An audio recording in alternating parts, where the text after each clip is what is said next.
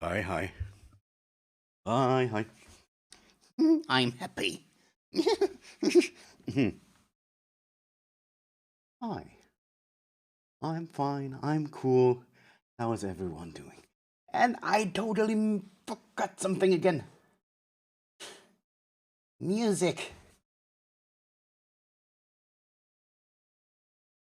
Come on, Spotify. Don't leave me hanging here.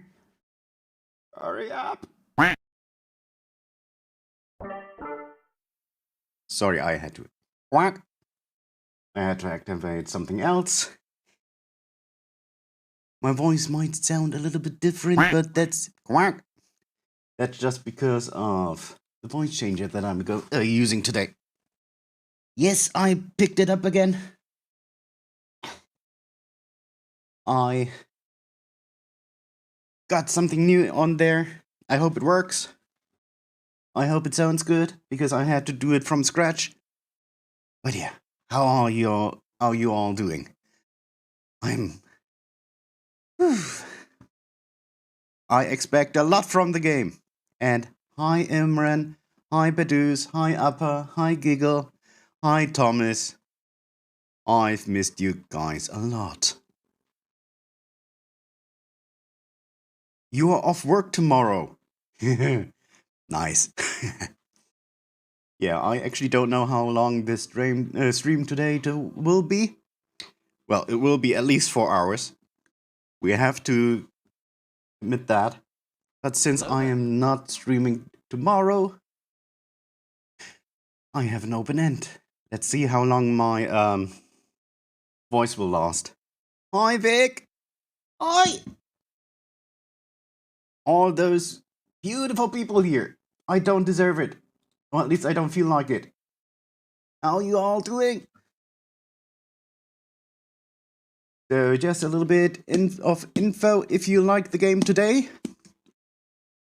I don't know how much it costs, but actually, if you have the Xbox Game Pass, it's for free, or it's part of the Xbox Game Pass for PC. So I don't need to buy it. Oh, thank you, Vic. 12-hour stream. Wouldn't say no. Our little window here is hiding it, but there's a lot of energy behind there. There's a lot of energy behind there. But yeah, so I have my energy here. I will be awake for a long time, definitely. What I found out, one funny thing, I have my energy powder. I know not everyone likes it, but it works for me well. The company who does those actually have hydration drinks. No caffeine, no sugar, just hydration. And my local grocery store sells them. I don't have to pay the package fee and everything. So yeah, I can now buy this on my groceries. I hope it tastes good. It should be because I really much like a lot of flavors they offer. I'm just curious about this one. Yes, G Fuel has the only hydration thing as well. It's a good thing. If you want to fan out your products, it's the best thing that you can do. Because some might not know it, but there are drinks that actually feel more refreshing than others. I have a lemonade with different berries in there. Uh, in summer when it's hot and cold, freshly out of the fridge, it's wonderful. It feels so good. If you have an Ulster in summer, also very good. Also very activating.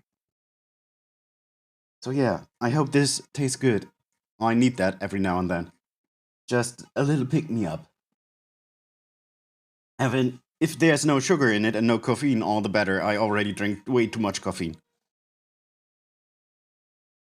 I just hope you don't hear my speaker too much. But yeah, let me tell you a little bit about the game before we start. Or if you want to tell me something else.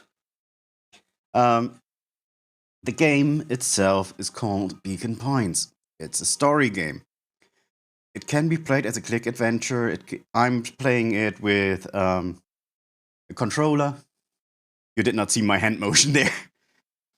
But yeah, it's a story game with a little twist. You will see a lot of cute animals in human form, so to speak, or yeah, humanized animals as the characters, and it looks very fairy tale like, very fairy tale-ish. But we've played the demo before. Warning, this is not a nice fairy tale. This is the German kind of fairy tale where you might get scared, where wrong timing. Yeah, there will be an awful display of a few things, like body dysmorphia, death, etc. The game itself is pretty much us reading a book, and the book is missing some words, which is a very nice game mechanic. You have to fill out these words while you play, while you fool around, while do you discover. You will find prompts that you can use for these empty spaces, and you can go back. You can go back and switch those prompts you used earlier to change the game. I love it. I love the idea. It has so much potential. So yeah, in one stories your undoing can be switched by one simple word. I'm so excited. You have no idea. Huh? I hope I was able to explain it properly. Oh, you're ready. You heard about the C4 energy drink? No? You did. Oh. Yeah, I actually send out what is it called again? I applied to work together with the company. They never replied. But it does not matter, because I will enjoy the fuck out of this. Just waiting for the juicy gameplay. It will start slow. It will start slow. I think the first 2 hours are harmless, fun, a little bit foolish. We get to know a few characters, and then at least it doesn't mean that I have to hold back or something. So yeah, switch scenes. I want to get into this, so camera lighting is okay. I'm stopping the music, clicking into the game, and let's start.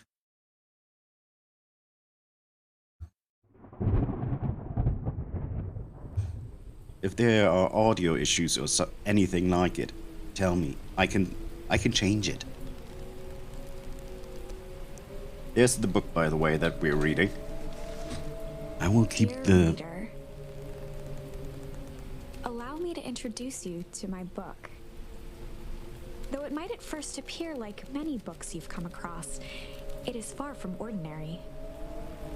You may, therefore, have some misunderstandings about its nature. The story that awaits you has not been fully told. In fact, its conclusion is not yet known, even to myself. It is in that way that my book is special. It is in that way that you are special. Without you, there is no story. Chapter 1. Normal isn't what it used to be.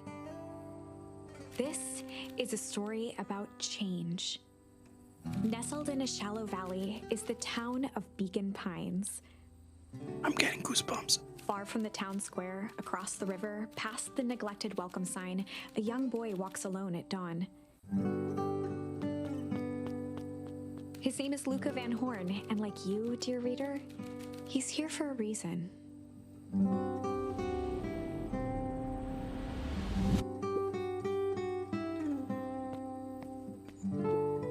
Oh, look at the graphics! I love them! Yeah, Van Horn. Hey, Dad. How are things going? Today's the first day of summer vacation. I start middle school next year, I guess. I was 6 years old when you died. And it's been 6 years now. From here on out, you'll have been gone longer than you were here. It feels like that should mean something. Mom always said this tree was your favorite spot in the world. Me too. Hey, Luca! I knew I'd find you here. Lolo was Luca's closest friend. He possessed many fine qualities, but subtlety was not one of them. Well, after I banged your door till your gran answered, and after I checked the pond, I climbed up the treehouse. Then I knew I'd find you here. Lolo finally noticed the tears welling in his friend's eyes, and the flowers on the grave. Oh, yeah, right. You and your mom always did this on your dad's birthday. Yeah. I didn't know if you were going to keep doing it now that your mom's gone too. She's not gone. She's just missing. Sorry, I meant to say since she went missing. She's gonna come back, Rolo. Of course she is. Okay, Dad. See you next time. I think I'm ready to get out of here. Sure. Lead the way.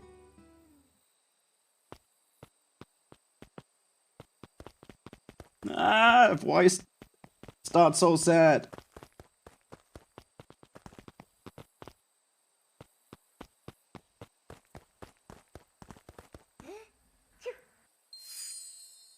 Tickle. This is one of the prompts I told you about.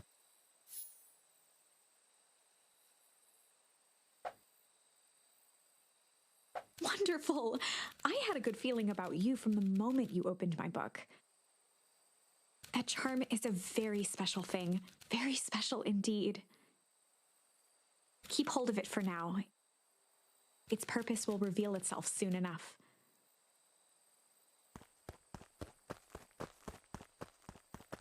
Stomp, stomp, stompity stomp.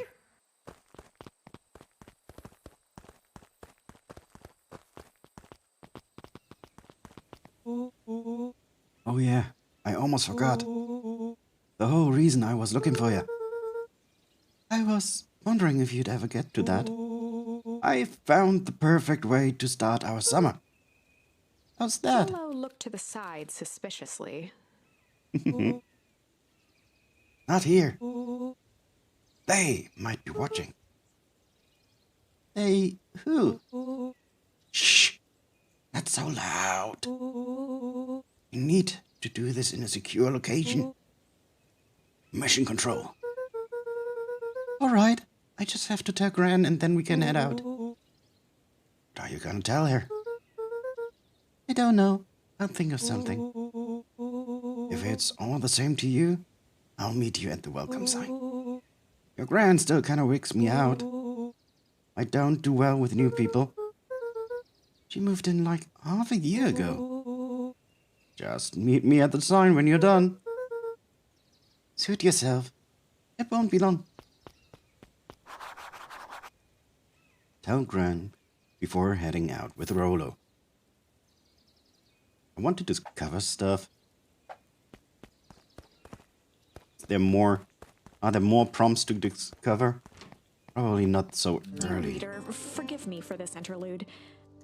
How rude. Remember that charm you found in the dandelion patch? There are more of those special charms to discover throughout Beacon Pines. Okay, remember, it's called charms. They've been known to reveal themselves to those who are willing. Some of them can be found in this very house. I'm gonna explore. Gran had already lit the fire. She kept a warm house, as if by grandmotherly obligation. And let's chill. House party with Gran around. So now we can ponder. Oh, sliding down. One of his father's old stethoscopes. Luca had spent countless hours listening to anything and everything with it. Not for years, though. I love the music. Since Gran had moved in, the house was more peaceful, more orderly, and more covered in flowery fabric.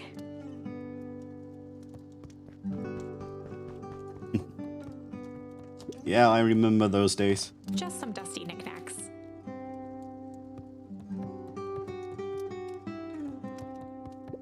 An array of Fridge. prepared meals crowded the refrigerator, each labeled with the day of the week. Meal prep. I can't get myself to do it. A pair of dull scissors, a broken can opener, a mostly empty bottle of glue, and some loose string.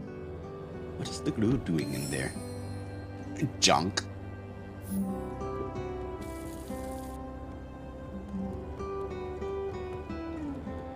Okay, we play hide and seek. Where are we? The only piece of furniture Gran had brought when she moved in was an old hutch. Oh, I forgot something. The fridge is still open. No! Okay, before we go out to Gran, I want to have a look up. Luca paused at his parents' bedroom door. He just wasn't ready to go in yet. But probably later he has to. Gran had commandeered the upstairs closet when she moved in. Some things need shelter from a young boy's mischief, she said.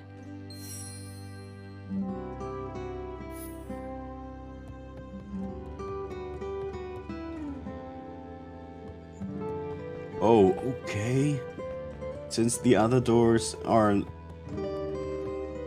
off for them, they live together. Oh, Gran's moving in meant that most of Luca's things had been crammed in the corner. Luca was somewhat annoyed by the situation. I can understand. Luca tossed on his favorite old sweater. Even though it was the first day of summer, a chill still hung in the air.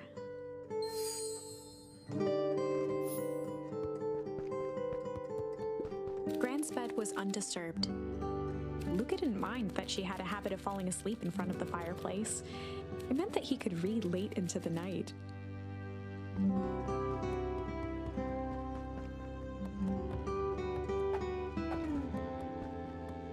Just trying some button presses. But now I think we got everything. We can go out. Oh my! This is quite exciting! Yeah, it's so chill right now. I am now certain that you are the one I've been waiting for all these years. You'll recall I was a bit coy regarding the use of charms earlier. Excuse me, I tend to have a flair for the dramatic. You are about to encounter your first turning point. There are certain times in this tale when everything hinges on a single word. Step forth, dear reader. I'm already as close as I can be. Young Luca would spend hours hiding in the bushes, waiting for a chance to jump out and startle his mother.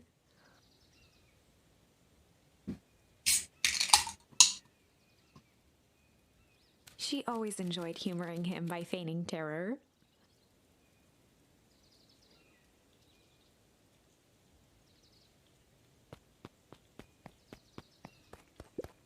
A sturdy old wheelbarrow. Oh, that's how you write it. I was always confused. A beginner's guide to gardening laid open on the bench.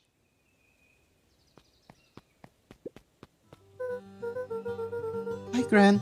I'm gonna go hang out with Raulo for the day. See ya later. Hold up for now. Where are you and Rolo headed exactly? Oh, now we're The special. less Gran knew, the better for everyone involved.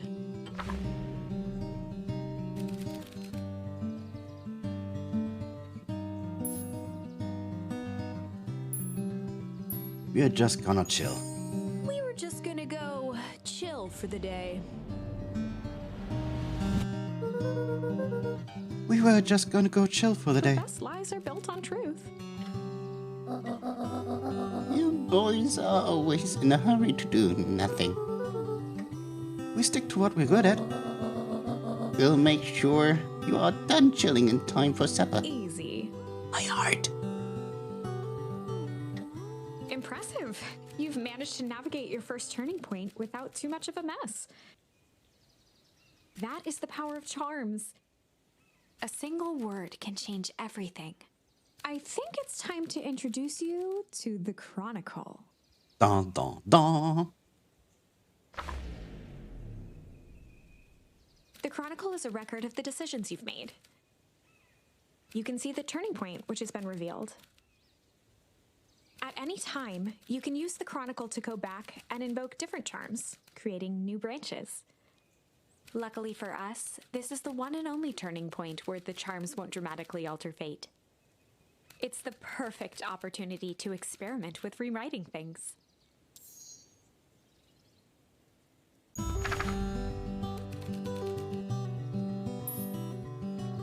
We were just gonna hide for the day. We were just gonna go hide for the day.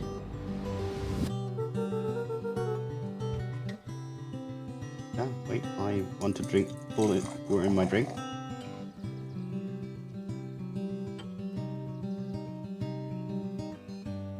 We were just gonna go hide for the day. Hide? Traditionally, when one is trying to hide something, they avoid literally using the word hide. Yeah, I guess Rolo bet some other kids that we could beat them in a hide and seek. Aren't you a little old for that? It's not like there's much else to do around here. I'll make sure you boys are done playing your little game in time for supper. All's well that ends well.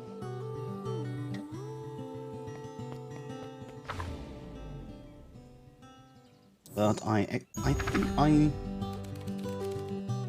need that later.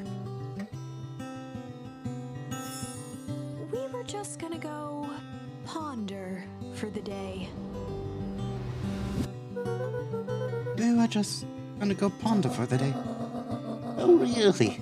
What are you boys going to ponder on such a lovely day exactly? This was Luca's chance to sell his alibi. You know, big stuff, small stuff, medium. Mostly medium pondering. Nailed it. Iced coffee, nice. Well, make sure you don't overburden yourself with the preponderance of pondering. Huh? Oh, forget it. Off with you now. Da, da, da, da, da, da, da. Oh, and Luca. Oops. You and Rolo stay out of trouble. I know. Get into trouble with Rolo.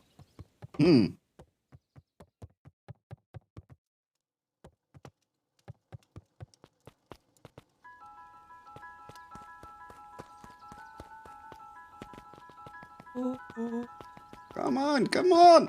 Woo-hoo-hoo-hoo-hoo! Dang it, Rolo. For a town that saw few visitors, the welcome was perhaps more grand than necessary. What is here? The road leading to Beacon Pines was long and uninspiring. A sort of Nice natural word. barrier for the impatient.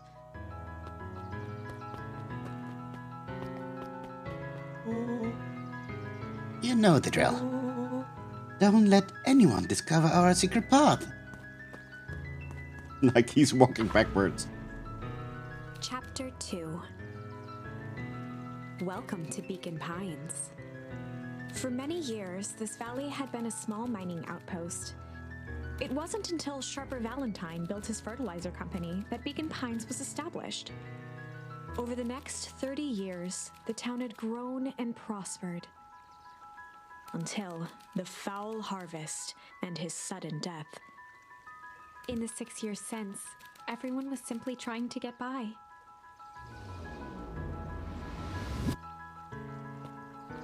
Let's have a look around. I will take this slowly, by the way. Hey, Mr. Kerr. Oh, you there, William pal? Kerr was the CEO of Perennial Harvest Company. He had become a fixture around town over the past few years.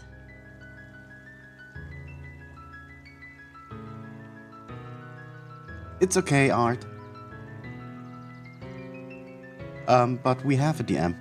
Check Discord. After the failing of Valentine fertilizer,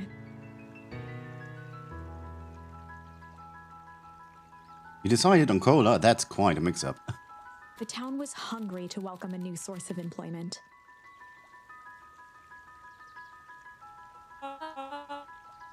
Excited for the big festival?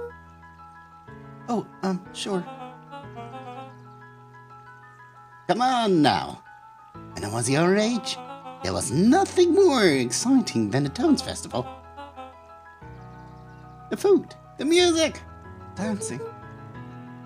Sounds pretty alright. yeah, gosh dang right it is. I'm looking forward to letting off some steam myself. Make sure to invite all your little friends. I couldn't keep Rolo away if I tried. Excellent. Sorry, Luca. I've got to get back to the proverbial grindstone. Our harvest awaits, and all that. Oh, now. The left side's a little low. Hi, Chico. Ah, yes, D&D. Hi, Matt. How you doing?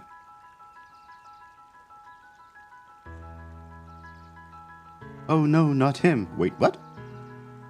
Oh, yeah. Hello. Sorry, young Mr. Van Horn. I can't talk now. Very busy with preparation. Mayor Augustus Valentine was not busy. Whack. Oh, sorry, Gus. How many times do I... It's Mayor Val... Flustered, Gus instinctively loosened his tie. Give up the good work. I must briefly attend to a concerned citizen. Huh? It's nothing. Keep at it. All right, what can the mayor of Beacon Pines do for you? Oh, just saying hi, I guess. Well, good day to you too, young Mr. Van Horn. Yeah, he pretty much does. Oh?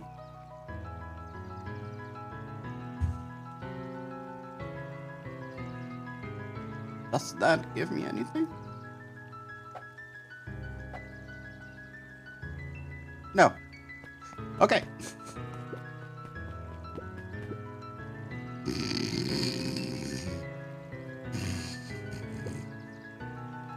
Hey, Mr. Sinclair. Mr. Sinclair continued snoring and lifted one eyelid just enough to see who it was, a tactic he often used to avoid undesirable conversation.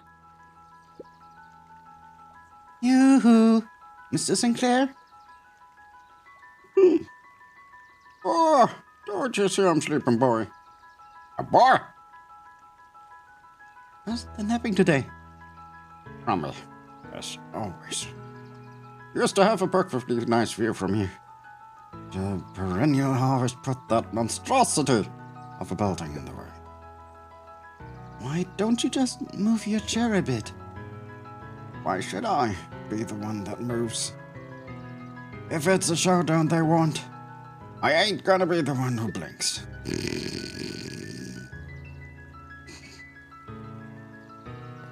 Okay. Oh no, I know this group already. Or at least two of them.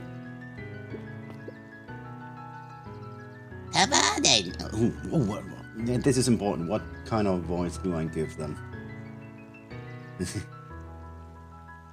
Come on, Andy. Grab his wallet. I'm sorry, I could. Do it or we pound ya. Yup. But my mom said. Yeah, but... If I had a nickel for every yeah, but... I'd be the frickin' king of nickels. Ain't that right, Trish? Yup.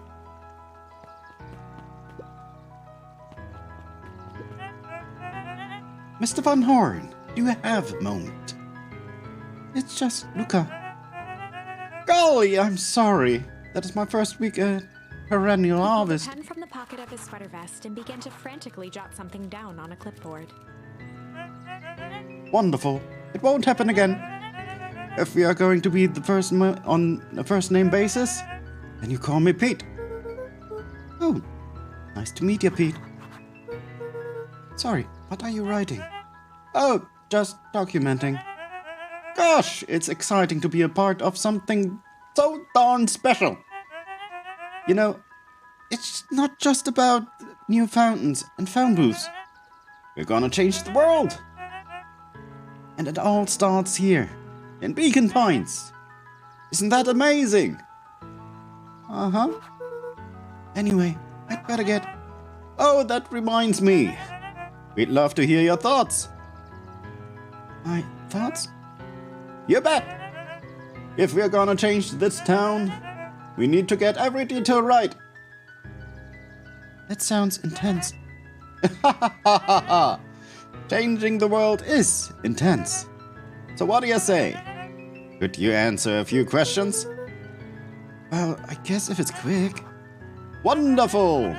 Open to answering a few quick questions. One down. See, it's not that hard, is it? Oh, okay, we're going already. Question 2. What is something you love about Beacon Pines? I never really thought about it before. Perfect! It's the only place I've lived. See? That isn't so painful. Stopped scribbling and glanced up from the clipboard. Cheesecake? Where? Don't bait me like that. Was it? I guess not. Huzzah! Our first 3 questions answered in record time. You baited me. Are you literally writing down everything? Thank you so much for your time. I need to process these answers. We can save the rest of our thoughts for later. Okay. Our harvest awaits.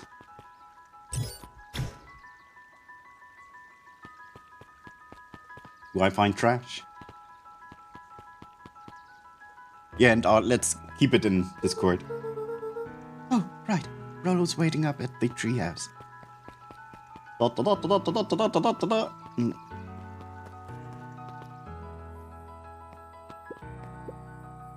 Mission control. Authorized personnel only. What is he doing here? Hey, Jetson. Is the line playing any tunes today? No bite. This morning, I'm afraid. Come to think of it, I can't remember the last time I reeled one in. Why, hey, it was never about the catch. There is where it comes to, I think. Yeah, that's what my dad used to do in here. That reminds me, if you ever want this chair back, I've taken to standing recently. Keeps me from falling asleep at the reel. If you don't mind, I think it should stay. Not at all. An empty chair makes for a great listener. Whenever Luca saw his dad's chair by the pond, it reminded him of the days they'd pack up a couple of sandwiches and fish until sundown. Aw, memory time. I don't know that one yet. Oh, wait, I have to play it. Woohoo! Luca opened the tackle box and picked the perfect bait. Luca gently baited a feather onto the hook. Good for skimming the surface. Good, a good cast now.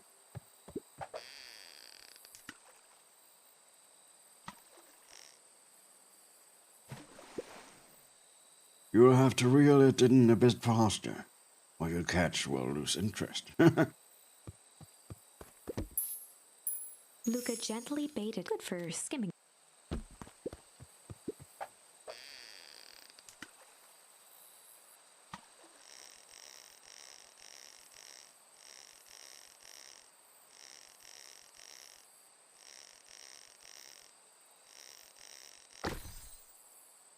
A rubber ducky? Well, I'll be switched. It's your old rubber ducky. You were just a little drooling ball of fur when you lost that. Cried for days. I told you I'd turn up. Can I do more? Luca Like tied it's a a- shoestring to the hook. What fish could resist a nice shoestring? Can I get more out of this?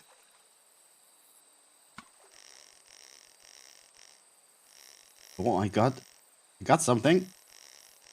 I'm gonna fish this pond empty. Actually, something you should not do in real life. A shoe! The boot? Where do you think the other one is? Hard to say. Sometimes things drift away. It rhymed. That's not fair. No, it's not. Well, wherever it is, I hope that other boot at least has a sock to keep it company. Why does it make sense? Luca gently baited a feather. Good for skimming the surface. Oh wait, I probably have to come back here because I had little marks on the prompts.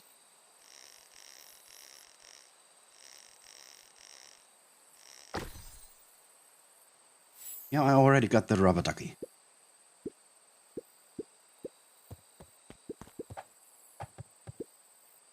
Go pick out your bait from the tackle box, buckaroo.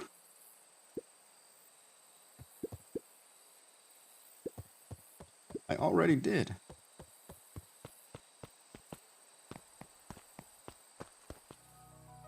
Oh, I can come back here. Good to know, good to know.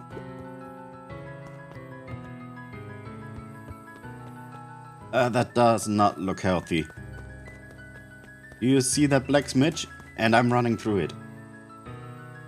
I should know The better. boys had a good thing going. As long as they kept old Jeff happy, they had an endless source of precious materials to add to the treehouse.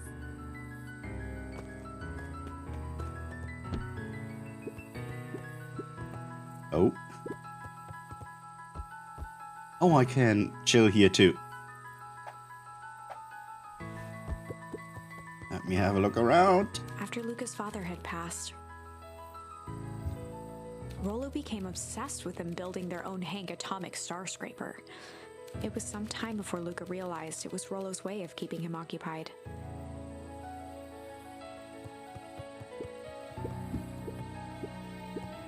An old radio? On certain nights, when the clouds were just right, the boys could tune into strange patterns of static.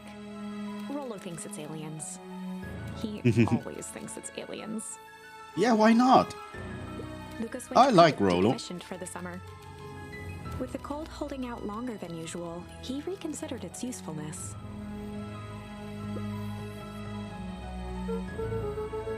Okay, what's this top secret plan to start our summer? You know, the abandoned warehouse for my place. I can't decide on a voice for him. The old Valentine building? Yeah, well, it isn't abandoned. What makes you think that? Get this. Last night, it was glowing. Glowing? Are you sure? Kinda. That place has been empty since the fall harvest. Yeah. Who would even want to poke around the place? We would, Rollo. We would. Wait. It's just a busted old warehouse. I just meant to do some research in the library. I want to actually go to the warehouse? What do you expect to find? Sorry, I really can't decide on anything. Francis, my mom's out there somewhere. And it seems like everyone wants to pretend that she's gone for good. I have to come, Rollo, if you don't want to. Luca, I remember the time I sort of accidentally burnt down the chicken coop. And you jumped in and said it was your fault for my pa throttling. This is a flaming chicken coop, dear. I've got your back. Thanks, Rollo. Now that I think about it, walking around the decrepit fertilizer warehouse is exactly how I want to spend my first day of summer.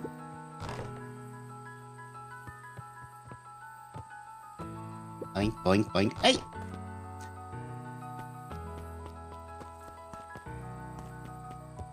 Oh, he left. Oh, Rollo's over there.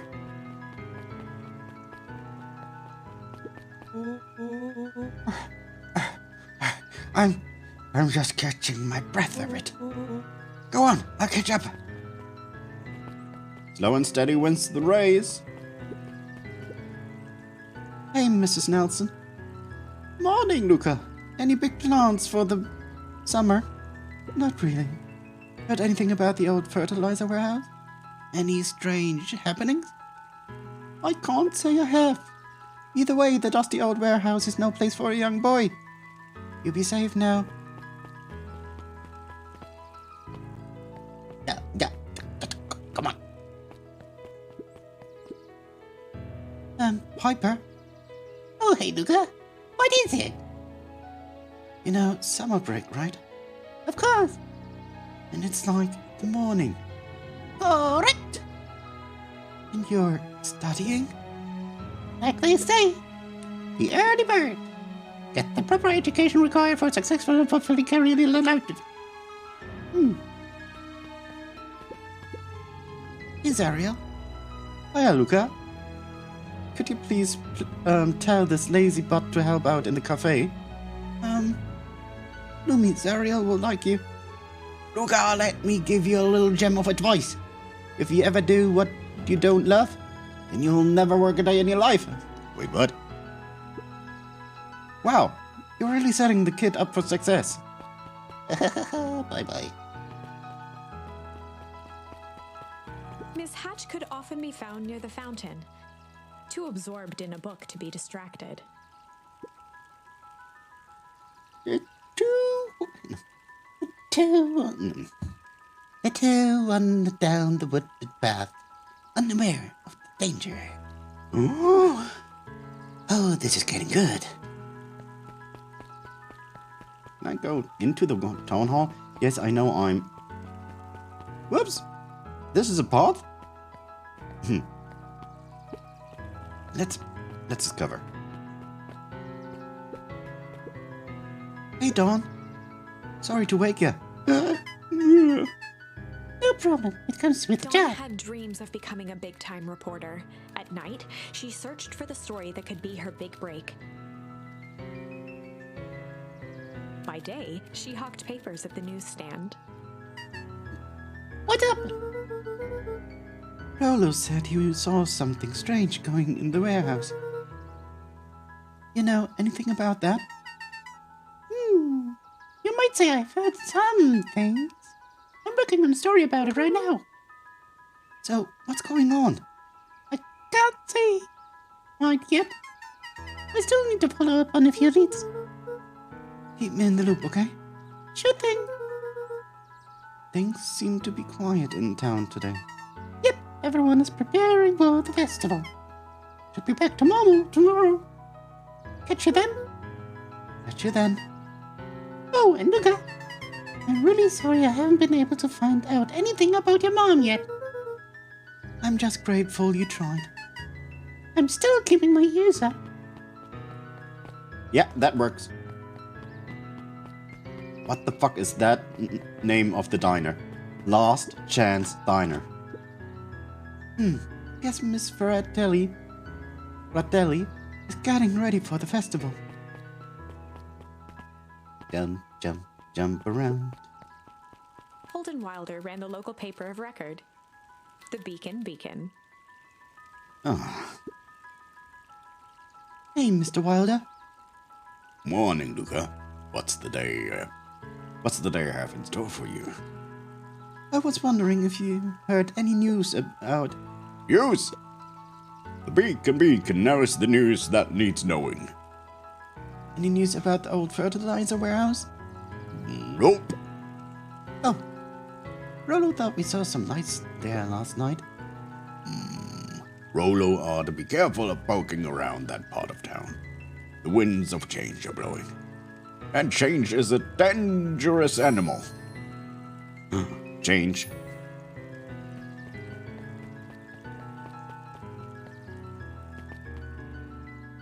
Oh. Butts and bulbs.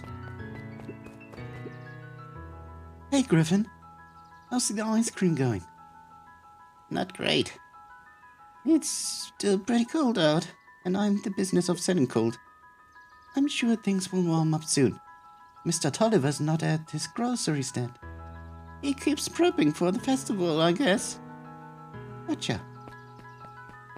Oh, memories. Oh, memories. Shall we do it again?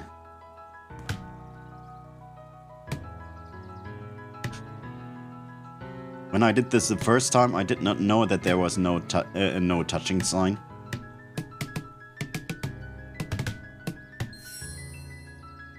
Oh, this time I actually get something out of it. Smack!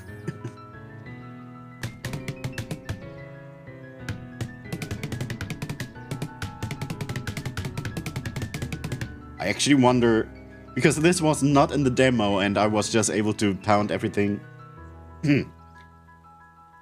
I wonder if they... they didn't do it because of me, right? Right? Or because of people doing it?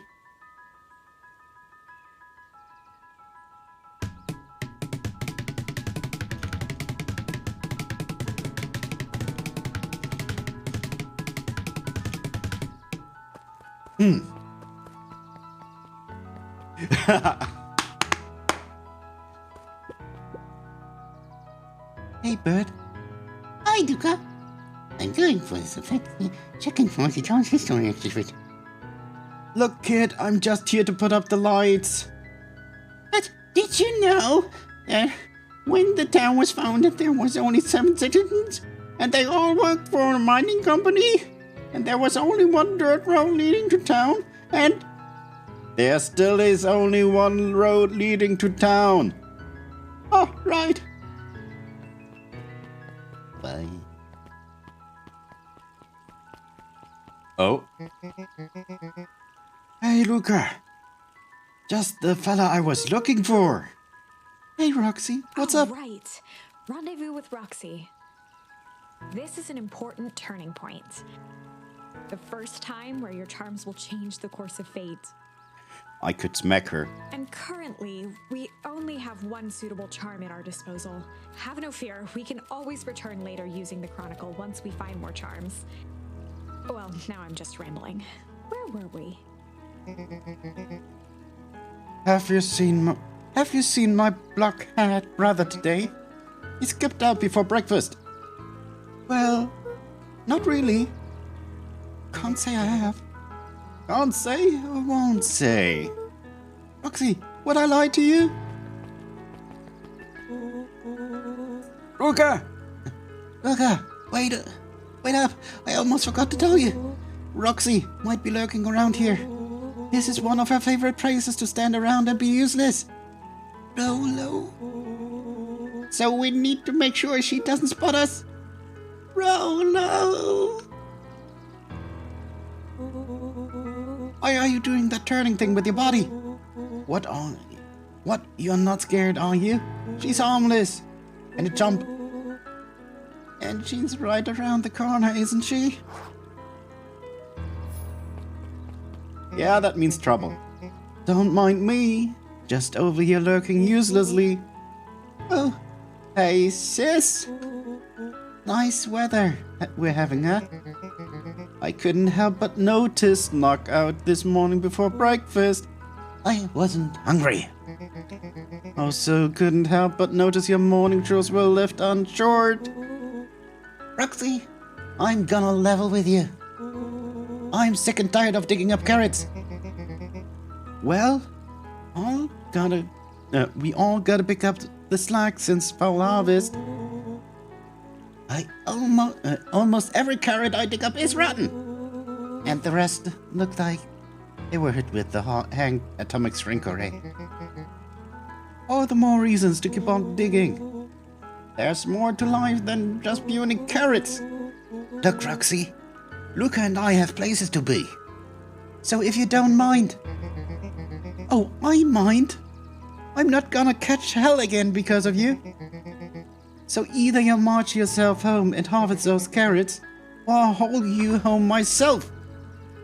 Rolo froze. I'm gonna as smack Roxy her. took a step Am I toward not? him, cracking her knuckles. Luca knew he had one chance to save his friend from being dragged home.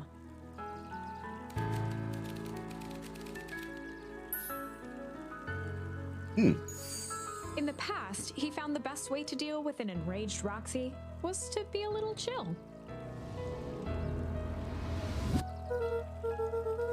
Come on, Roxy. It's the first day of summer. The sun's shining, and we just want to take it easy. Let's leave tomorrow's problems for tomorrow. That's all great and all, but Rolo's problems have a way of becoming my problems. And Pa always says tomorrow's work is best left for yesterday. How is that possible? March, you big oaf. Rats. I expect a full report about the Valentine's place. A full report! Okay. Yeah, she's not. She's definitely not a fan of chilling. So, Fitz, what are you up to this lovely day? Nope. Cool. Cool.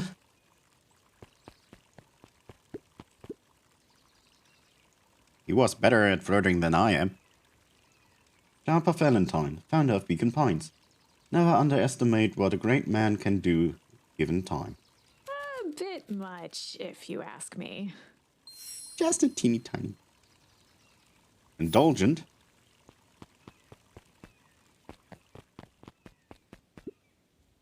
Hey, Solomon. Apologies. No time for chit-chat. Oh. Looks like the library hasn't opened yet. I'll check in back later. Luca, my boy. Put up a tick. Oh, hi, Mr. Nuncreed. I was just on my way to... I just sold the last jar of your grandmother's preserves. Can't stock up the shelves fast enough, turns out. Hey, that's great, but I'm actually... I guess Juniper will just have to swing by with more of her lovely jam. Uh-huh. Well, don't let this old man slow you down. You just remind her that she still owes me that A dance. promise Gran regretted the second it was made. Will do. She's a fine woman, that Juniper. That's not something you tell a little kid. Yeah, she's pretty cool, I guess. A real fine woman. I gotta go. Sweeter than any jam on earth. Ah, creep. The phone booth was brand new, part of Perennial Harvest's Beacon Pines Reborn initiative. It didn't see much use.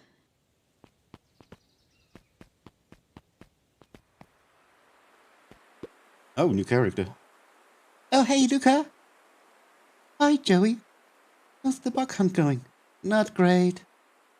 Bugs have been shy this week. Bugs shy? Oh, sure.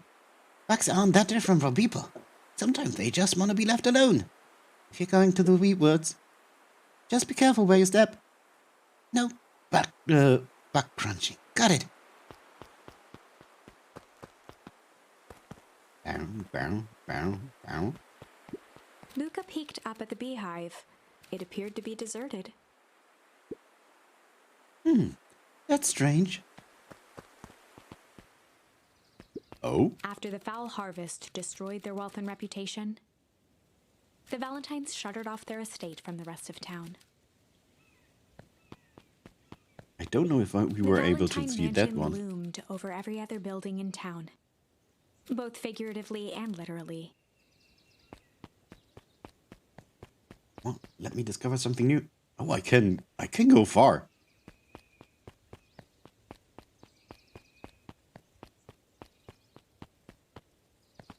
But that's me getting sidetracked all the same. Just like in every other game.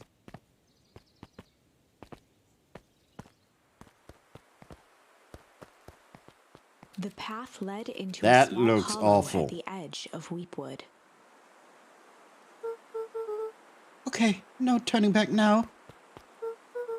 Caution, electric fence. Is that a new sign? The fence thrummed with a gentle electric buzz. Okay, so what would Rollo do if he was Luca here? often asked himself what Rollo would do, Not a good idea, though. so that he could rule out that option. Okay, thank you. I'm definitely not touching that thing. As sparks flew from the fence, the light atop that section shut off. 2 bulbs remained. Yeah, sorry, I know what I need to do. Oh yeah, that is also a part.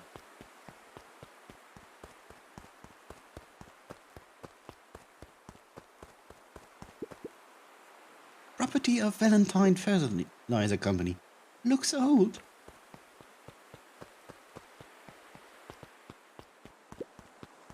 Anything more to explore?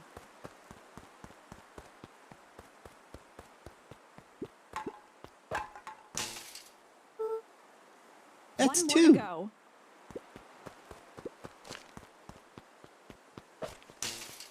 The fence's buzzing gave way to silence. Okay, moment of truth. Every kid in town knew the old Valentine Fertilizer building. The trees look awful. Long abandoned, the warehouse once served as the industrial heart of Beacon Pines. Now, it stood only as a reminder of things left behind. The dormant building showed strange signs of life. Okay, so Rollo wasn't exaggerating for once. What's going on There's here? only one way to find out.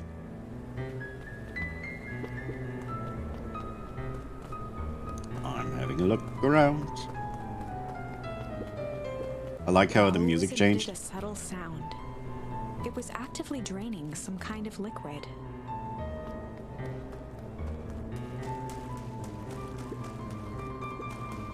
The water looked almost diseased. It flowed slowly into the woods. Yeah, and I'm splashing around it.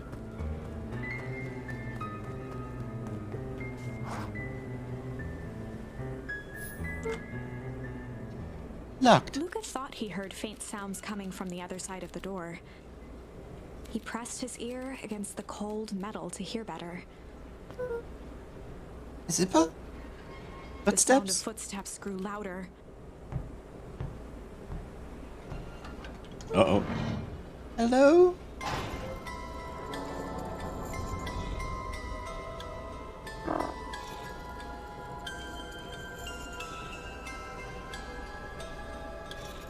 Shit. The heavy steel door knocked Luca to the ground. Disoriented, he looked up to see an imposing figure silhouetted in a green glow. It lunged toward him. He tried to scramble away, but felt a gloved hand latch onto his ankle. No! Luca watched his fingernails leave trails in the dirt as the hand slowly dragged him back through the door, into the lab, into the green light.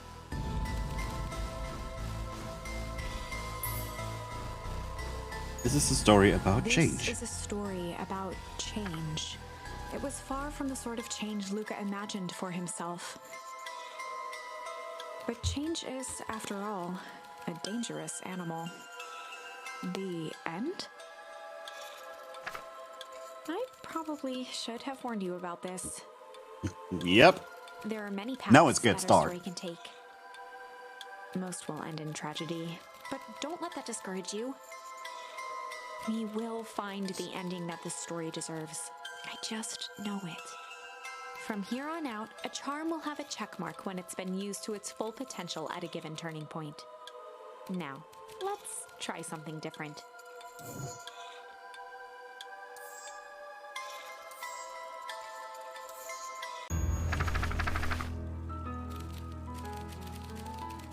Okay, something we can change here is shit.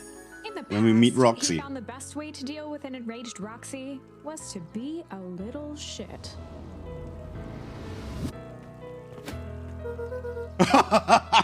Cake. Make a break for it. What have you done? Ah! Did that little shit just kick me? Run all you want, you little twerps. You gotta come home eventually. Sorry. Now we're no longer alone. Sorry about that. Fellow can get overexcited Solomon sometimes. Valentine. Current ward of and future successor to the Valentine fortune. Huffed as he brushed off his pants. A town of complete utter fools.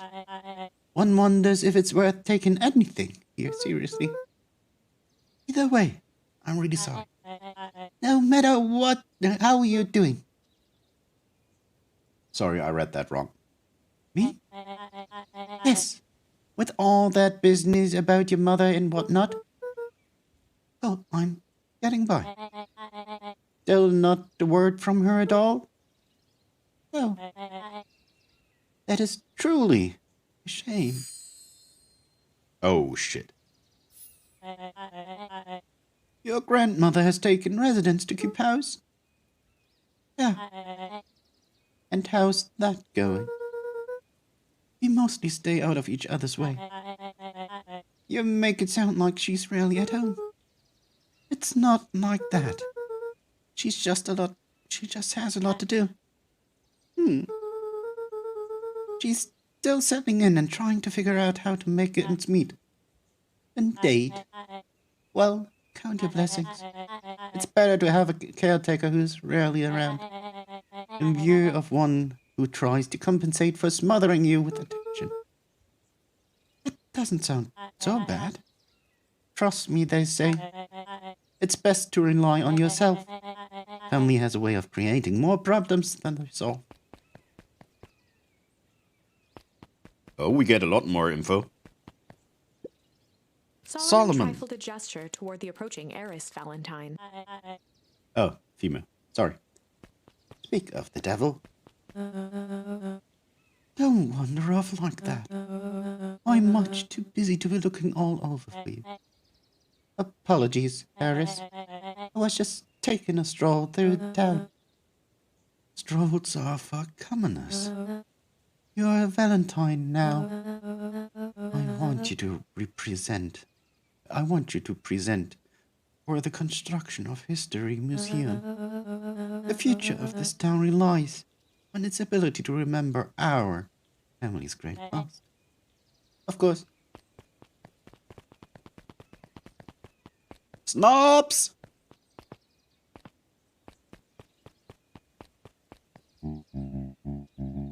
Okay, my boy. Hold up a tick. Sorry, Mr. Duncreed. Kinda in a hurry right now. Whee! Boy's got too much of his father.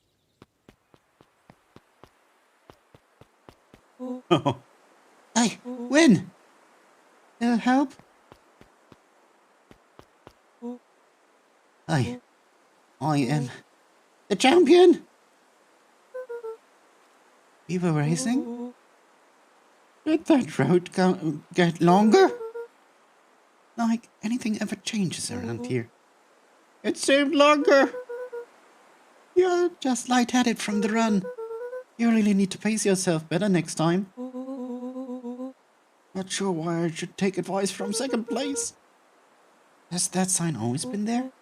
Wait, what? Caution, electrified fence. No, that's definitely new. Beep. How are we gonna get around an electric fence? Don't worry, I got this. Ah. Why did you do that? Pa always says you can figure out what the plan was when you're done. Great. What now? Well, I did my part and established that touching the fence is bad. I'm sure you can handle it from here. I'll supervise. From a safe distance. Oops. Bonk. Wow, you're a genius. Oh, he actually... That was a trick shot. I think that did it. Luca, you never fail to impress. As the glowing windows of the old warehouse came into view, Rollo began to bounce excitedly. Check it out. Dang, Rollo, you weren't exaggerating for once. Yeah. There ever any doubt? This definitely needs investigating. Good thing 2 ace detectives are on the case. This is bizarre. This is awesome! Oh, that rumble wasn't here before. Thank you, game. Did you feel that? The excitement in the air! I really can't get that one voice. I can't keep it. I don't know why. You bet your butt did. Oh, don't splash. Check out this puddle. It's not normal. And this hose.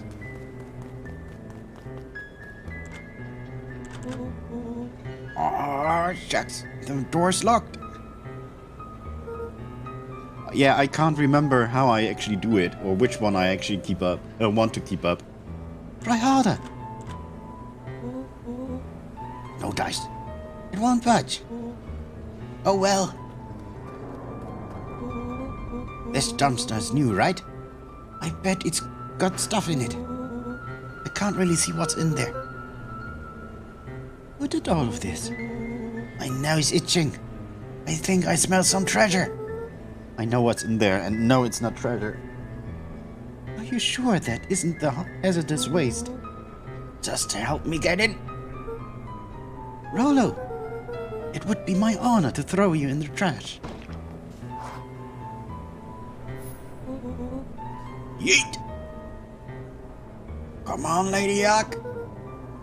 So, what's in there? Let's see. There's squishy bag of squish. Wow. A good inch of stagnant sludge. Your natural habitat. Wait, hold the phone. Hold 2 phones. Check these bad boys out. Are those walkie-talkies? Just like Hank atomic communicators. Do these actually work? Ground command to Hank atomic. Hank, do you read me? This is Hank. Atomic ground command. You're coming in 5 by 5. How are your vital readouts, Hank? It's getting a little stuffy in here. Requesting assistance for evac. Help is on the way.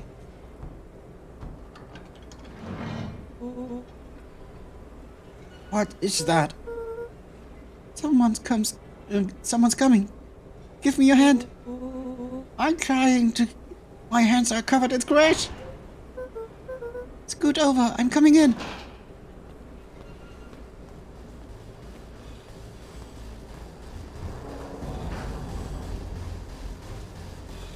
Uh-oh.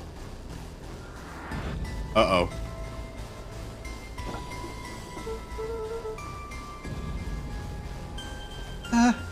Tell me you saw that. Dude, I don't know what I saw. He's coming back. Get down. Oh, a mysterious bag.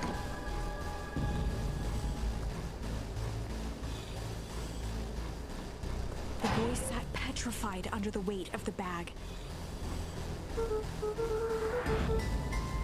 Oh God, tell me that's not what I think it is. Luca, do you know what separates run-of-the-mill detectives from ace detectives? A ridiculous head? When the chips are down, ace detectives dig deeper for clues. Felt around at the large sack which burdened them. Aha! He snapped off a tag from just within a small zipper opening in the bag. It's some sort of badge or something. What's it He say? held the badge up to a faint shaft of light within the dumpster. Dr. Prescott Deep Engineering. You might be right, Bedoues. It's a name tag. Who would throw away a bag full of slimy old name tags? I think it's just one name tag in a bag full of something else. Hi, Ned, coming in just at the right time. Oh, okay. I think we should make a break for it. Stay calm. This is no time to panic. I'm not panicking. You're panicking. Rolo, calm down. You don't have to squeeze my hand so hard. Dude, I am not holding your hand. Quit messing around. What other slime-covered hand would be in here? Ah! Ah! It twitched! It twitched!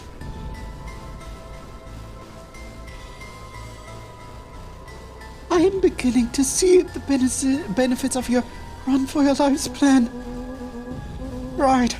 We've clearly established that I'm faster than you, so I go first.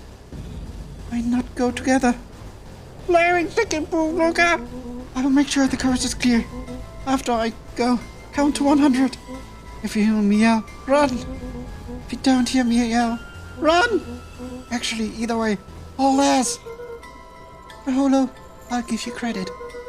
You sure found an eventful way to start our summer.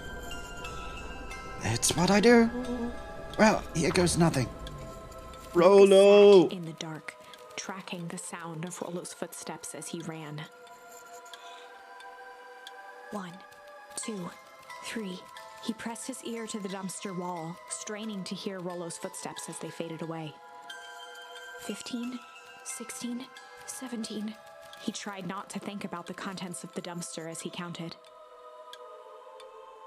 35, 36, 37. The thick stench made it hard to breathe.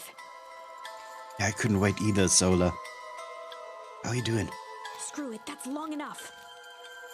Luca carefully lifted the lid and peered out. Nothing. No sign of Rolo. No sign of the man in the yellow suit. Time to haul ass. Luca clambered from the dumpster, stumbling to his knees.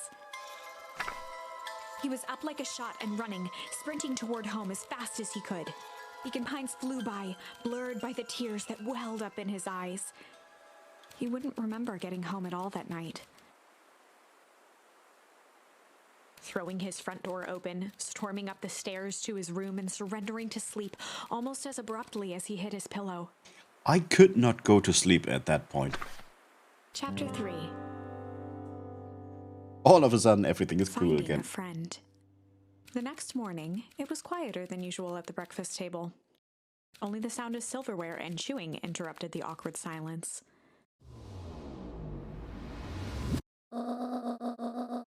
Yeah, beautiful voice. I know. I finished jarring a mess of jam last night. So that'll need to get delivered into town today.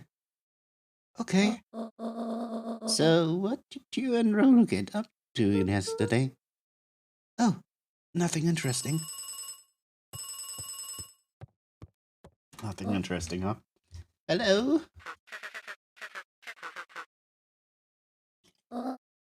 Calm down. No, of course it will. Whoops. Start gathering, folks. I'll be right there. Are you sure there isn't anything you want to tell me about yesterday? Anything I want to tell you? Not really. We just sort of ran around a bit. Rand's brow furrowed. She let out a long sigh. Her voice was quiet and even. I have to take care of something. You are to stay in this house for the day. Under no circumstances are you to leave. What? If I am not back by dinner, there's stew in the icebox. And But- this is only the But beginning. nothing. You are to stay here, understand? Yeah. Say it. Solar Game Club, thank you for following. I'll stay here till you get back. Good. Yeah, you have to tell us, Nat. You know the drill. Well, that was strange.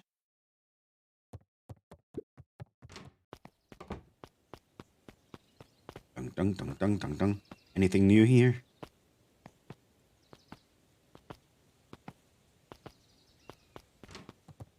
Wait, I wanted to go into the corner, not through the door. Nope, nothing new.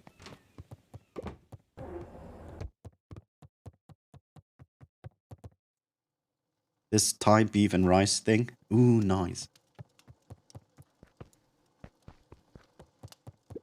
Silence.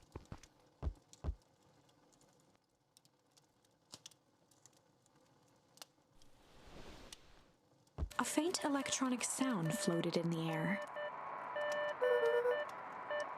Is that coming from upstairs? Last time I left the cupboard open. Oh, the walkie-talkie. I'm jumping over there. Hello? Is anyone there?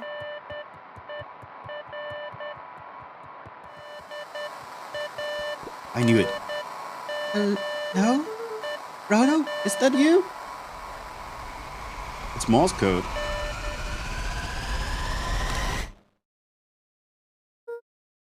Over?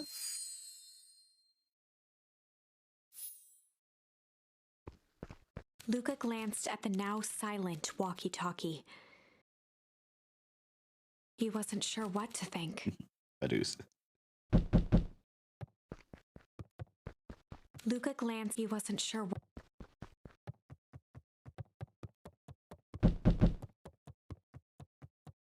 Yeah, I'm coming. Oh, hey, Roxy. If this is about me, accidentally kicking you yesterday. Is Rolo here? No. Look at me, Luca. This is serious. Is Rolo here? No, I haven't seen him since yesterday. Rolo didn't come home last night. What? A pit formed in Luca's stomach. Where was the last place you saw him? We were playing around. And we would. And then it was late and we went home. We would? If he's alive, I am going to kill that little creep. Is there anything else? Anything that he said? His mouth felt dry. Mine does too. No, we were just messing around. Okay. We need to go let people know to check the woods. Just stay out of trouble. Go see if he's hiding in the library or something. Luca could feel his heart beating in his throat. Rolo. Where are you? Okay, I'm running over.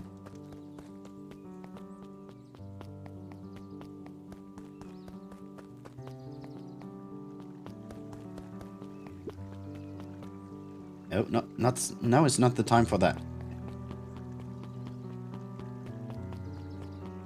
Wait, what is about the history, boy? Hey, Bird. Have you seen Rolo? Nope. No, I've mostly been talking to clipboards. We are setting up a lot of stuff for the festival. This one said he had processed some answers. I told him that was fine. I'll wait here until he gets back. He's probably standing here. That's the guy, huh? Howdy, Luca. Hello again, Pete.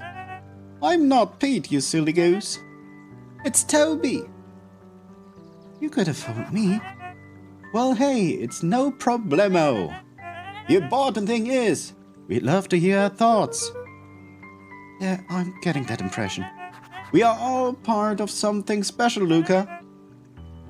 And it all starts right here in Beacon Pines. I got it. Toby looked up from the clipboard excitedly. That's right. So how about you start by telling me?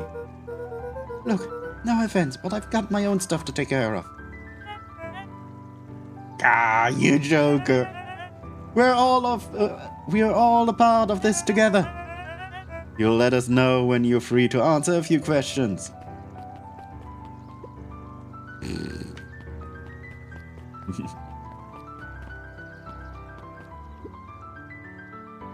We really need to get back to work.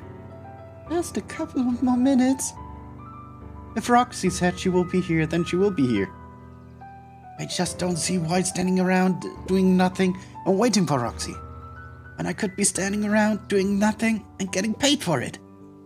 Come on, Lumi. Roxy needs our help. My parents won't listen. No offense, but isn't Rolo always getting into trouble? Something feels different this time. What can we do to help? We need to check where the adults aren't. So I guess it's up to us to check the wheat words. Our shift doesn't end for another couple of hours. We could spend the time making posters. That would be great. I guess. Right, Fitz and I will check the wheat words. We'll be back later to pick up the posters. I think my dad has a map of Wheatwoods. Let's swing by my house and grab it before we head out.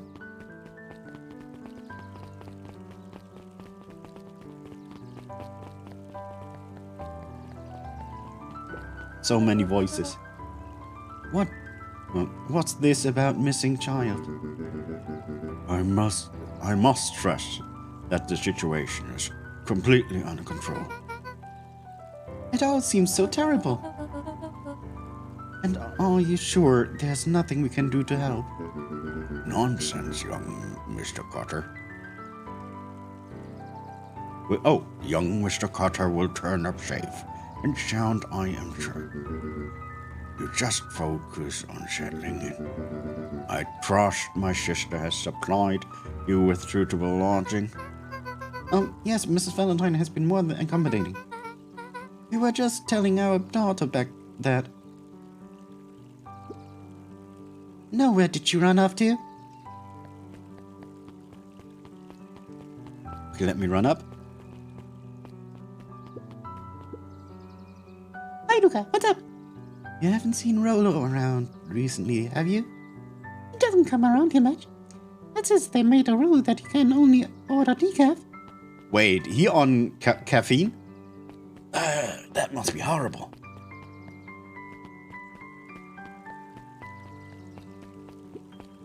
And she's just reading. His eyes went wide in disbelief. What do you mean vanished? That's impossible. Oh my. He doesn't even see the danger he is in. I think that's the character that's foreboding everything.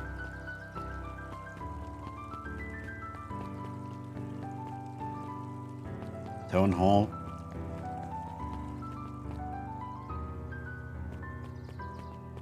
Let's go for... Oh wait, I could get prompts, right? So I have to discover everything. Hey, Yusun. History Museum.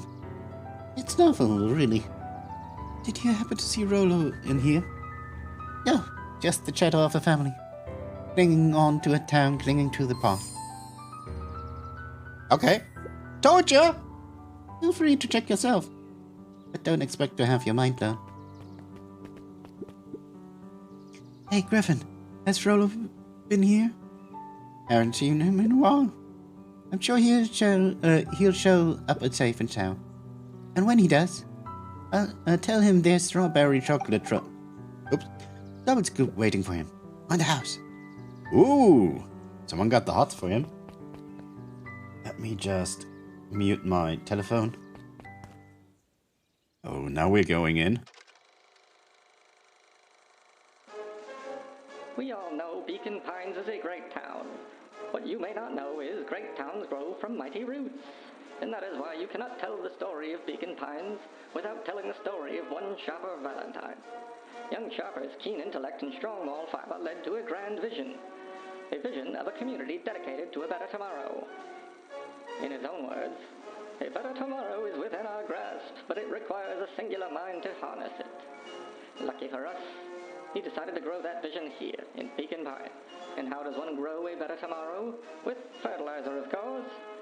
Valentine's Fertilizer Company became the lifeblood of a town yearning for purpose. But then tragedy struck, a scientific experiment gone wrong. An accident which took Sharper away from us far too soon. To this day, we struggle to pick up the pieces. But one foul harvest isn't enough to stop the people of Beacon Pines. The spirit of Sharper Valentine lives on. It lives in the hearts of everyone with a dream for a better tomorrow. That's kind of sus. Together, we will follow his example and grow a bountiful future. Paid for by the Valentine family and the Valentine Fertilizer Company Riverbanks Fund.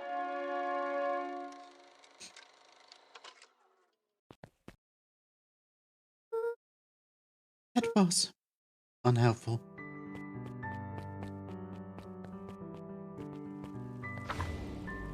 Whoops. Wrong button.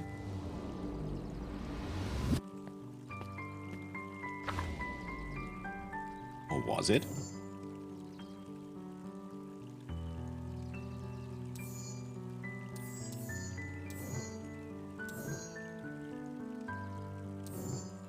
I don't need to do that now. I want to see my...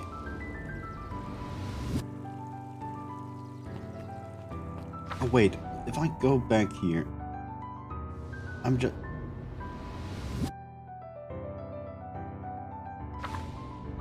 Nope, wrong button. I'm sorry. It doesn't... Oh, now it reacts. Okay. Oh, library, not museum.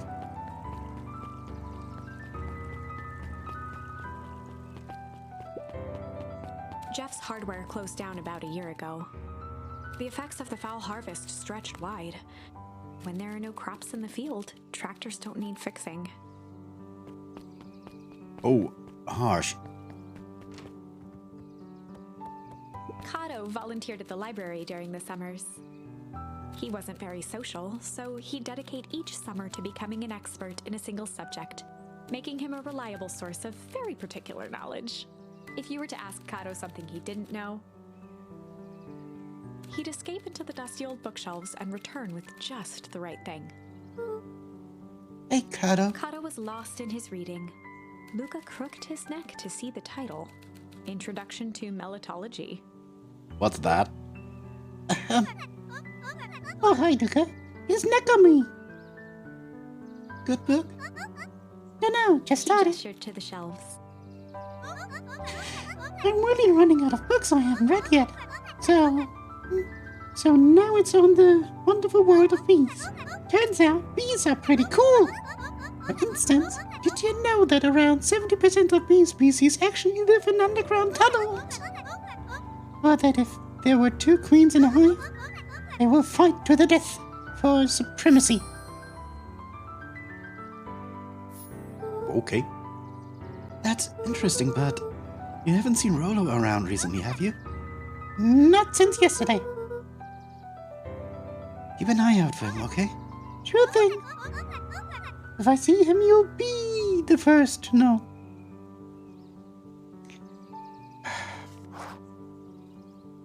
Cardo, that smart nerd. Yep.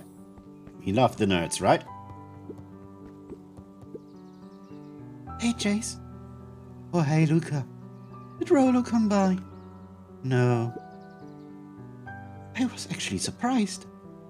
Oh, he's usually here early on days when a new issue drops. Rolo's the biggest Hank Atomic fan I know. Besides myself, that is. Well, if he does swing by, tell him to meet me you know where.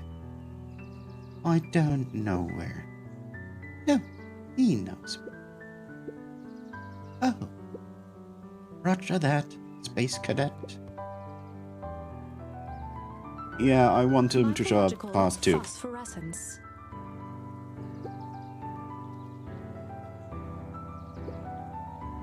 More like my complete loss of interest. The bottom corner shelf was a dusty array of thick science books. Only one binding was clean enough to read. Cellular Biology and the Chemistry of Mitosis. Boring. You probably need those. There At were one point. rarely any actual new editions. Simply a variety of existing content rotated into the front display each week. Not fooling anyone.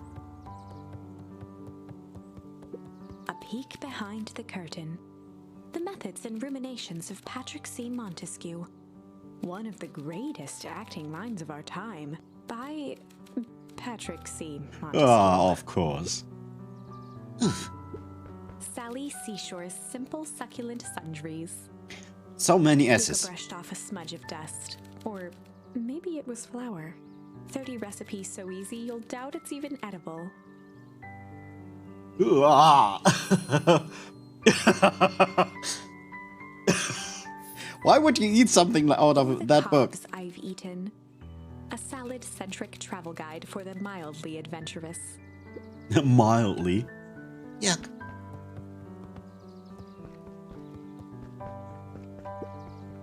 The entire top level of the library was devoted to comics. Oh, cool. Most of which were Hank Atomic and the myriad of lesser revered spin-offs. Still, comics.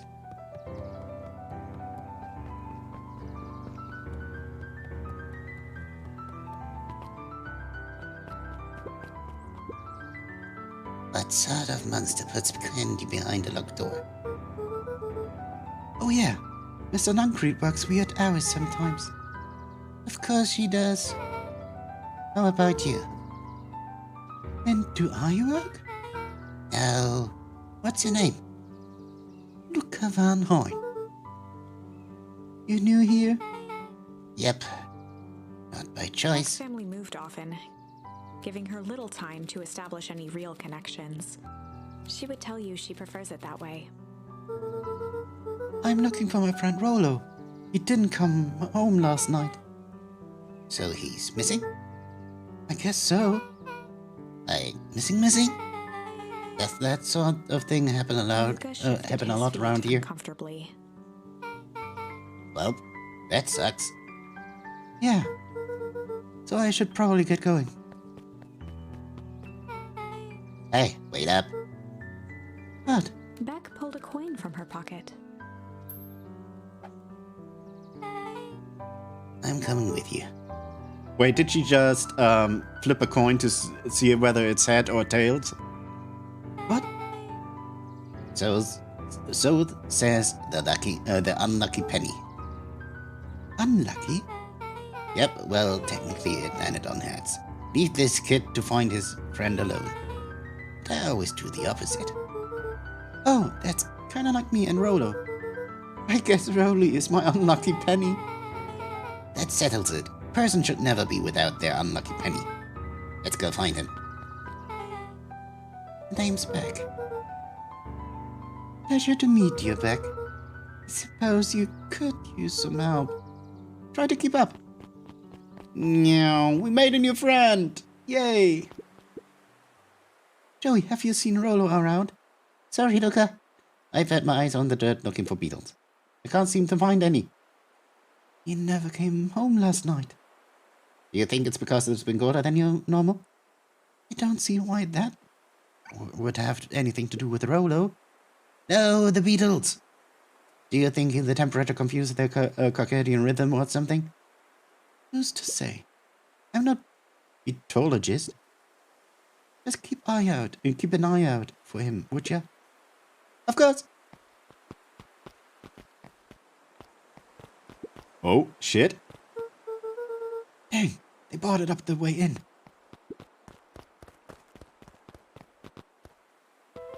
Oh, I would not touch that. That's new. Luca felt a chill as he approached Beck. Her eyes were locked on the strange green liquid. The nearby grass was coated in a fine layer of frost. Is this sort of thing normal around here? Because puddles of glowing ooze are definitely not what I expected to find at this place. I have no idea what that stuff is. Well, the next obvious step is science. What does science suggest? Poke it with a stick. Luca watched as Beck dipped a broken tree branch into the goo. Beck's eyes widened as flowers grew from the dead wood. Oh? First small buds, which quickly bloomed into vibrant petals. What the? Ooh. As quickly as they had grown, the flowers began to shrivel and turn gray. Beck dropped the stick with a grunt of disgust. Okay. So this science tells us this gunk is weird as hell. Yeah. It seems dangerous. Aye. Hey, Tish, look at what the cat... Look at what the cat... Right then. Yep. I know it's a girl, but still. I don't have time for this right now, Iggy. Ah, don't say things like that. It hurts Tish's feelings. Ain't that right, Tish? Yep. She looks fine to me. Why, hello. I don't think we have been properly introduced. Iggy's the name. This is my companion, Trish. Yep. You've probably heard of us. Don't say I have. I'll forgive you. I'll forgive you this once. On account of your being new around here. Why would you hang out with this stud? He seems pretty alright. Iggy, why do you have to be so... Ew. Has he even told you that his parents skipped out on him?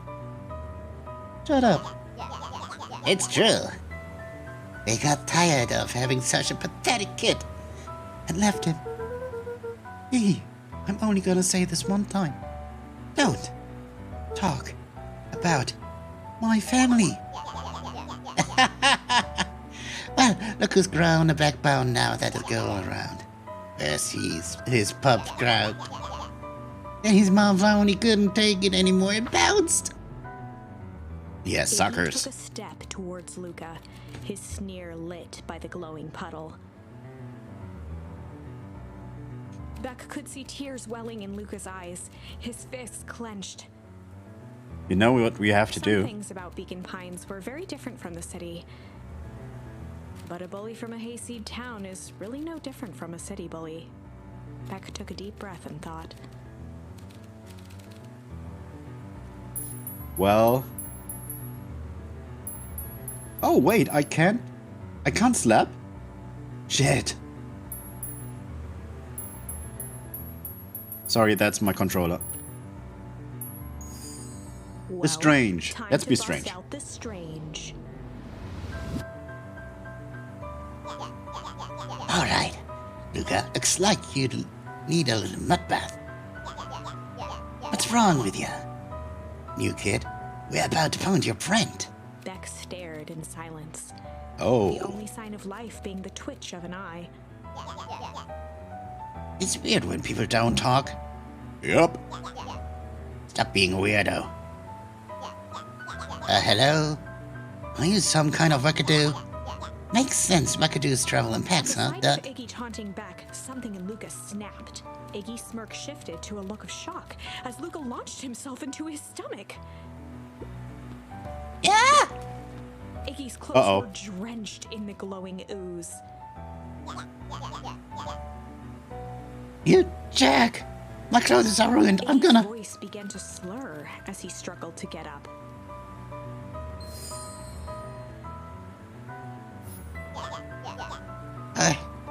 I don't feel so... No! I'm sorry, I just... Oh, shit. Yep. Did you see how misformed he was?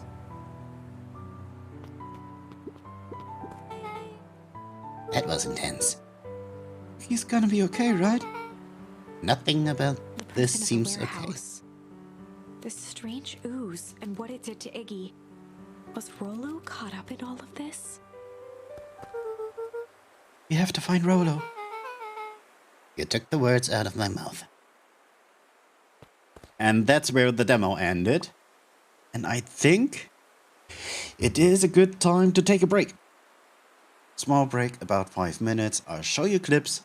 I really need to go to the loo. See you in about 5. And I'm hyped about this game. Okay, we're back. Let me just prepare my mobile phone. I love the game so far. But you probably could have guessed it.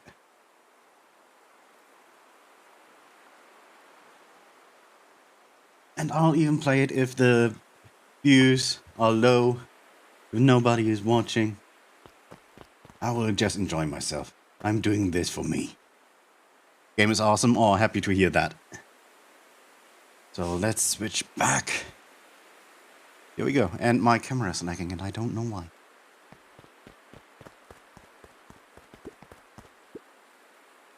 Property of Valentine Fertilizer Company. Looks old. Oh, I can't even walk over that ooze.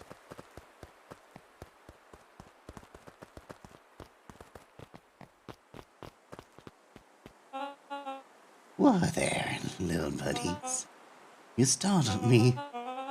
What in the dickens are you up to that part of town? We are just helping to look for Rollo.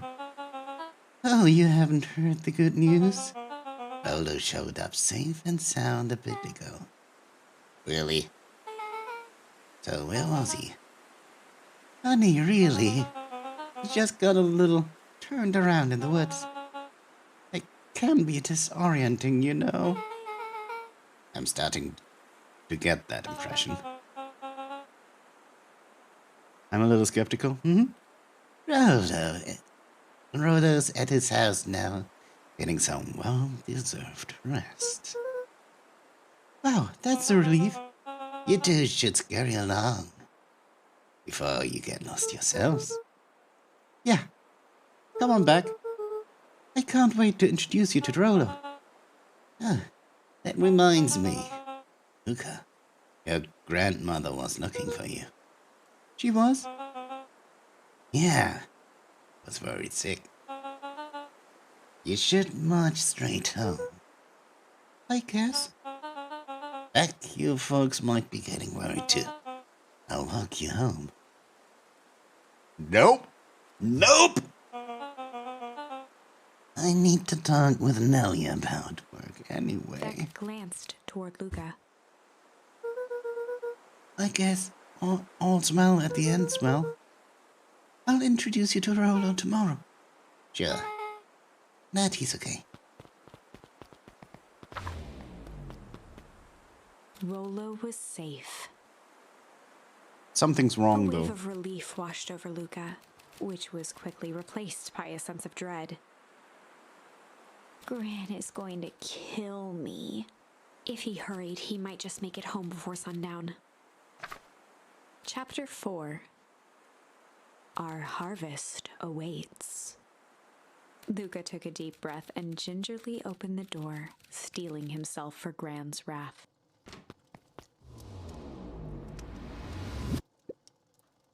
Gran, I'm home. Everything's fine. Gran? Gran? I know I wasn't supposed to go anywhere. I was just helping to look for Rolo. She's not even here? Gran? Roxy came over. She was worried about him. So I figured you wouldn't mind if I have looked for him.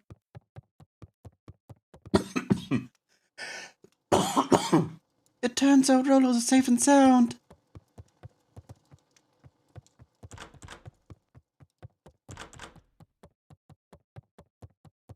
Luca was alone. Yeah, The something's house weird. was empty. So Gran's not back yet. I guess that's a good thing. Nothing to do now but sleep, I guess. Luca was sitting by the pond, listening to small waves lap against a rock. His father sat in a folding chair in front of him. Without turning, he spoke. "Why don't you grab me some nice bait?" "Sure thing, Dad." Oh, yeah, the Luca dinner. hopped over to the tackle box and popped open the lid. Inside was a rolling, buzzing mass. "We're fishing with bees?" Luca's father gave a warm chuckle. "Well, you catch more fish with bees than honey. Pick us out a good one." Luca closed his eyes and plucked out a bee. He could feel its wings struggle between his finger and thumb. Holding it at arm's length, he hurried over. His father deftly baited the hook and examined his work. "Interesting choice." With a practiced flick of the wrist, the line buzzed in a graceful arc. The water accepted it without a splash or ripple. The wrong choice, but I respect it. The pond began to freeze over. Sometimes we gotta make the wrong choice before we can make it right. Pallid ice propagated across the still surface with an alarming speed. Luca scrambled back as the ground beneath him turned cold. "Dad, I don't understand." Neither do I. "Sorry, kiddo. Understanding isn't always part of the deal." The relentless ice shot through the fishing line toward his father. "Dad, look out!" His father casually wound the reel. "None of it's your fault, you know. Never was." "Dad, we have to go!" Luca grabbed his father's shoulders, trying to pull him away. "Please, you have to run!" The ice crackled as it spread across his father's hands. "That's the thing about fishing, Luca."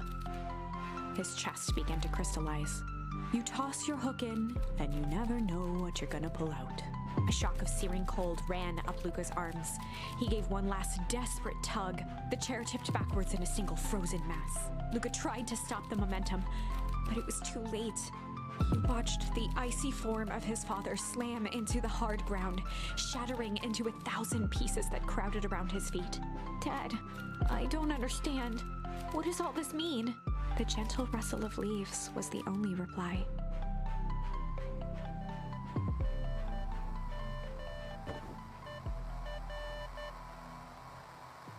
Luca's eyes struggled to focus on the walkie-talkie. That's SOS.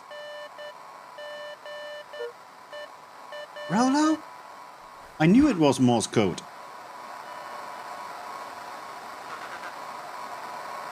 Faintly, he could hear Rolo amongst the noise.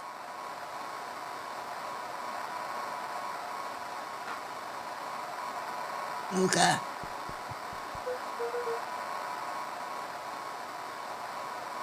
Yeah. It is, Badus. Luca. Yeah? Rolo, it's the middle of the night. Oh, God. Thank God. Listen, I don't know how long this will work down here. Down here? Lolo's voice was coming through more clearly now. But some words were still just static. He's not home. Listen to me. Someone grabbed me yesterday. What? The man in the hazmat suit? Well, took me some sort of... I think I'm on the ground. On the ground? Are you okay? I know.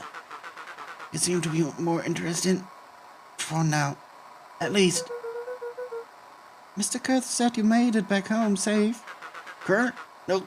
Trust. He's... Hold on. Someone's coming. Signal went silent. Rolo? Rolo, He where held are you? still, waiting for a response. His pounding heartbeat marking the passage of time. Okay. I think that they're gone. Getting worse. I can barely Lolo's hear you. voice began to fade. Losing signal. Not much time. Mission control. You need to... The treehouse. The treehouse! The signal died for good. Yeah, it really looks like it, right? What was he trying to say about the treehouse? What's at the treehouse? The antenna! He wants me to use the antenna in the treehouse to get the better signal. Rolo, you're a Luca genius. grabbed the walkie-talkie and sprinted to the treehouse.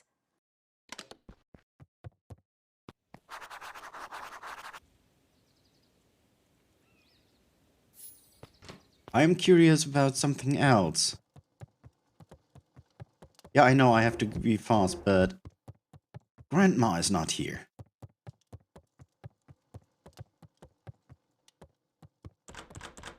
I just had a break. Oh yeah, hydrate. Let's try this.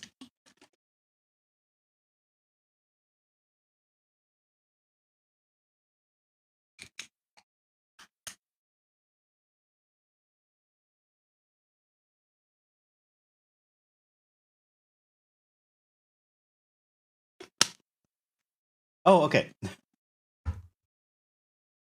Then I will give you back stretch and take hydrate. Perfect.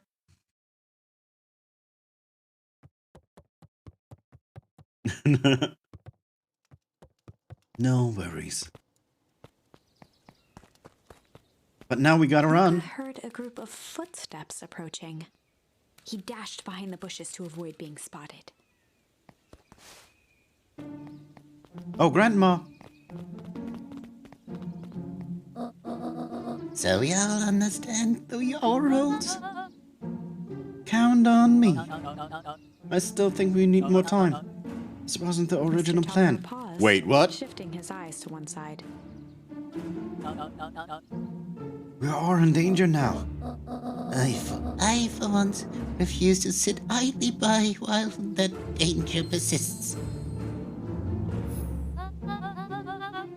Jeremy, you just keep your wits about Mr. it. Tolliver took one long, quiet breath. You're right. You can count on me. I just wish we could have made the deal with Harris Valentine. Her resources would have still come in handy. As I said, I had no time to contact her after your call this morning. Plan change. How's Luca holding up? He's fine. I wish we shouldn't lose sight of the fact that this is all. I know very well what all of this is for. We have no choice. Operation Sparkplug is a new objective. Are we in The three agreement? shared a determined look. Good. We'll reconvene after the festival.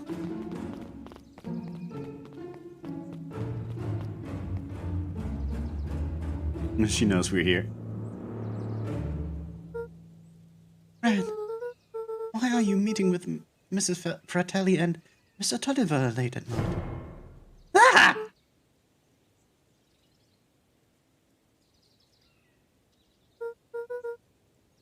Damn, you scared me. How long have you been there? Oh, just a few minutes. Earlier today, I saw Mr. Tolliver and your group enter the diner together. When my shift at the newsstands was over, they still hadn't left.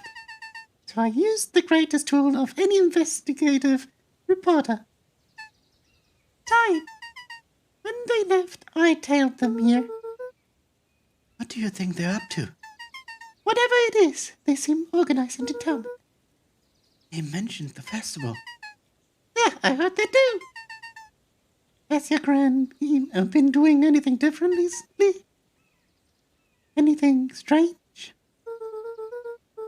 She got a phone call this morning and rushed out the door. A call from Henry Tolliver, it seems. She was either furious or terrified. Or both. Luca, be careful out there. I think we might be in the middle of the scoop of the lifetime. I will. Aren't you coming out? Yeah, I'm gonna stick out here for a bit longer. See ya, Luca.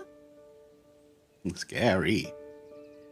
Do you happen to know where I can find the minimum streaming specs for PC? I tried googling some places, but said 16 GB of RAM, some said 8. It's not a minimum requirement. It depends on the quality you want to stream with. It's pretty much, you don't need much for minimum. But if you want to have a certain quality, the more the better. If you want your games to run smoothly, the more the better. 8 should be enough for the minimum. 16 is better. I think I have 16.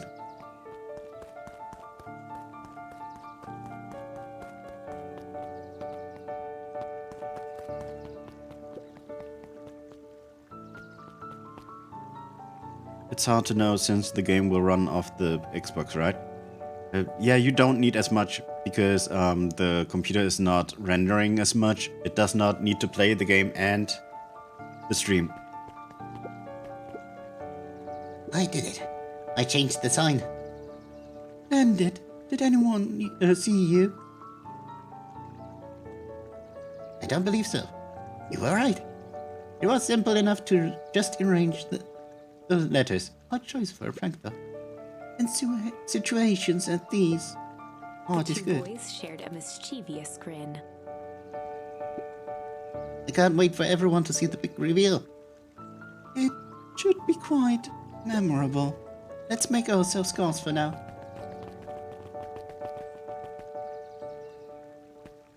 Okay, so they fooled around with this sign. But anyway, let me have a look at this. I'm sorry, I know I shouldn't do this right now, but Luca Smack. stuck a toy. Those things always get dirty anyway. that's the completionist in me talking. Well, actually acting.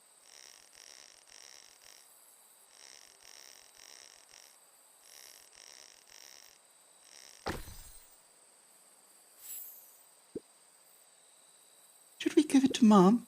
She likes jewelry. Oh, that's a sweet thought, Buckaroo. But I'm not sure she'd fully appreciate a pawn bracelet.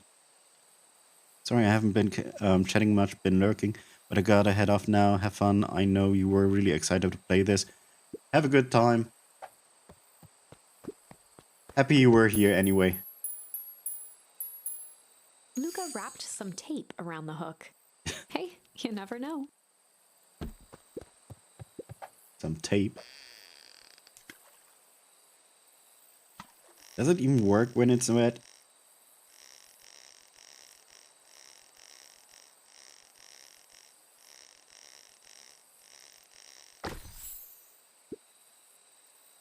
It's a bunch of big words written on it. Let's see that. We regret to inform you that your application for property rights with respect to the Beacon Pines CBD and surrounding area has been rejected. Who's that for? Applicant Valentine Estate. Good. Oh? Luca placed a sinker on the line. Sometimes the best stuff is at the bottom of the pond.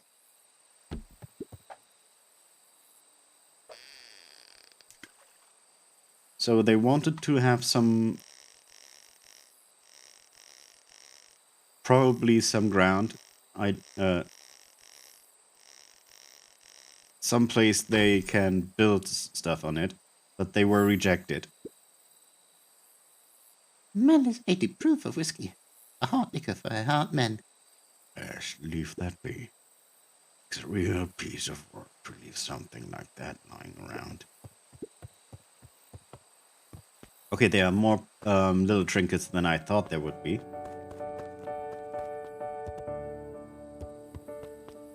Yeah, look at the smudge.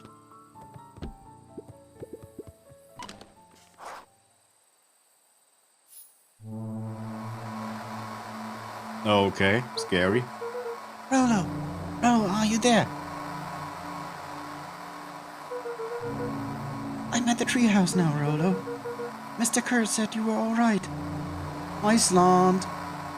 How you doing? You're too sleepy? Why? Is it early for you or late? I thought the game name was Bacon Princess. Ah, good one though. What happened out there? Dang it, Rolo. Where are you?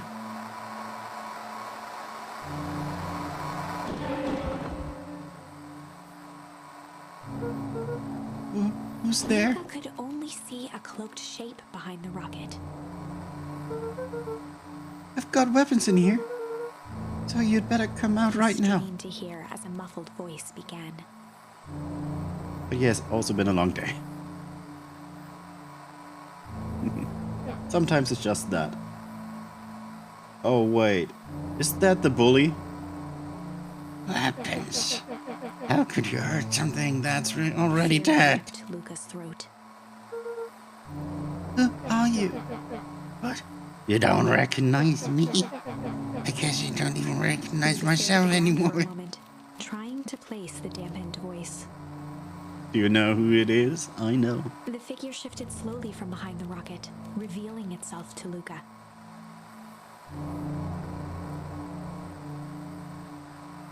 Yep, it is. I'm a monster. But now they hunt me like the beast I am. Luca reached over empathetically. Iggy's tone jolted to dejected anger. Don't touch me! This is all your fault. He slumped to the ground, overwhelmed by guilt. I'm so sorry.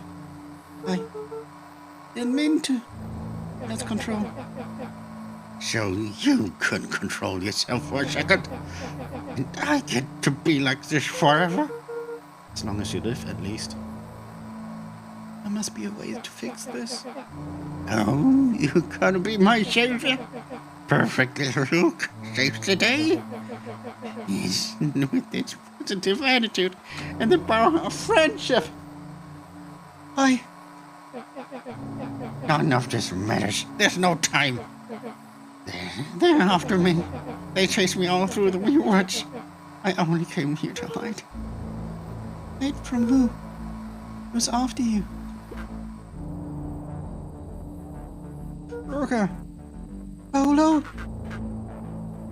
It's not safe, Luca. Rolo, where are you? Treehouse. I'm at the treehouse, Rolo. Where are you? Oh, Luca, the treehouse isn't safe. They said they were going to the treehouse. I was trying to tell you to stay away from the treehouse. Who said they're going to the treehouse? The clipboards. What did I tell you? Those very known houses wackadoos are after me. They've been chasing me, yelling questions at me. What sort of questions? They're saying the same stuff they always do. But it's different now. Less asking, more threatening. We are going to figure this out, Iggy. Well, yeah. Thanks.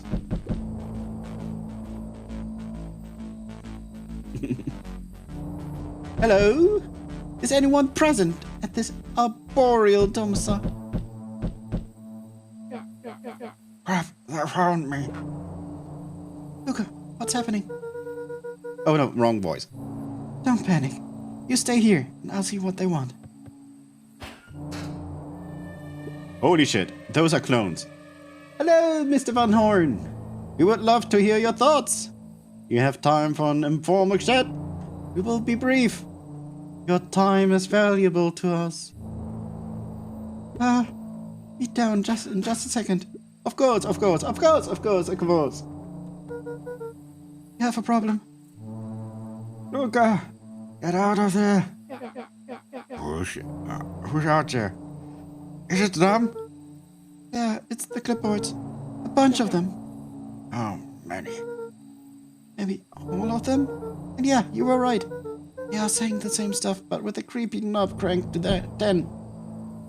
Might young Iggy be present? We would love to hear his thoughts. Run! Iggy slumped to his knees. I don't know what to do. I'm just so tired. Luca, what do we do? Luca grabbed the walkie-talkie and headed for the window. Follow my lead. Luca and Iggy climbed up the back of the treehouse to its roof, where We have a cannon? his MCDC, the Mission Control Defense Cannon. From behind the crowd of clipboards, William Kerr strode forward, a warm smile on his face.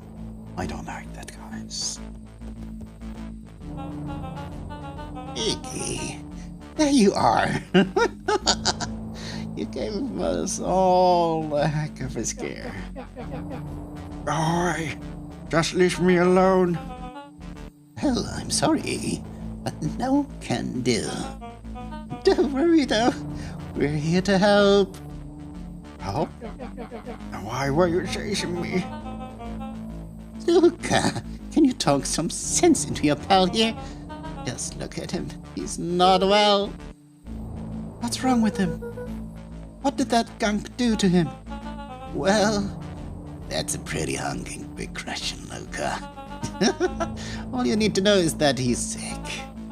He's real sick, Luca. I just need you to let us up there and take care of him. I told you, you told me Rolo was okay. That he was back at his place resting. He is.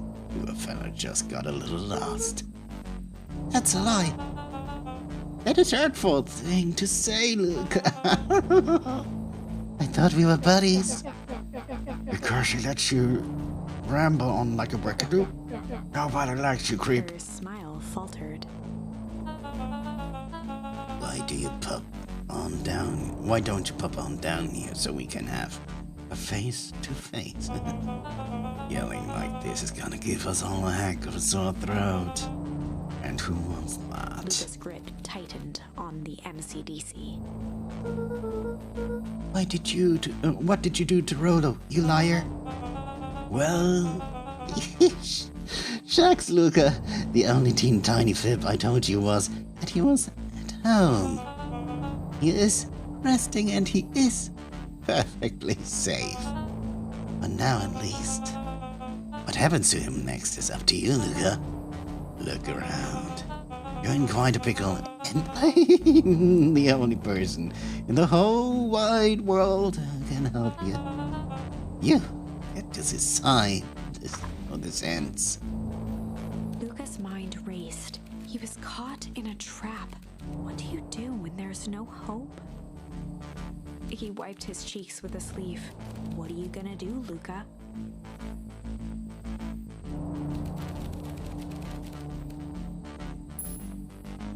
And fight. Luca I would have drew picked it himself even up if I had and something decided else. to take the only option they had left. Fight. He swung the Mission Control Defense Cannon around, aiming it confidently at the smirking face of William Kerr. I couldn't run. Hey, Mr. Kerr. Luca summoned his most insolent demeanor. Rolo sends his regard. Oh, fuck. Hey, that was uncalled for. More than a little rude. And just plain unsanitary. Luca, I really did think we were good pals. What a shame that it's come to Kerr this. turned his back on the two boys. And With this. a nonchalant wave of the hand, he made his exit. As the clipboards began to slowly advance on the treehouse, Luca looked to Iggy with resignation in his eyes. The end. That escalated quickly. Maybe discretion was the better part of valor here. Let's put a pin in this for now. Okay.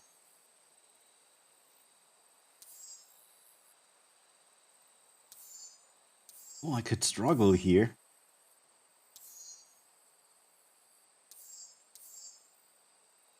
Let's try to change something here.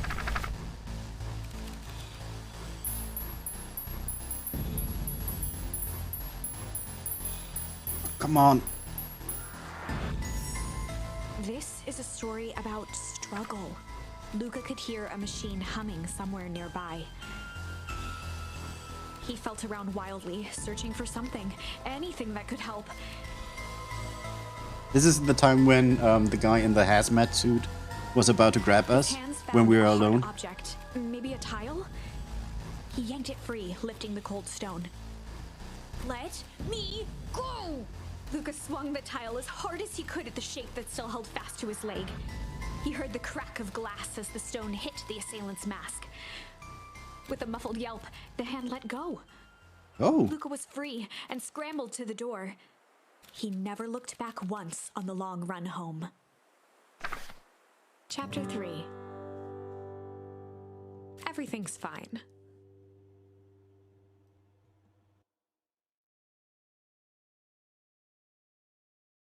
now no one knows that Rolo.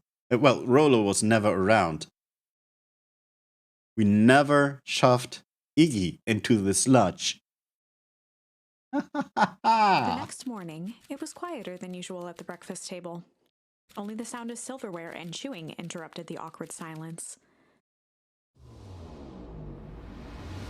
I finished jarring a mess of jam last night. So that'll need to be delivered into the town. No. Okay. Oh, what did you and Rolo get up to yesterday? Oh, Rolo had things to do, so I sort of poked around town. I sat the jam down by the front door. There's 2 batches to drop off. One for Mr. Tolliver, the back and a whack. And another Mrs. Fratelli at the diner. Oh, the people she was around with at night. And Mr. Nuncreed? He says he wanted some more. I suspected as much. He seems to have taken a particular interest in my jam. There's some extras in the basket for that enthusiastic gentleman. Just make sure Fratelli and Tolliver get the ones on top. No problemo. Off with you now, while the day is still young. Okay, this is a whole other day.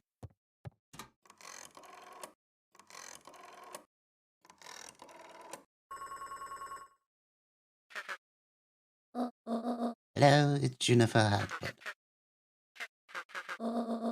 Before you hang up, just hear me out. I have a business proposition. The simple matter is we both have the same problem needs solving. Very well, we can meet tonight. Oh, now she can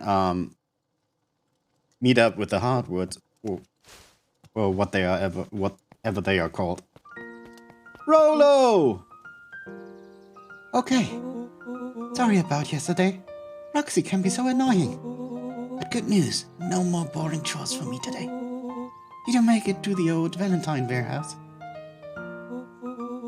So, what did you find? Give me the dirt. Something happened. There was someone else there. What? Who was it? Was it aliens? I knew it. It would be aliens. No. Zombies? No. Alien zombies. What else could it possibly be? Rolo, I've got to deliver these into town first. We can catch up later. Oh, is it a whole thing? It sounds like a whole thing. Yeah, we shouldn't talk about it here. Meet me at the treehouse tonight. I'm not sure what this treehouse is that you speak of. Meet me at the mission command. Mission control. Not that, Space Cadet.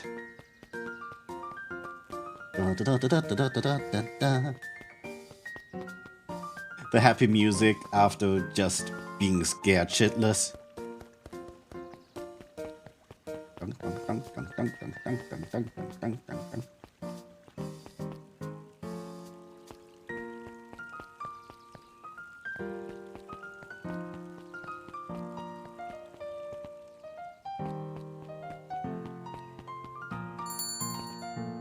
Wait, that should be activated.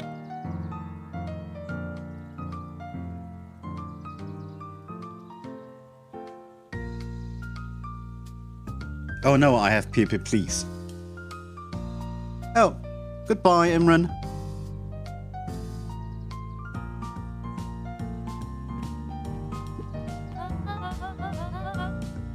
Well, if it isn't my favorite little jam runner.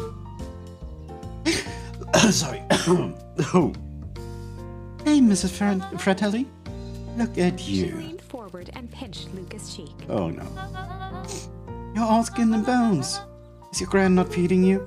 She is. It's just... I understand. You know, I taught your mama how to cook back in the day. You may not even remember, but you and her used to help out in the diner. See that picture over here? That's you helping your mama back in the day. So cute running around in your little apron taking orders. Ah, the whole situation just breaks my heart. What happened with Eleanor? I've got the feeling she's out there somewhere, yearning to be with you again. Few things in this world can keep a mother from her Luca son. shifted the basket uncomfortably. Oh yes, let's Mrs. hear. Fratelli lifted the cloth and inspected the jam. Ah, they even have my name on them.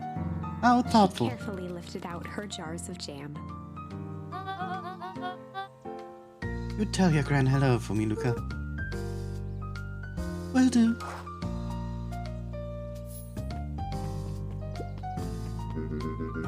If I could just be left alone, young Mr. Van Horn. Oh sure. Sorry to bother you. It's just... Mr. Kerr has asked me to make opening speech at the festival. Being mayor and all, you might expect me to be a charismatic speaker. The truth is, I'm terribly nervous. I really don't think I'm cut out for this sort of thing. Cut out for being mayor or public speaking? Both, I suppose. I never really chose any of this. It's more of a duty to my family. Or our legacy.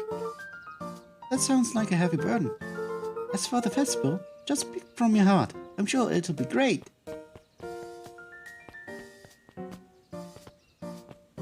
Bounce. Bounce.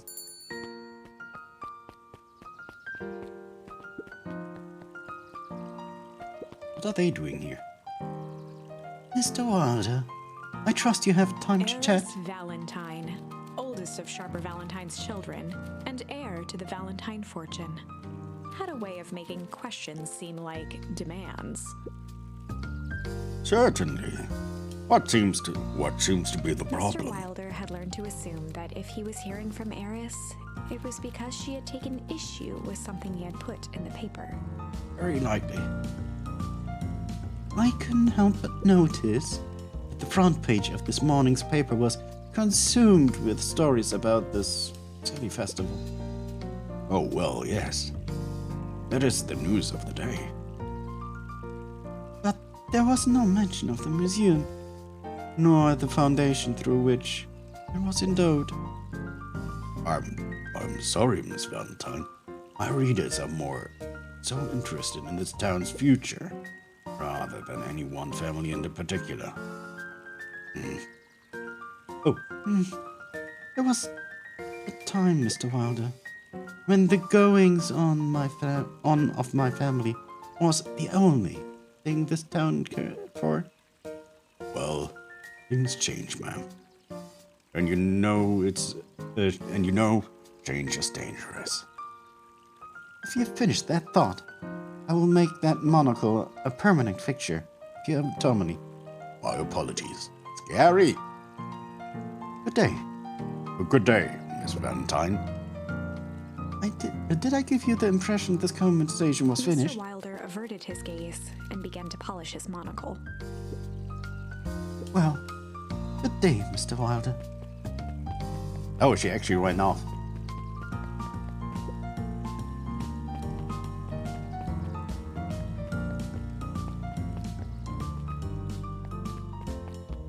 Was it here where I need to deliver this?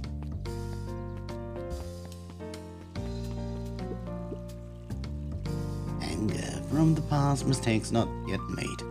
A glimmering hope for the future. You carried them all, in equal parts, everywhere you went. For heavens, what a burden to bear. Oh, there he is. Hi. Huddled at his counter, Hiram Tolliver was meticulously shining apples. More accurately, Hiram Tolliver was meticulously shining one apple. Hello? With Yeah. help, Mr. Tolliver fumbled the apple, flailing at the air as it fell.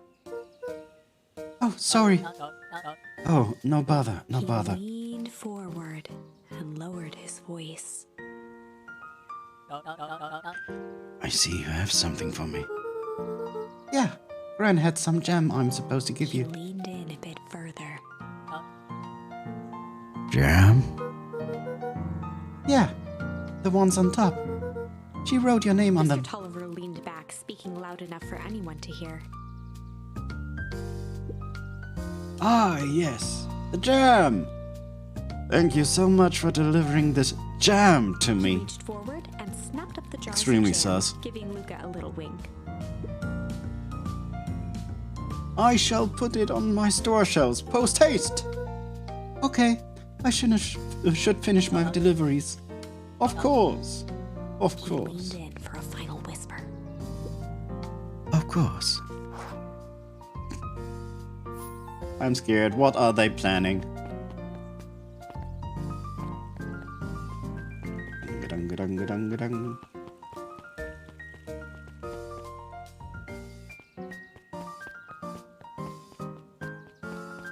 Hi, creep. I got some jam for you, Mr. Nuncreed. Luca, you seem chipper. Well, aside from being on delivery duty, it's a nice day. Mr. Nuncreed eyed Luca for a moment, then nodded in agreement. I suppose it is. So, do you want your jam? Oh, right. Usually, the human tour drops those off herself. I guess she's busy today. Anyway, this is my last delivery for the day. Oh, that Nuncreed case, snatched the basket from Luca. I'll hold on to the basket until the next time I see your Gran.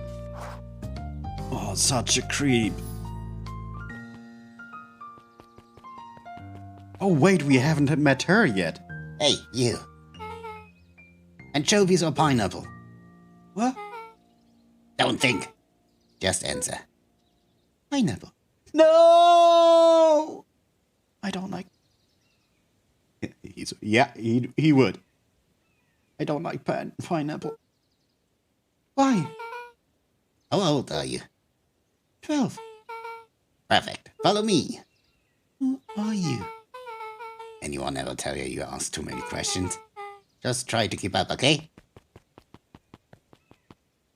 I'm trying. What just happened? Well,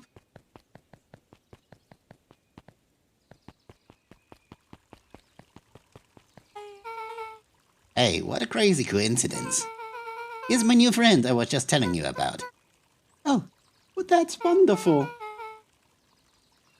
Yep, we just hit it off. Oh, really? Get this, his favorite pizza topping in the whole world is pineapple. And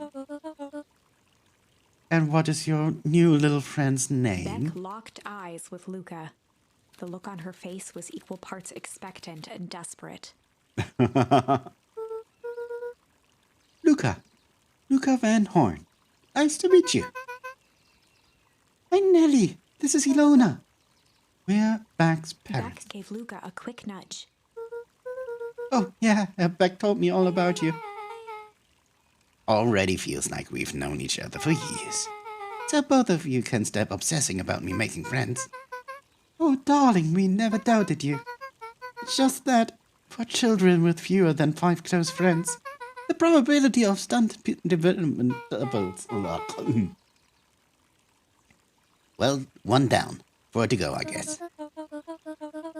What Nellie means is that we just want this move to be as easy on you as possible. You can relax.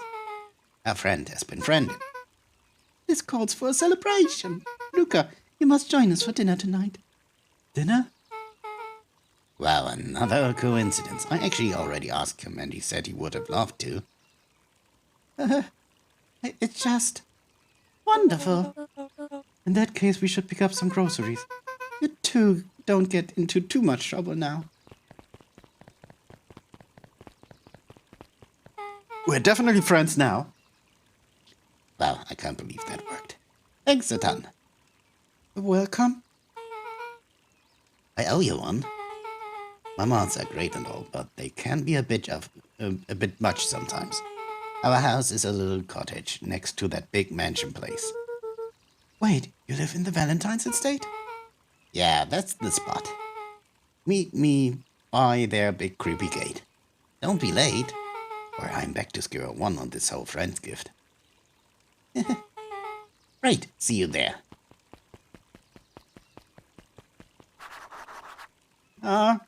Troublesome, not scary.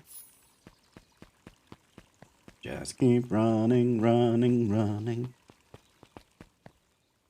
Oh, who are you? Good morning, Jeff. Hey, what's so good about it? Another day further down the tubes, if you ask me. Come on now. It's not all that bad. The festival's coming up. Festival. Old man Valentine used to put Mug Cockamani changings in all the time. Where did that get us? Well, it's perennial harvest putting on this one. And they're doing it for the whole town. As far as I can see it, the difference between the old Valentine company and this new perennial harvest outfit Jeff dug through his pockets for a bit. is the difference between this empty soup of can and this brown banana. Why do you have a brown banana with you?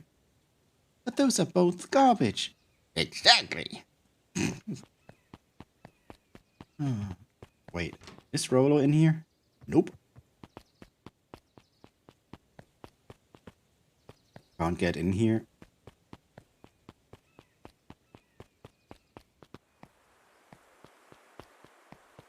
No bees.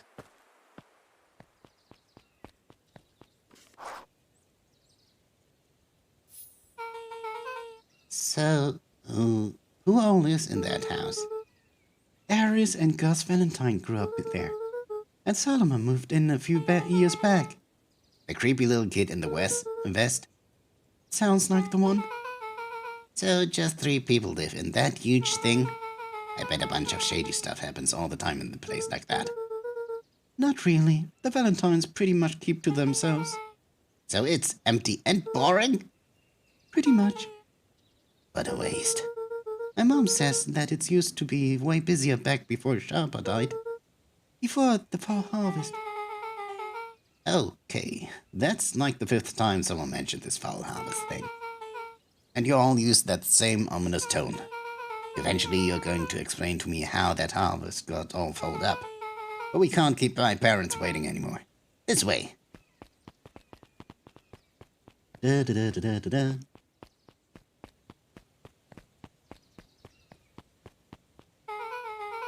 Most kids would have just ditched me by this point. Why are you still here? You look like you could use some help. You know what, Luca? You're not so bad. Let's get through this as simply as possible. Just eat, smile, and nod. Done. Right, whatever you do, don't bring up their work. I think I Beck can took a handle long that. breath, then gave a firm nod. Here goes nothing. Chapter 4. Dinner with the Moodwills. Ilona Moodwill was worried about change. A gardener at heart, she understood the necessity of change, relied on it even. But there was a difference between the controlled world of her plants and this cluttered cottage in a strange town. Almost done. Nellie was a blur of activity, digging through boxes. Sorry, love, couldn't find the dishes. We'll have to make do with paper plates. Dinner went by without much conversation. As she watched Beck and Luca finish up their pizza, Ilona let herself relax into the chair. The things she cared about were still here. Nellie finally had the job of her dreams. Beck was beginning to take root. Ilona's task was simply to tend to them. She could do that. So, Luca, tell us about it yourself. Where do you live? Oh, I live with my grandma. Over on the other side of the river. Your grandma? Where are your parents? Back, manners. It's all right. My dad passed away in an accident at the fertilizer plant 6 years back. Oh dear. My mom's been missing for a few months now. Like, Luca's missing? eyes were fixed to his plate, pushing a chunk of pineapple around with his finger. Nellie was the one who eventually broke the silence. Luca, how did you like the pizza? Oh, it was good. Very good. Normally we'd have put more effort into Ilona dinner. nervously gestured toward the boxes. We aren't from Sardini, and Beck had mentioned that it's your favorite. I'm sorry, are we just skipping the part where he said his mom was missing? Back! I'm sorry, Luca. This move has us all a little Luca wiped tired. his face with his sleeve. No, it's fine. So Beck said that you moved here Beck for gave work. Luca a swift kick under the table. The one topic we are not supposed to talk about. Ow! I mean, what brought you to Beacon Pines? Oh, you were right the first time. We're here for work. Nellie won't tell you this, but she's a brilliant chemist. I don't know about brilliant, but I do love it. She's brilliant. Perennial Harvest just made her their newest lead research of deep engineering. She made it sound more impressive than it is. I'm just happy that I get to make a difference in the world. Perennial Harvest is at the forefront of evolving agriculture into something more useful than sprinkling water and excrement on the Luca ground. glanced over to Beck. She seemed to be holding her breath. What Nellie means, Luca, is that there are different ways to grow plants. Yes, some people talk to their plants and hope for the best. And some people happily leave their job to allow a loved one to pursue their dream. You swore you Slammed didn't. her fist into the table. Perhaps harder than she intended. Hey, Luca. How about some dessert? I actually have to meet my friend Rolo Luca soon. glanced outside to gauge the time. The sky was darker than he expected, filled with ominous clouds. Looks like there's a storm brewing. I should get going. Oh, I didn't think there was any rain in the almanac. Yeah, almanacs aren't that useful around Luca here. wiped his mouth one last time with his napkin and started to get up. Thank you for all the pizza. It really was good. See you at the festival, Beck.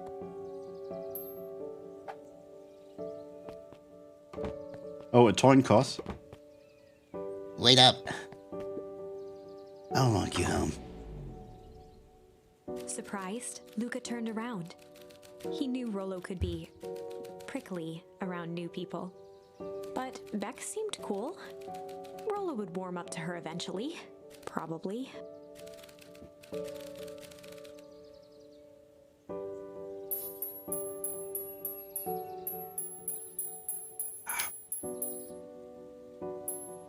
Rumble or break? Break means rain, rumble means storm. Eventually, probably, hopefully. Yeah. Do we want rain or... I think we might need break.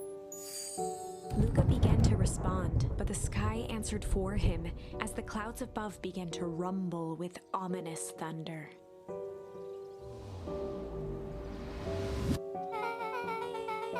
You sure we can take it home before this storm Luca kicks off? surveyed the roiling clouds. I'd say the odds are good. Maybe you should stay here, and I'll just make a break for At it. that moment, the heavens opened up, unleashing torrential rain.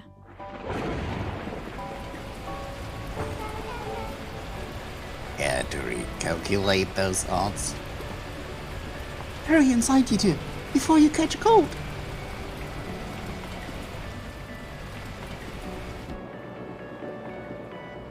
Luca, Nellie will keep trying to reach your gran on the phone. In the meantime, you two hold tight.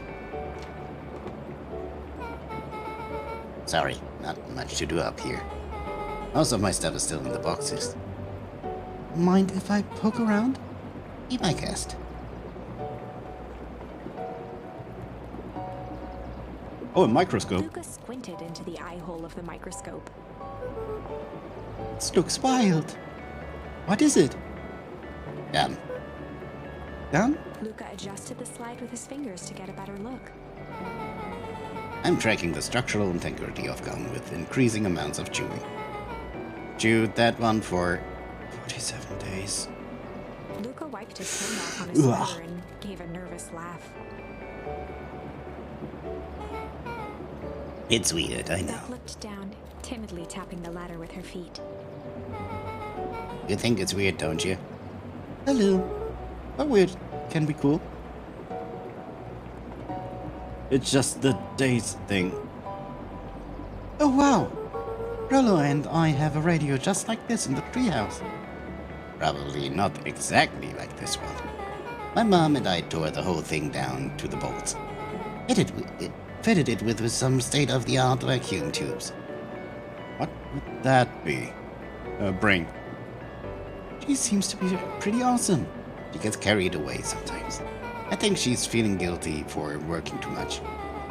So when she does have time for me, she showers me with high-tech Luca overcompensation. flicked at one of the toggles. I bet you can get all sorts of stations in this.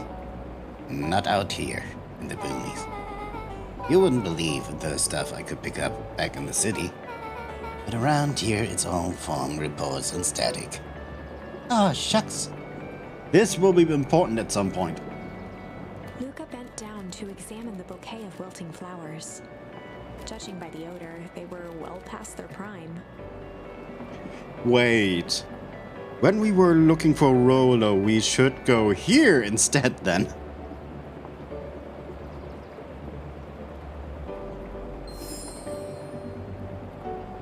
He flipped open the attached card. Happy trails from Coach Walker and all the Fairview Condors. Oh, you weren't kidding about poking around, huh? Oh, sorry. Was this from your old school? The most recent one, yeah. Some schools gave me going-away cards. Some did flowers. When they're really trying to feel good about themselves, they do both. So you've moved a lot. Yeah, that's the thing with having a brilliant parent. There's always a better job somewhere else. These flowers would last longer if you put them in some water. That's the sort of thing I would do if I cared. Oh, fuck. Well, you cared enough to keep them, is alright. Luca, can I ask you something? Of course. Impressive jump. Dang, didn't that hurt? I'll be honest. That hurt more than I expected. Well, at least you looked cool doing it. Beck took a moment to watch the rivulets of water running down the window. Do you ever feel alone? Like, even when people are around. Well, Rolo can be pretty absent-minded sometimes. I'm serious. Does it ever feel like your family doesn't care what you want? I didn't used to feel that way. I know Gran loves me, but sometimes when she looks at me, it's like she's looking at A problem? Took a deep breath, exhaling slowly. oh shit. I know the feeling. How do you deal with that? Friends? I guess I haven't yet. But one thing my dad told me when I was little: don't hold a grudge, especially against yourself. If you try to hold it all in, you're gonna pop. So then, what do you do when you don't know what to do? Dad never got to that part. Something I figured out on my own though. You gotta do something. Anything. Here. What are you doing? I don't know. Something. We're gonna register our complaints with the storm. Listen, you miserable universe, stop jerking me around. I just want things to go back to the way they were. Everyone tells me it's gonna be alright, that things are going to change. Let out a feral scream that echoed into the night. Every time something changes, everything gets worse. Screw this town. Well, let me try. Moving sucks! I hate it. Why can't I just deal with it and be happier for my mom? Why can't we just stay somewhere? Voice dropped to a tremble. I just want to be a normal Beck kid. brushed off her shirt and straightened up. Yeah. Wow, I actually feel a little As better. abruptly as it began, the storm abated. Thanks. I needed that. Me too. I should head out before the rain starts up again. Sure. I'll walk you out. See you and Rolo at the festival. Sounds good. Luca, don't let the universe jerk you Beck around. gave Luca a light thump on the arm before heading in. Chapter Aw. 5. She likes Luca. Friendly Feud. The air was heavy with a hard rain's residue, the smell of wet things. Despite his dreary surroundings, Luca felt at peace. He'd never shared those details about his dad with anyone, not even Rollo.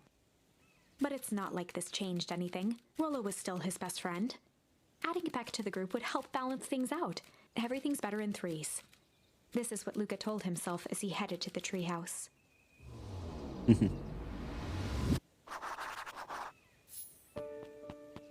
So we're not going home, we're going... Oh! Betsy! Hey, Dawn. Tracking down a lead? You bet! I heard a juicy new rumor. Turns out the Sharper Valentine died and left behind a peculiar last will and testament. Peculiar? How? He didn't just give his kids inheritance. There were conditions. Like what? The document stipulated that Harris had to take on a child as a reward. A kid our age, who just showed up in town one night with a lawyer. Solomon? Bingo! So Harris was forced to take care of him? Yep. Or she would have lost everything. Why would Sharper care so much about some random kid? Not random, probably. Rumor has it old Sharper sowed some wild oats. That explains the way Harris treats him. Poor Solomon. How did you find all this out? A good reporter never reveals a source, Luca.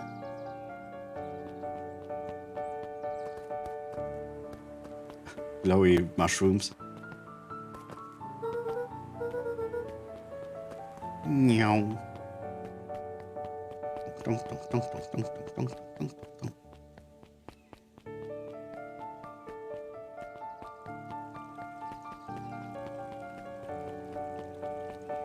She still sits there.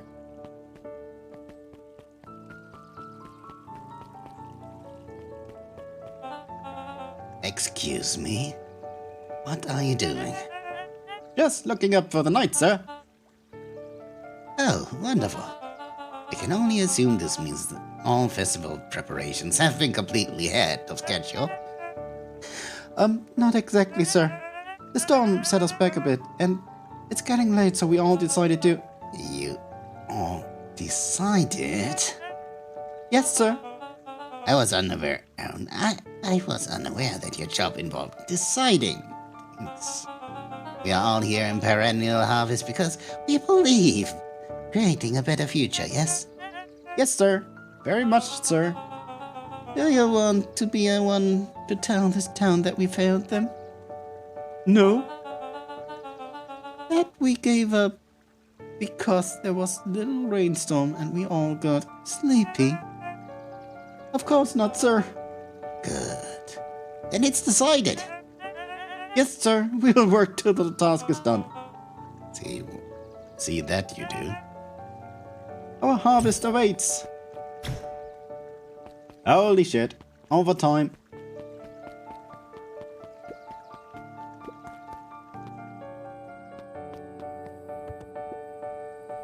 Rollo, are you still up there? I'm sorry. Rollo isn't accepting any visitors at the moment. Come back. Never. I had only ever heard him speak in this stiff yet gentle tone a few times, and it always meant one thing. You're upset. Oh, what makes you say that? Maybe because my best friend abandoned me for no reason. I didn't abandon you. I'm just a little Lola late. scoffed. The rain held me up. Liar! You weren't even home. What? The storm got bad and I got worried, so I went looking for you. Imagine my surprise when I made it to your house. You weren't there. You hadn't made it back yet. I'm not a fool, Luca. It doesn't take all day to deliver some jam. No, the storm rolled in out of nowhere, and I got stuck after dinner with Lucas bags. stumbled on his words, knowing he'd said too much. Oh, fuck. New friend. Back? Dinner? What the heck, Beck? She's a new kid in town. She's actually kind of cool. You'll like her. She needed help convincing her parents that she'd made a new friend. New friends?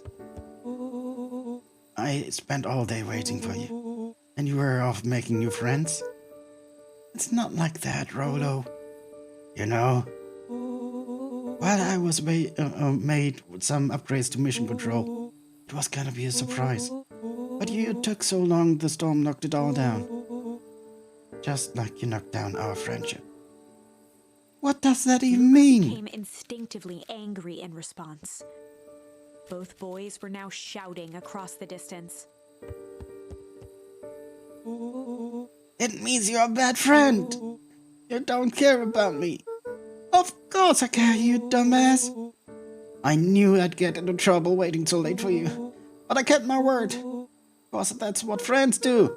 Oh wow, what a noble sacrifice you made. Easy for you to say. Your grand doesn't even care. You can't stay out as long. You can stay out as long as you want, and you wouldn't even get in trouble. Seriously? You're acting like I chose this? If that's what you think, then maybe you're the bad friend. Changed to a calm, Holy shit. yet more intense anger. Maybe Pa is right. Some storms bring more than water. This one brought out the real Luca. Stop quoting your pa's nonsense like it means anything. Yeah, at least my pa is still The words around. hung in the cold night air. Holy though, whoa! Rollo's stomach dropped, knowing he'd crossed a line, but it was too late. Luca, Good night, Rollo. Dang it.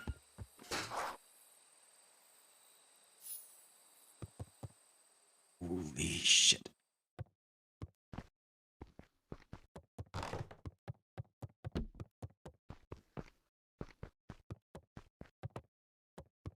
Can I do anything? I just got in here, right? Probably with a Luca delved purpose. through his old stuff, not even sure what he was looking for.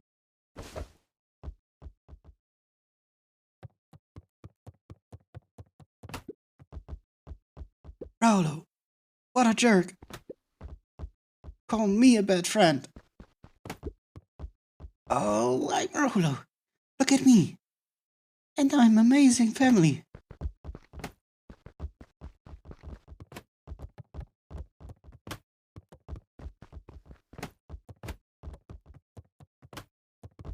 I'm probably supposed to hit something, right? Oh no. I guess I'm just never supposed to make new friends. Holy shit, that might have some potential there. Gran cooed the gently from the hallway. the charm, I mean.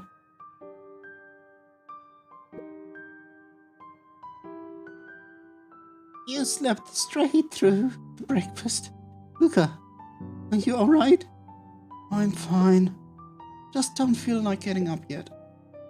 Okay, I'll leave this oatmeal by the door. I've gotta run out and take care of some things. Okay, I'll be back later to check in. sure. Luca just wanted to be alone. He waited to hear the sound of the front door closing.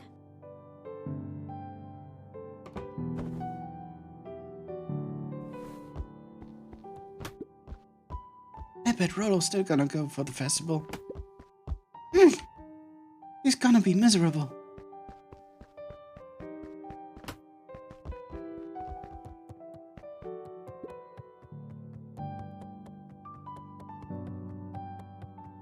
Can't do anything in here.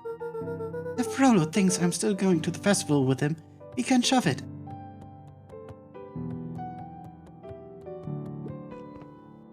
Luca dozed off again.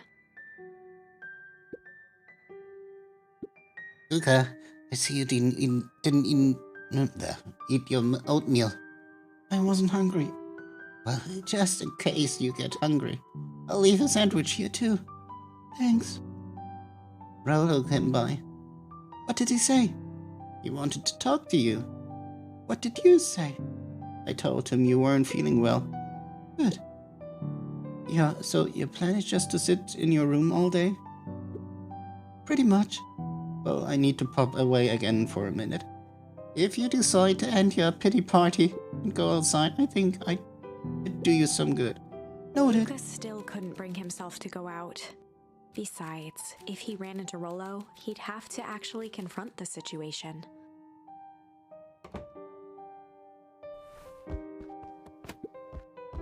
There's never anything interesting at the festival anyway.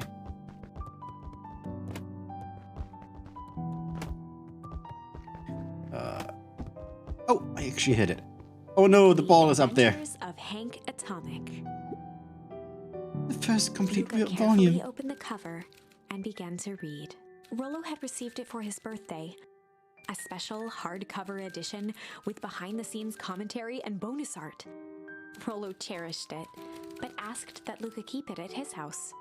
Luca wasn't sure if it was because Rollo didn't trust himself with it, didn't trust his sister around it, or just wanted an excuse to come hang out at Luca's more often. Whatever the reason, Luca didn't mind, but it had stayed right there where Rollo had stashed it ever since. Now, at the foot of his bed, Luca lost himself in the pages. He'd read it all before, but at this moment, it somehow felt sentimental. He was well into issue number 5 when he heard soft footsteps from the hallway. Luca? Another little friend came to see you. A girl named Modwell. She said you met yesterday. What did she say? Is she here? She was just dropping by. I told her you weren't taking visitors today. Oh, She seems nice. yeah. You had a fight with the roll, didn't you? Can I come in? Maybe later. All right then. I'll leave dinner on the kitchen table in case you want to bite. Without Don't bite realizing before it, bedtime. Luca had pouted away the entire afternoon. He once again felt the weight of it all and allowed his weary eyes to close. Luca stood in a vast black expanse. Oh, that's some He quite looked up at his sad father times. standing beside him. Walt was working a straw at the bottom of a fountain glass, trying to collect the last bits of milkshake. Dad, where are we? Taking a final loud gurgling sip, his father peered up from the glass. He jangled the straw playfully with a warm smile, then lifted the empty glass as if to point into the darkness. The source? Luca's eyes followed his father's gesture. In an instant, he was sitting in front of a blazing campfire. Across from him sat a large figure in a yellow hazmat suit. Oh no. The figure's voice was a scratchy echo. Well, if it isn't the man of the hour, make yourself comfortable. Luca held his shivering hands over the flame to warm himself. It doesn't work that way here. Their yellow-gloved hand pointed to the base of the flame. It's a cold flame, see? Luca peered at the base of the fire. It wasn't wood that was burning. It was Beacon Pines itself. Holy shit. Tiny buildings, freezing and crumbling as they were consumed by flame. Luca could see small shadows moving in the burning city. People. Luca leapt to his feet. We've got to help them! The figure gave a dismissive wave of their hand. Why waste energy helping people who can't even help themselves? The figure bent down to examine the panicked crowd as they desperately tried to stop the flames. They only care about what's right in front of them. Not like us. Luca's voice was a trembling whisper. Us? The figure slowly stood up, grabbing its helmet with both hands. With a jolt and a twist, the suit emitted a gasp. Mother? A cloud of torpid mist escaped, slowly revealing the face within. Luca's own face looked back at him. Oh, okay. Older, worn, distant. The sensation was oddly familiar, as if he'd caught his own reflection by surprise in the mirror. The doppelganger smiled. I tried to help once. He gestured towards his face, and all it got me was this. Luca staggered back. You aren't me. Luca felt a hand catch his shoulder. His father was there again, beside him. Every choice sets us on a path. This is the end of one of your paths, son. Luca watched his older self shake its head ruefully, its face twisting into a cruel grin. Well, Dad, if you wanted him to see this, far be it from me to disappoint. Luca watched in shock as the figure took a confident step forward and plunged into the flames. In a flash of cold light, he was gone. What does all of this mean? Luca felt a reassuring squeeze on his shoulder. Just remember, why we choose matters just as much as what we choose. Luca woke up to see a hazy figure at the foot of his bed, silhouetted in the morning sun. Huh? No, dear.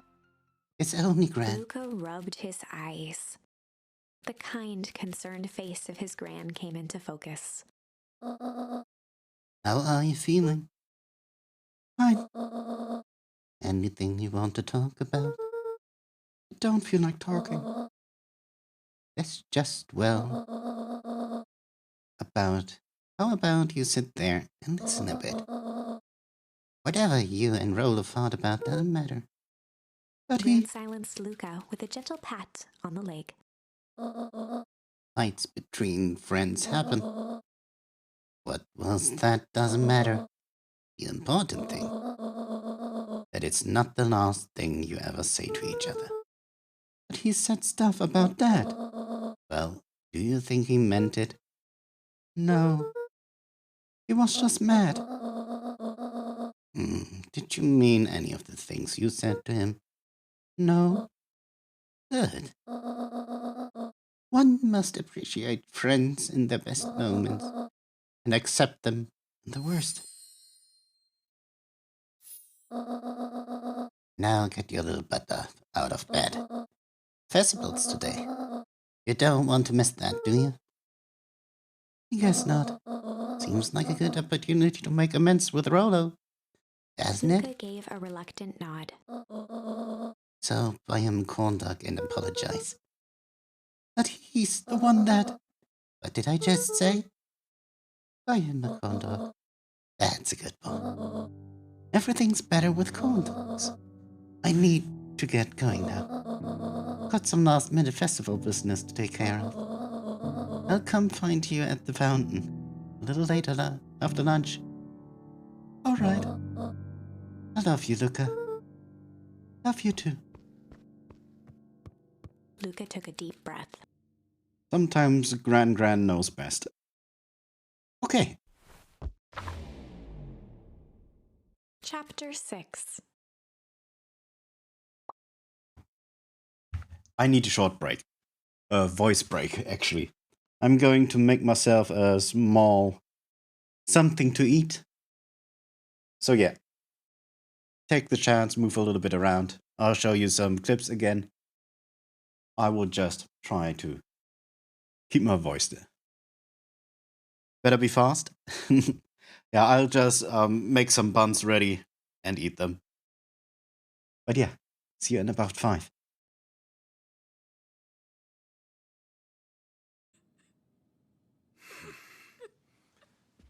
Okay. Okay, my ass. Namba. Dragging us into another mess? You're finally starting to understand me, Nurse Namba. Oh, that's a bad sign. You in, Adachi-san? About going up against a guy even the police are scared of. Hell yeah. Detective instincts are telling me, hell yeah, let's do it. Gonna look while I cook. Wonderful. Okay, now. That must be the comm relay. Our ticket off this heap. So, how long is this gonna take? I'm gonna need your help. Sure. All right. Just stand right here. Oh no, I'm gonna get hurt. Perfect.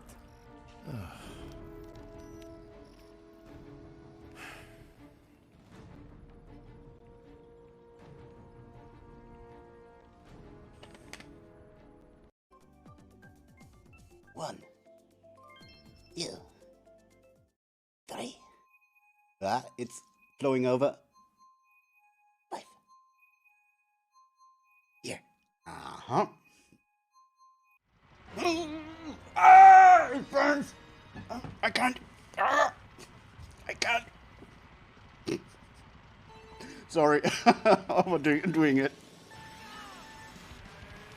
Not a pickle. It was in range.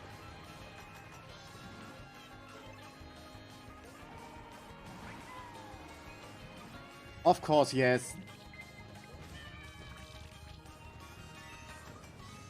That's on me. That's on me. I drove too bad at the end. I hit the wall. I'm getting angry. I'm getting annoyed.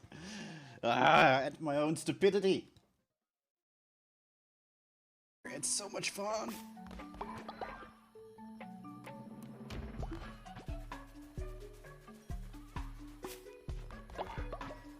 Let me harvest a bit.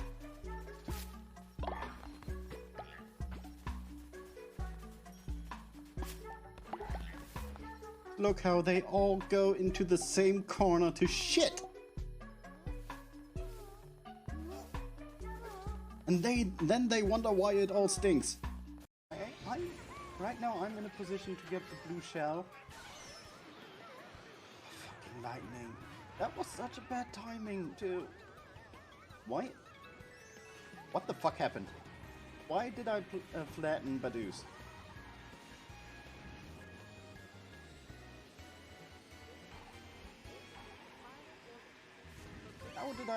How did I flatten you? I was small and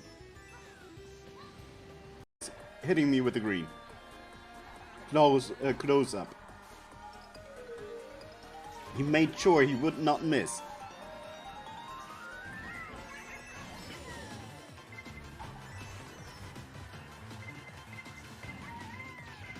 But today is Spain without the S.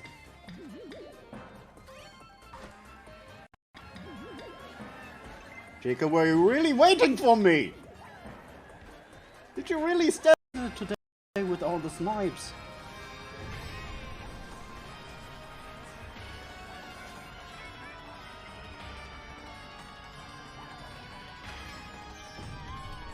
I hit so. Ah, fuck! Come on! Fucking Mario! Mario still got me!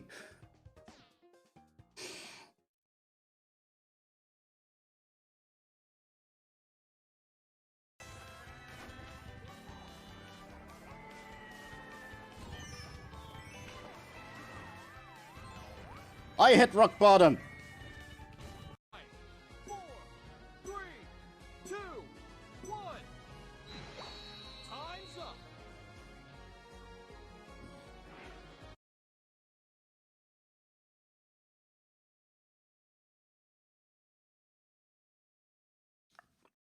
I think the 50s that we pointed when Scepter.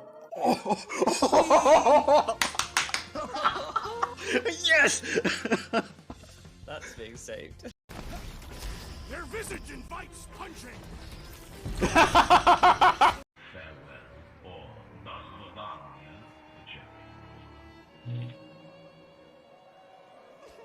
don't like you already. Please open the door. Please open the door.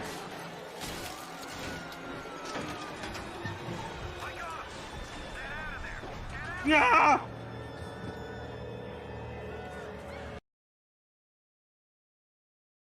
Hi, I'm back with food. So let's get back into it.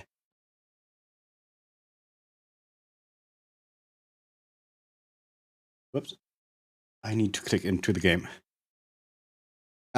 Just some buns with spreadable ground meat. Zwiebel mit Wurst. Through thick and thin. Despite Luca's bitterness, Gran was right. He needed to hash things out with Rollo. A big fight changes the nature of a friendship. Whether, in the end, it is for the better or for the worse, all comes down to understanding. If one is not careful, the same familiarity that builds the strongest of bonds can become the wrecking ball that shatters them. Oh, hi, Stone Cold. How you doing? You all comfy? Luca emerged from seclusion, taking in the crisp festival air. But the events of the day weren't on his mind. He had to find Rollo. I'm very good. I'm happy about this game. I don't know how long my voice will hold up, but I'm so happy to play this.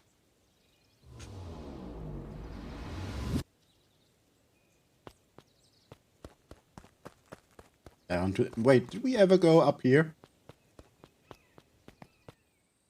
Oh yeah. Wait, can I do something here?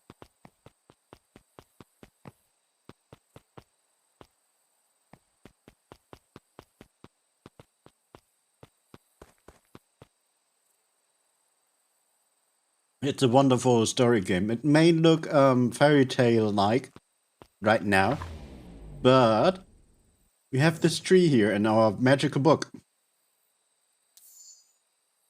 And on the right, you see charms that we can collect in the book, in the game.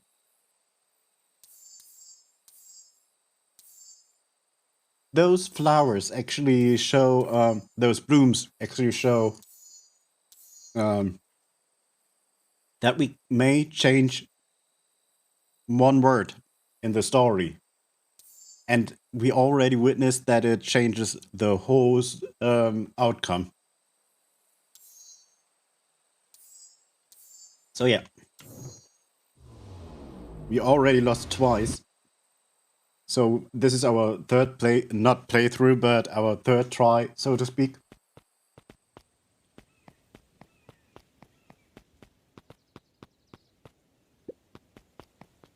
There you are! Luca! Rollo wanted to tell you something. What is it? Roxy rolled her eyes, shaking her head.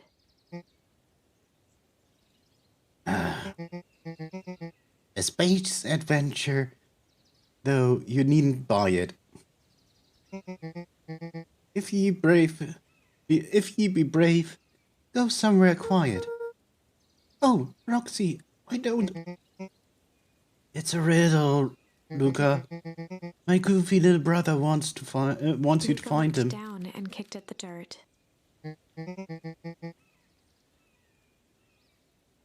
I know you two had a fight. The only thing more annoying than my little brother is my little brother without his best friend. So I'm doing him this one favor. Now I need one favor from you. Whatever it is that went down between you two, squash it.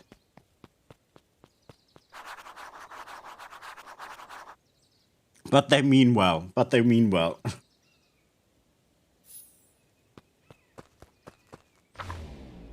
Wait. Nah, I'm always pressing the wrong button.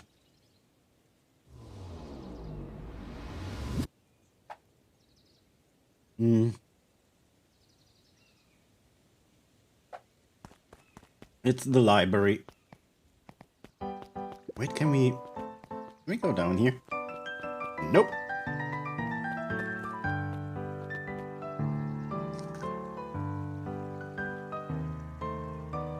But yeah, this guy here is the big evil guy, apparently.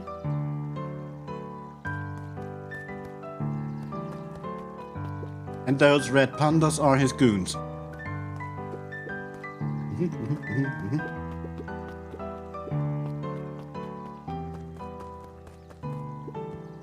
Kinda want to talk to him.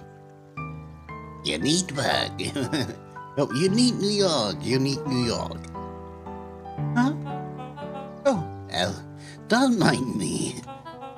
Just warming up from a big ceremony Mr. speech. Cook pointed to his grinning mouth.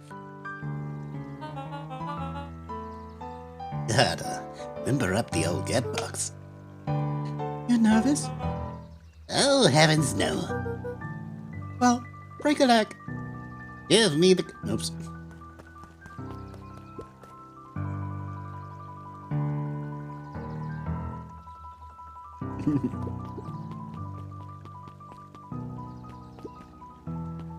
Look who's an all normal again. Everything is time. Nope. Wait for it. Unexplained sound once again noted.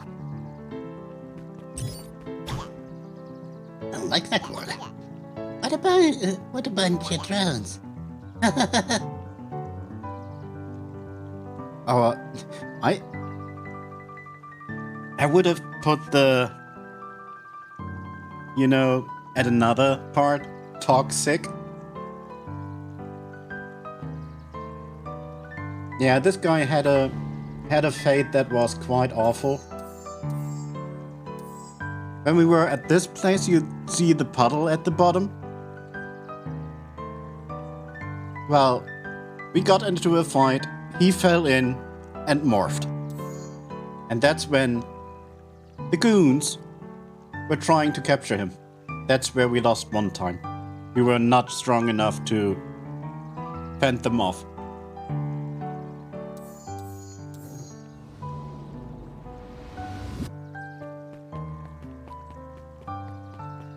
For us too.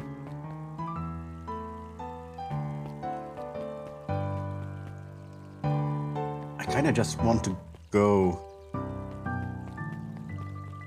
Not talking to anyone. Even though I might need to. Huh. A lot of reading, I guess.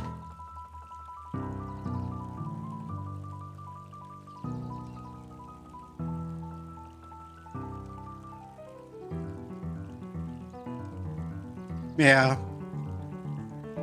But you're here now, that's what counts.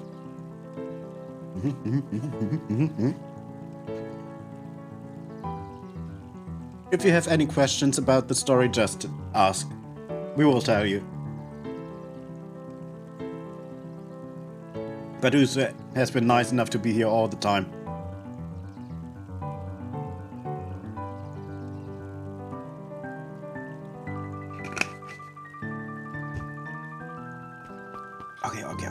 Okay.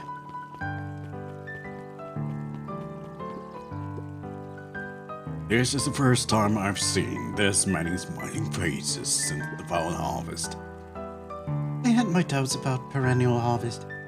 I must admit, they do put on a nice party. Oh, the ominous book-reading lady. He met his old friend's eyes and was greeted with nothing but ice-cold anger. Heavens! This is no time for fractured friendships. Told you. Been a while. Yeah, the times are not good for you, huh? Pepper, you're actually taking a break from studying. I wanted to see what the holiday festival was about. But I can't help but notice. You still brought your backpack full of books. Luca, backpacks can carry a lot more than just books. True. Work and some IRL shit have been taking most of my time. Oh, I hope everything goes well soon. So, what you got in there? Books. Who was able to return the perennial harvest safety suit you borrowed? Oh? I don't think anyone noticed. Good. Now you tell me what you needed it for? It was a favor for an enemy of my enemy. Oh! Our Gran. This isn't going to harm Mr. Kerr, is it? All you need to know is that it's for the good of the family. I have a 4-day weekend now, so that's good. Oh, cool. So yeah, what you might have missed is that we relocated our time for community rooms. We're doing them 4 hours later now. When you go to the Twitch scheduling, you should see the time for you. But yeah, I hope it's a better time for you. I just know that the Americans are better off with it. And I will be sitting here in a onesie. In the Snorlax onesie again. Hi, Luca. His eyes lit with excitement. I've been expecting you. Bravo on deciphering the first riddle.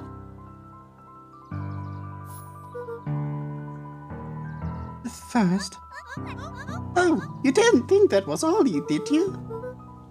Rolo does go all out, doesn't he? Kato straightened up and cleared his throat as if preparing Oh, to hell yeah.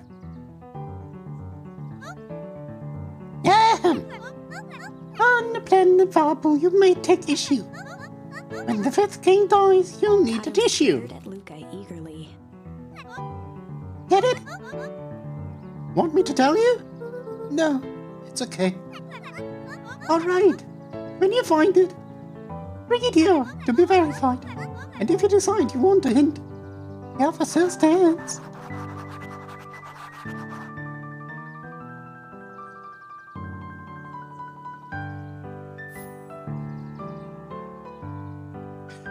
That is...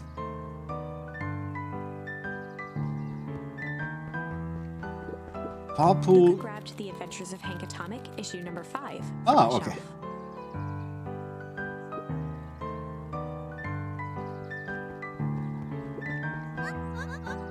Ah, you found His it. book from the desk and replaced it with Luca's, turning on the lamp. As he slid the book under the purple light, 2 words glowed. Are they actually allowed to do that with library The books? Adventures of Hank Atomic, issue 5.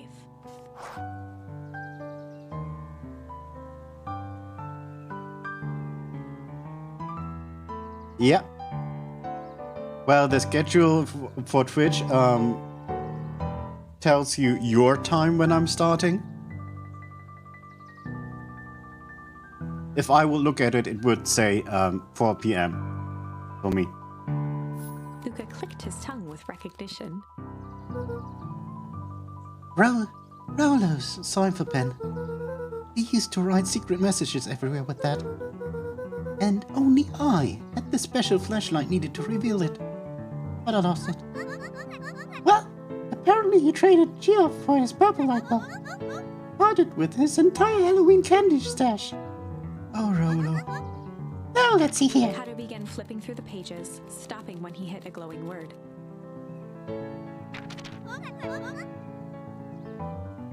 Get away, there's such a He grift. continued flipping.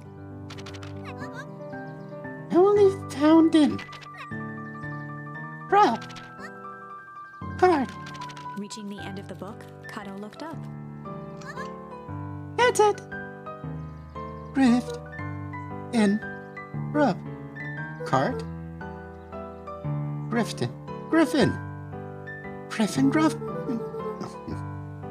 He wants me to go to Griffin's snack. Oh, really? I guess you're off then. Good luck with the rest of the scavenger hunt. Thanks, Kato. Yeah, voice is giving up. Let's keep rolling. Dun, dun, dun, dun, dun, dun, dun, dun, dun, dun, dun.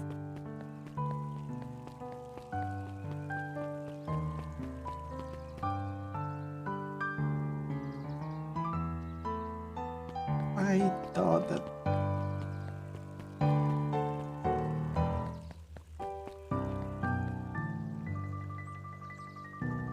It brings.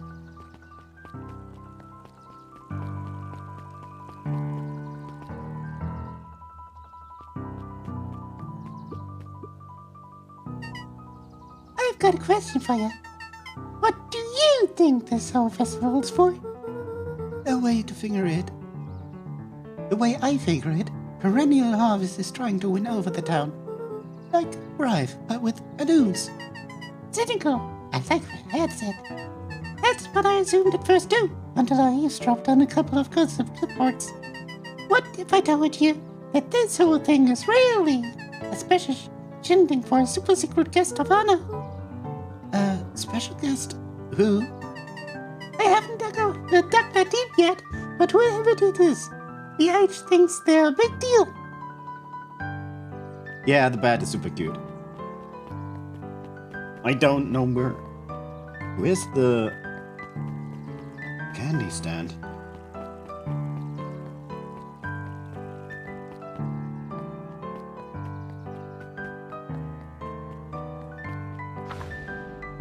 Oh, wrong button.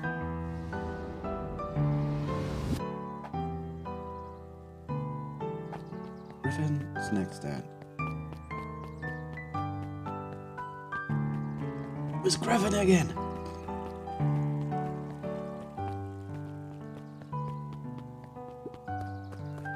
Oh, you are.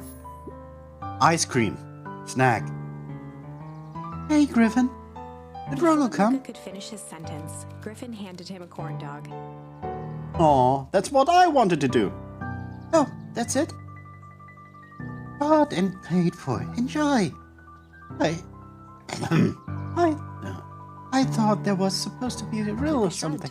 taking a sizable bite out of the corn dog. Yuck. It's cold. Oh yeah, that's been sitting here for a while. Rolo wanted me to be sure to give you that one specifically. Well, that's Luca just... tugged at his cheeks, feeling something rough between his teeth.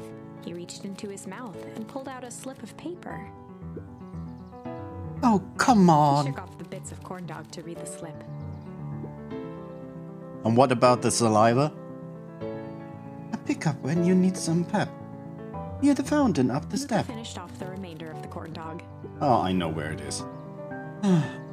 This is getting to be a whole thing. The coffee house.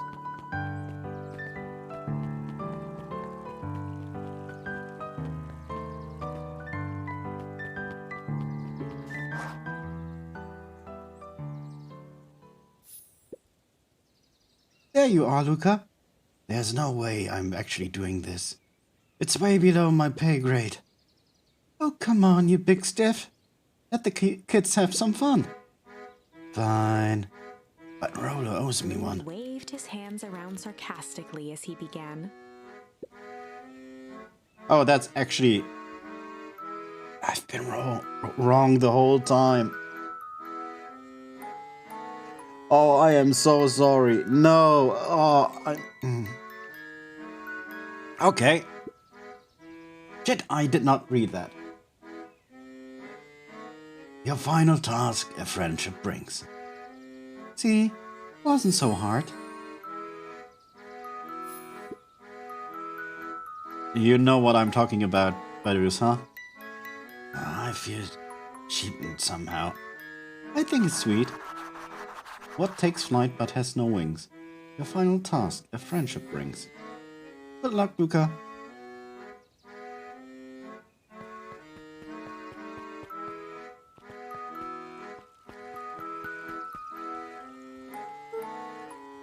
Oh, hi. I did not see him. Hey. Hey. Do you find the comic book? Yep. And you got the corn dog? Yeah. Well then, I know it doesn't make up for what I said, but here, you earned this. Rolo sheepishly handed Luca the balloons. And up I go.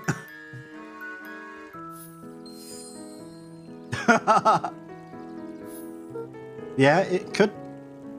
It's English, is it? Two words meaning, one word meaning two different things. Thanks. You didn't have to go through all this trouble. I'm sorry I got so mad. Dang it, you were supposed to let me apologize first. Oh, sorry. Now you apologize twice before me. Just let me do this. Luca, I'm really sorry. What happened?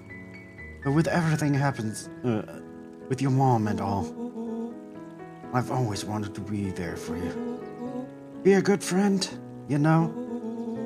When you said you were hanging out with someone else, you kind of freaked out. Rolo, it's now my turn. I felt like if you needed some new friend to help you, it meant that I wasn't good enough. But that was selfish and wrong. I was wrong. I'm sorry, Luca. Okay, apology over. You can talk now. Luca threw himself at Rolo, hugging him as tightly.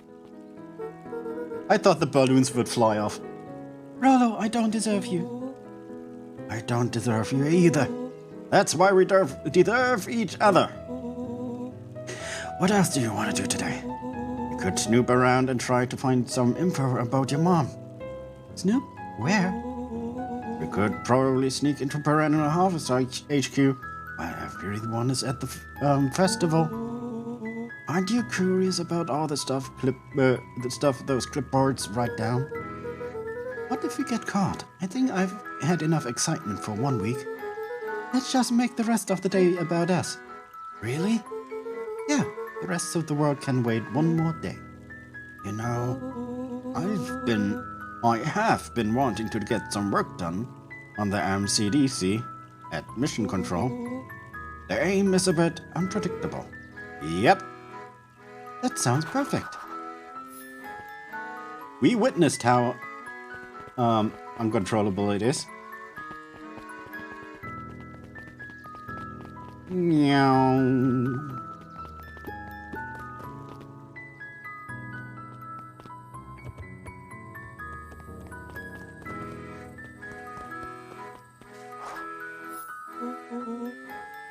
Oh, I almost forgot. I ran into your grand this morning. She asked me to give you this. Handed Luca an unopened letter. I'll wait for you inside if you want to read it now. A letter? Luca, some things are going to happen that might be difficult for you to understand. If I am honest, I hardly understand them myself. But whatever happens, I need you to know that I love you. Holy shit. None of this is fair to you. You have already lost so much. We both have. I wish there was a simpler way forward. But if there is, I haven't thought of it. God knows I've tried. Everything I've done, I did for you. I hope someday you can accept that. Love, Gran. Oh no.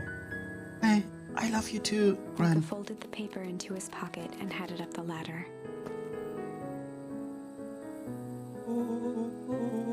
What's up with the letter? Anything you want to talk about? Maybe later. Sure.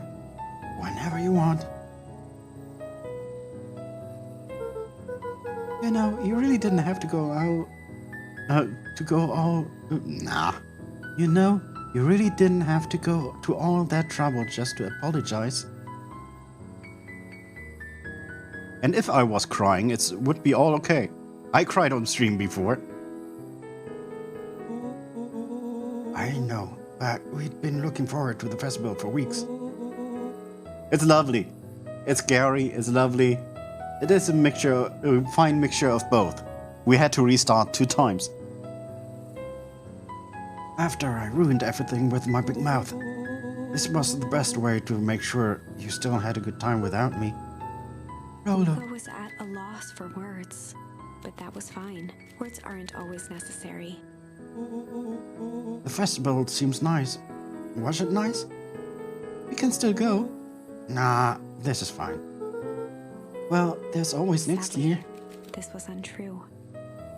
A distant rumble shook the treehouse. Wait, did they really build a bomb? Huh? What was that? Oh man, we missed the fireworks. It was not fireworks. It was something the boys couldn't possibly comprehend. Something as old and cruel as time itself.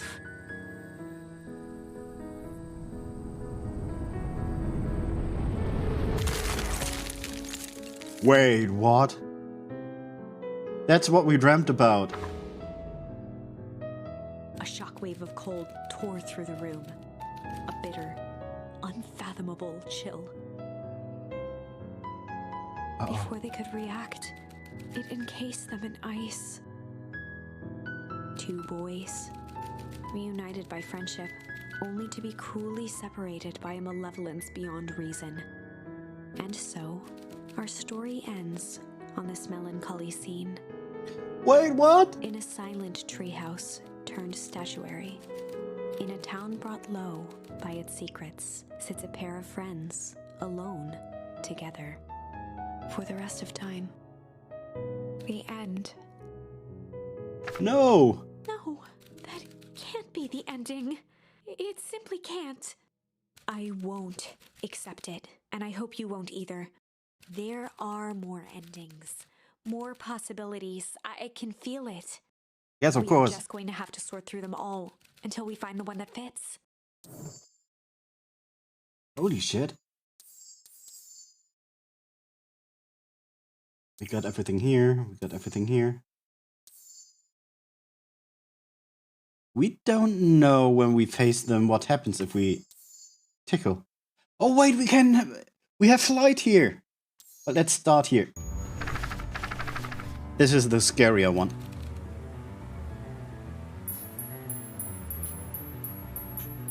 Ah, stupid controller. It's time to bust out the tickles. Well, time to bust out the tickles. Hey, Tish, wanna see something cool? Yup. Check it. Beck lunged forward and began to tickle under Tish's arms.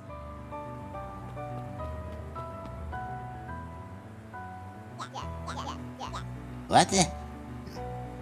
Tish, is she tickling you? Yup. Yup.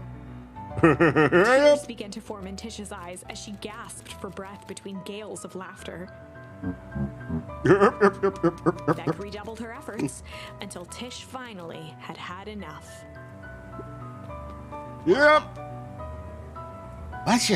What just happened? He seems nice. Yeah, the other ending was not cute at all. You see that green splotch there? If we did the other thing, a fight broke out, and the right character, the bully, would fall into that sludge and... well, they never looked the same. Sorry for the interruption. I think you were just threatening His eyes us. darted around, a realization dawning on his face that he was now outnumbered. I just remembered. I have somewhere to be.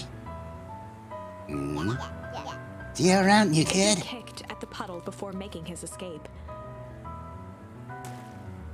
Oh shit! No, no, no, no, no, not her, not back. Oh, little creep. Get it off, fast, fast, please.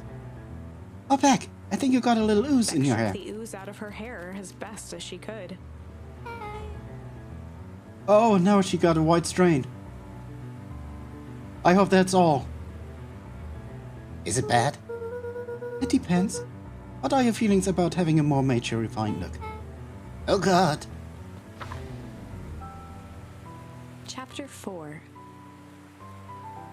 The Best Policy. Luca paused for a moment, catching his breath. But if it's only the hair,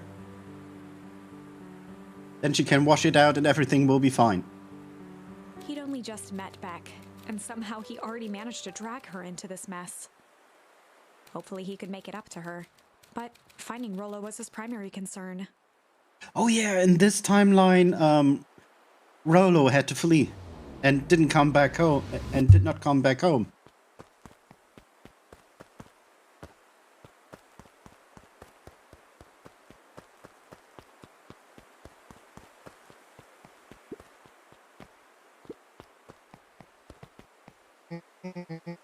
Luca, what the hell are you doing here?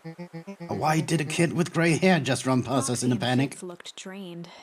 It was clear they'd spent all day searching. That's Beck. I don't care who she is. What happened? We were just helping look for Rollo. Luca and I need you to start telling me the Roxy's truth. temper could often be dismissed as the impatience of an older sibling. But this was the most intense Luca had ever seen her. Her eyes were wild and unfocused, looking straight through Luca. We're running out of time. Of rambled words and tears, Luca broke down. Rollo and I weren't just playing in Weebird yesterday. We weren't investigating lights at the Valentine's warehouse. But someone was there and with a strange suit. And we hid in the dumpster and had the heavy bag dropped on us. And I think it was a body. And so we ran, but we split up. I ran home, and it's all my fault. And now my best friend may never come back. Oh. Roxy, still exhausted and angry, softened briefly as her eyes hunted the ground in thought. With a determined sigh, she looked up at Luca. It's not your fault, Luca. Rollo's gonna be okay, Roxy I promise. drew herself up. I'm gonna fix this. Luca, go home. But I wanna help. This is too dangerous for a kid. I can't just sit around, I have to do Roxy something. tried to think of the safest place to send Luca. You go back to that little tree house you two like to play in. Wait there in case Rollo shows up. Sound like a Luca plan? wiped his cheeks and gave a quick nod. You did the right thing, telling me the truth. Now, Scoot. You really believe his story? What other option do we have? Things have been strange around here, leading up to the festival. My dad has been acting weird lately. Well, weirder than normal. Looking into the puddle, Roxy rubbed her arms to warm up. Why is it so cold in here? This place gives me the willies.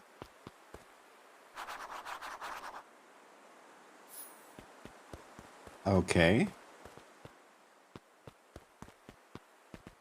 Mr. Nuncree jumped with a start. Whoa, don't sneak up on an old fella like that. Sorry.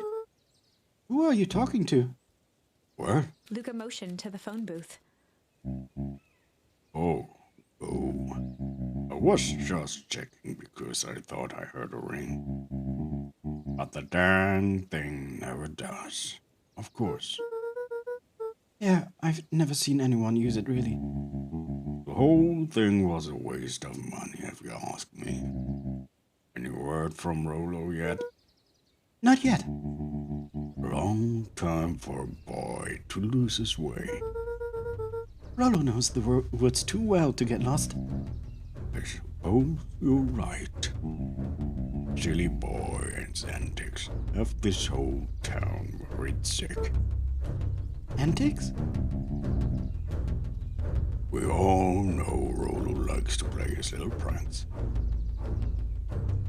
What is that sound? Oh, it's the music. You think this is a prank? What other possible explanation could there be? He's not playing a prank, and he didn't get lost. Someone took him, I know it. How would you know that? Unless... Okay, is there something else that you know? Mr. Nuncreed gently placed one of his substantial hands on Luca's shoulder. The creep. Dang it, boy. If there is something you know, something that could help your friend, you need to tell folks. Luca peered up at Mr. Nuncreed. Kind eyes warmed a stern face. There was a deeper emotion hiding beneath it all. It was subtle, but Luca could sense something eating away at him.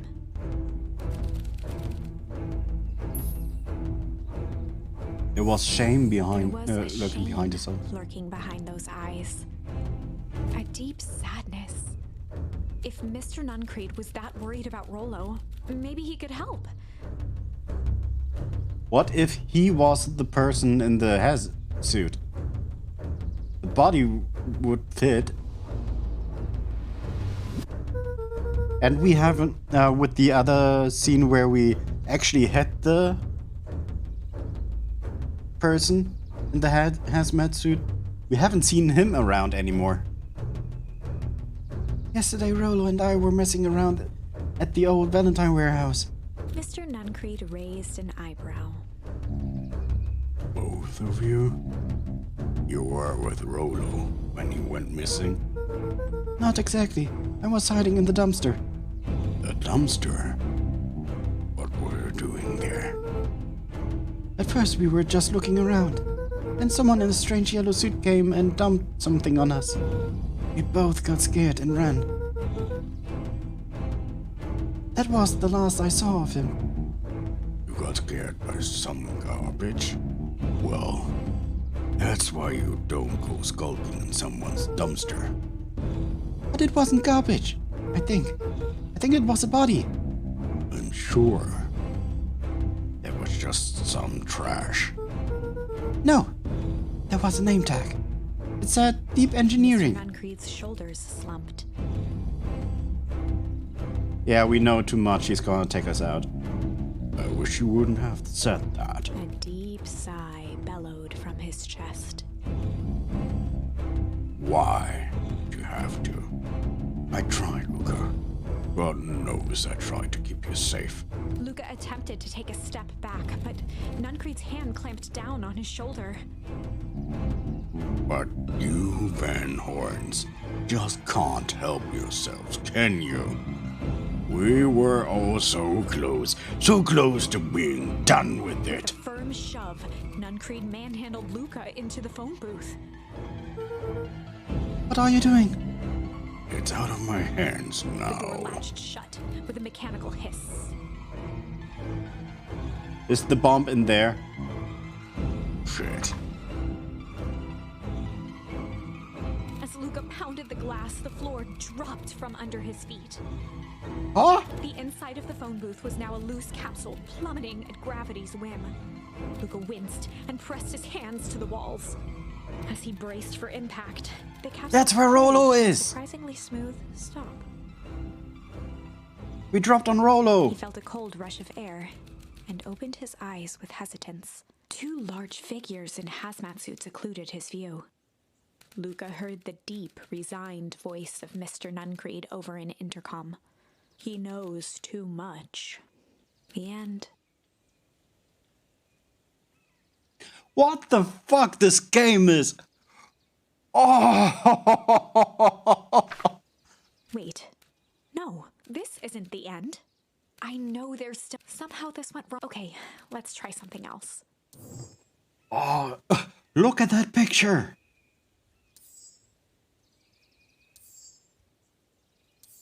Okay, let's keep at the right branch.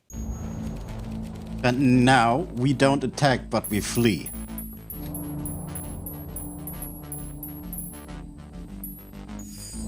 Luca drew himself up and decided to take the only option they had left: flight.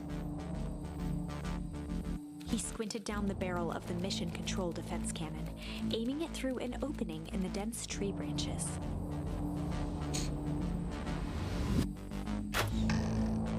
He looked up with surprise as it struck true and taut. Wow, I can't believe that worked. Hey, Mr. Kerr. We'd love to hear your thoughts, but I'm afraid we have places to be. Come on, Iggy. Sure, Jax. Fine. We know where that leads them. This way. We'll take the tunnels. Luca and Iggy winced as they sprinted through the thicket. The branches clawed at them, reluctant to give passage. After what felt like a marathon, Luca stopped in his tracks as they reached the clearing. What the? I can't keep my legs still. That was all he was able to say before Iggy slammed into his back. The boys tumbled down a steep decline and crashed with a wheezing thud on a surface as hard as ice. Oh, like the explosion we witnessed. It was ice. Chapter 5. Progress! Signs.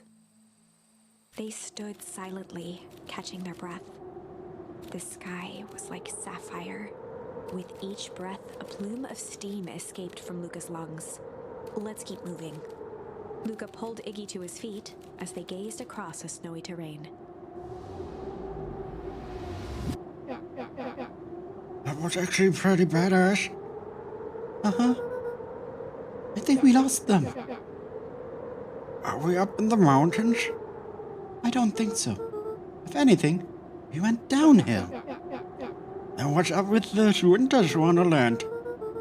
All I know is there's no going back the way we came. Let's see if we can get our bearings. Follow me. Find a way home. We are in a complete new area. A disc of smooth metal was lightly covered in snow. Oh, one of the tunnels. Seams were visible along the surface. A manhole cover? If it is, I've never seen one like it. Uh-oh. Wait! Wait. This is the, the entrance of the town. Why is it in snow? Why is it all frozen? Are we past the explosion? Oh shit.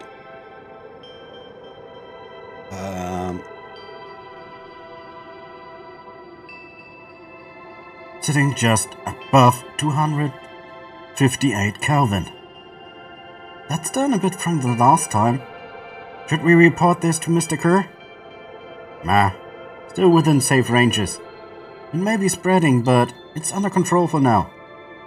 Even a small nudge in the equilibrium could cause a cascade. Dude, relax. Just a few more sites to hit before we can punch out. Let's get this over with.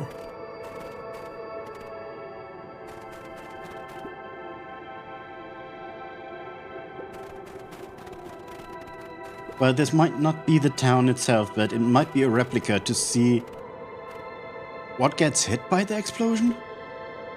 What's all this? Hard to say with all the snow. I think it's a town sign. Quack. Quack. I can almost make out letters under there. What town would this even be? There couldn't be another town this deep into the woods. Look at this.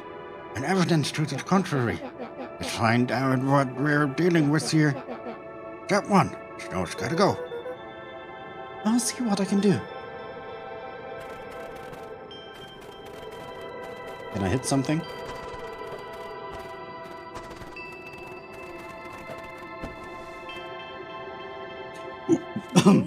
Welcome to Beacon The Pines. sign that now clearly read, "Welcome to Beacon Pines." This doesn't make any sense. We're in Beacon Pines? How's that possible?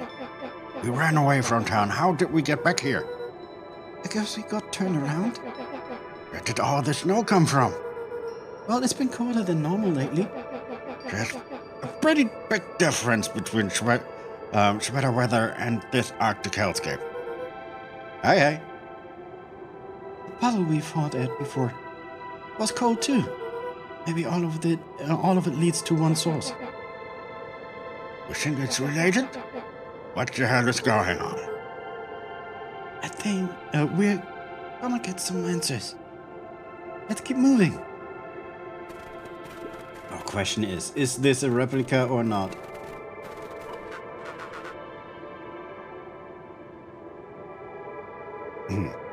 Luca! Luca! Luca had almost forgotten the walkie-talkie he was carrying. I did. Is that Boulder? Oh, I hope nothing bad has happened to you out in those Luca woods. looked at Iggy with hesitation. No need to be With rude. a resigned sigh, Luca responded. It seems like the only dangerous thing in the woods is you. He speaks, the young man of the hour.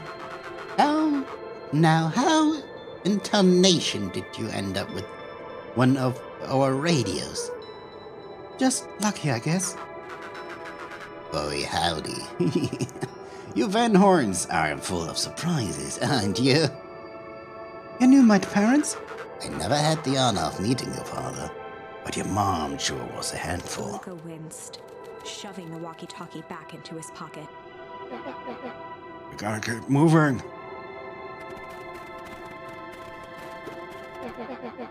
The stuff looks familiar to you. It looks like the barrel near the puddle. Shove me into it, yeah. well, I'd be rude to that person too. It's all Looking frozen. down at the frozen stream, Luca could faintly see a school of minnows encased in the ice. Whatever happened here? It happened fast.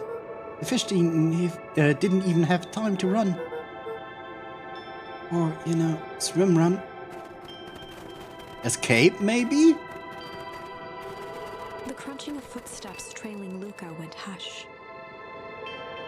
He looked back to see Iggy's face twisted with confusion. Everyone's gone. What? There's nothing here but more snow. There must be an explanation for all of this. We have to keep looking. You can look all you want. I quit. Iggy, we have to keep going. You don't get it, do you? This isn't one of your pathetic Hank Atomic stories. We aren't going to save the day. We aren't even going to save ourselves. My face is mangled. The town is destroyed. And everyone we've ever known is gone. We don't know that.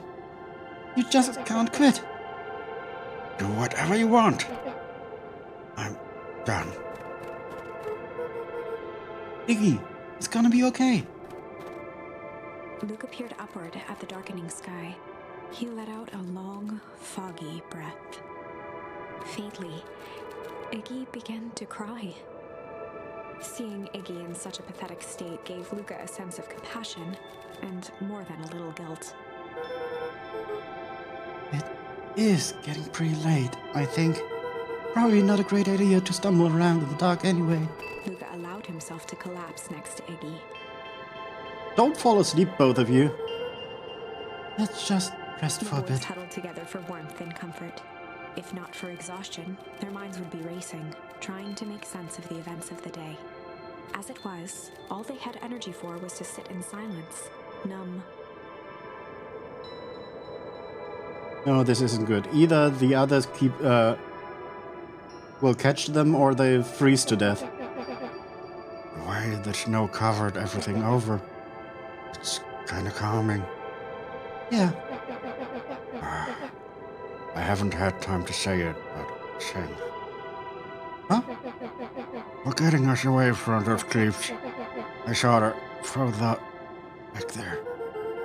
Iggy, I should be the one apologizing. This all happened because I lost my temper. Nah, that's bull hockey. First of all, you didn't know what that gun would do. Yeah, it didn't, right? Of course not. And second, stop with this baloney about losing your temper. I did lose Iggy my motioned temper. sarcastically to his half-deformed face. Obviously.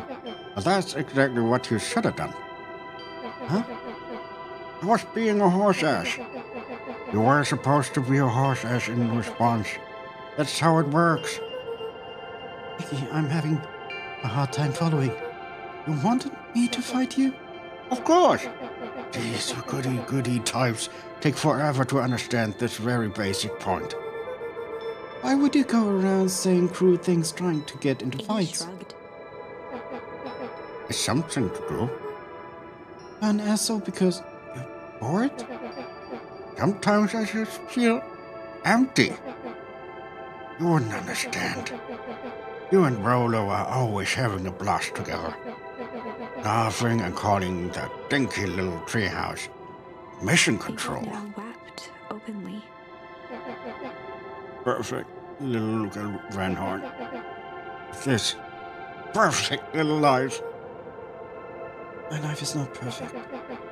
Everybody in town likes you. Not everybody.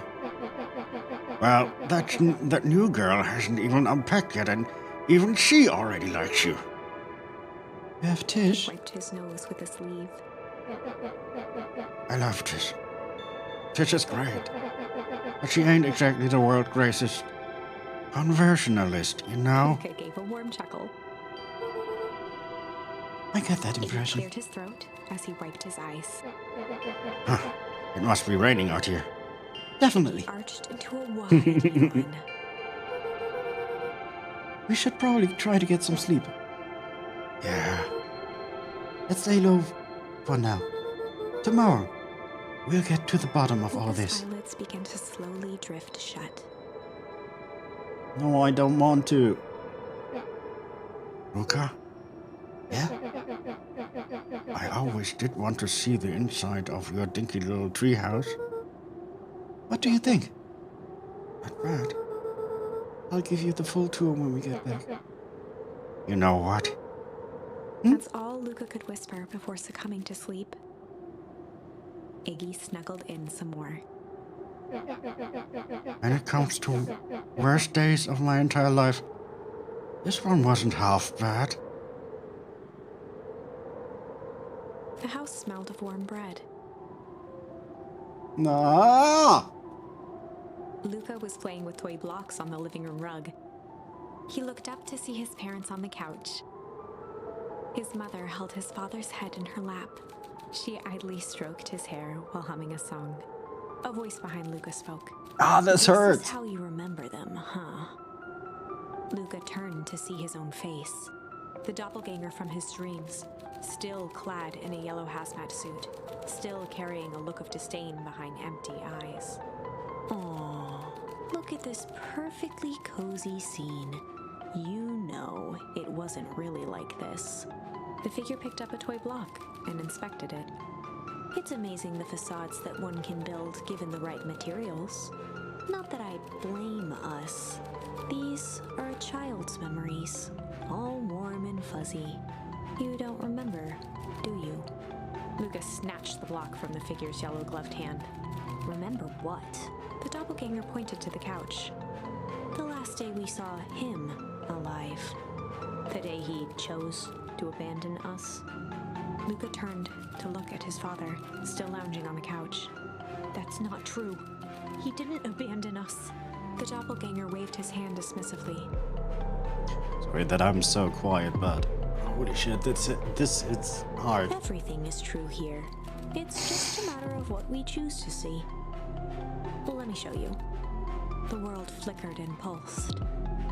Luca was sitting next to his bed, listening to his heartbeat with one of his dad's stethoscopes.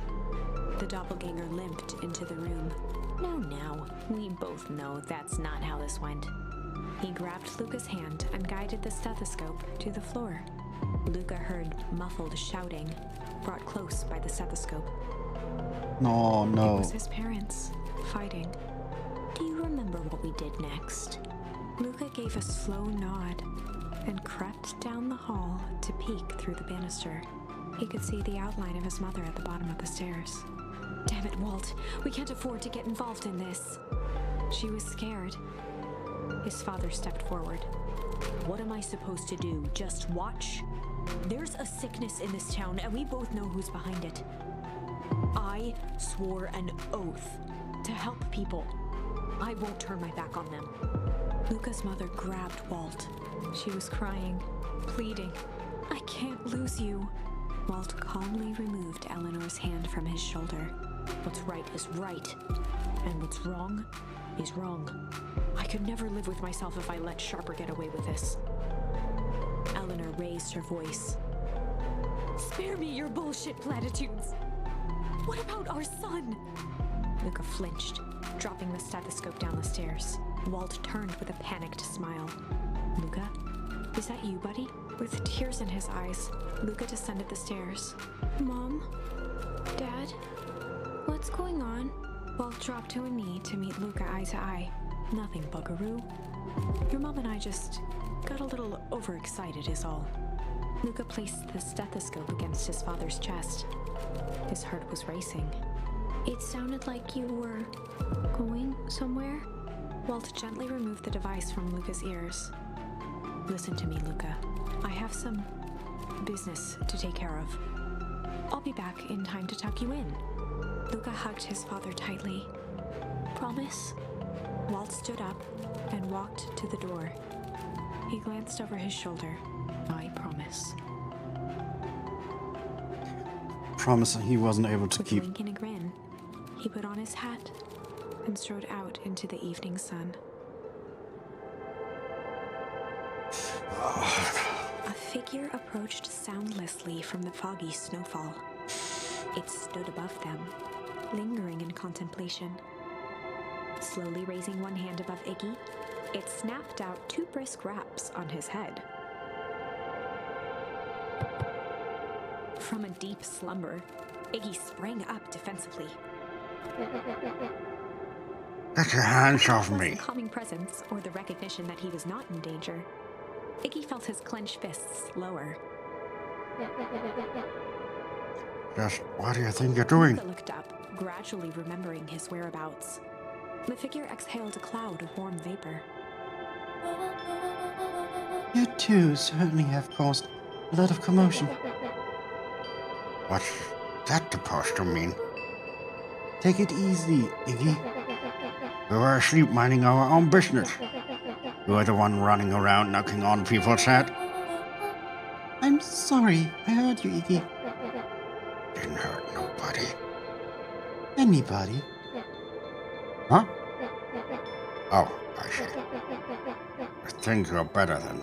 When it came to complete strangers, Iggy had trouble cobbling together an insult. You big-headed, scalfy-necked verbal. Okay, let's lower the temperature a bit here. Interesting choice of words. I mean, it could just all come down. Who are you? A friend? An observer? A hitchhiker of the infinite expanse of possibility? Great. How about a name?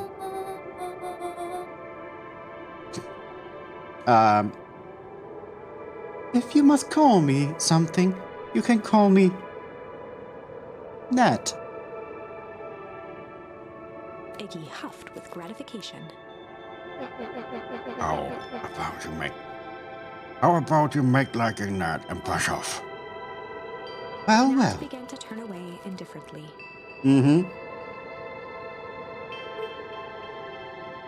Wait. Do you live here? You might say that. You know where we are? You might also say that. Look, pal, We just want to find a safe way out of here. You gonna help us or not?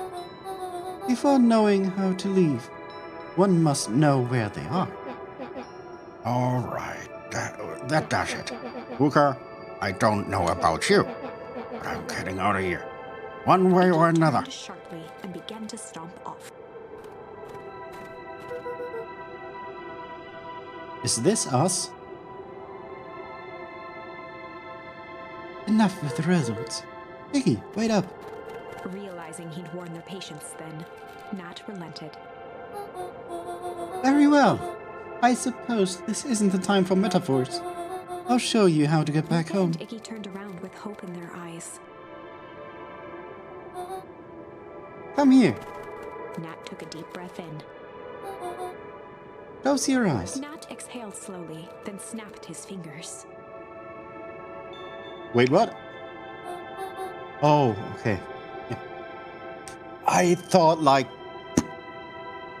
For a brief moment, Luca and Iggy let themselves believe that some great magic was about to unfold.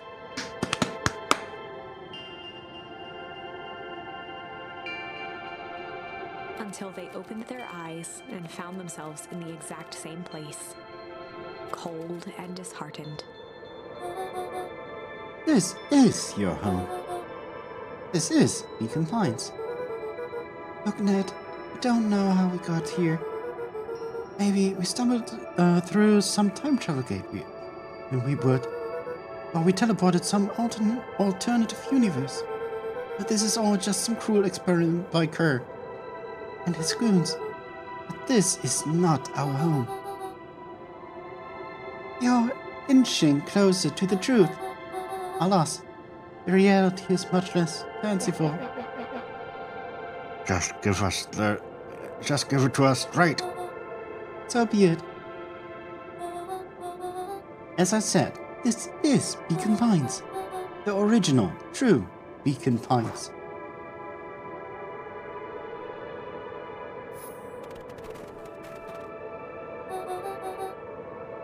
You both grew up here, but the town you've called your home for the past several years is a replica. A remarkable achievement of engineering, to be fair, but a replica nonetheless.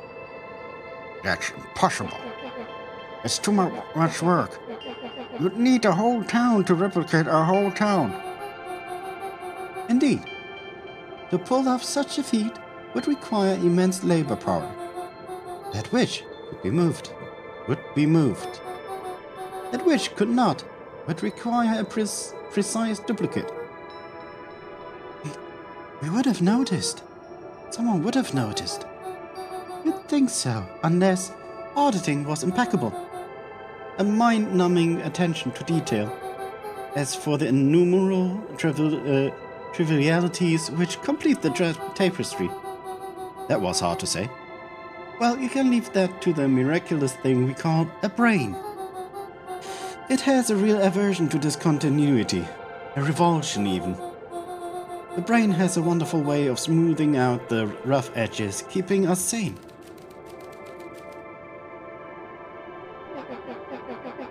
So you were saying someone made an entire new town and moved us all and no one noticed? Precisely. But why? Why is the one question that can never be answered with certainty. But the best one can do is to uncover. He narrowed his eyes, furrowed his brow, and uttered, Oh, and that is a male. The source. I should say the source like that. Why, Luca indeed. began to laugh uncomfortably. It's all ridiculous. There's no way they He could. looked down at his feet. His eyes started back and forth in contemplation. With a sudden pain, a thought struck him. If this is really home. He sprinted off into the pale distance. As Iggy turned to follow, Nat called out. Iggy! It's not too late to turn back. Simple head west, through the weep wood.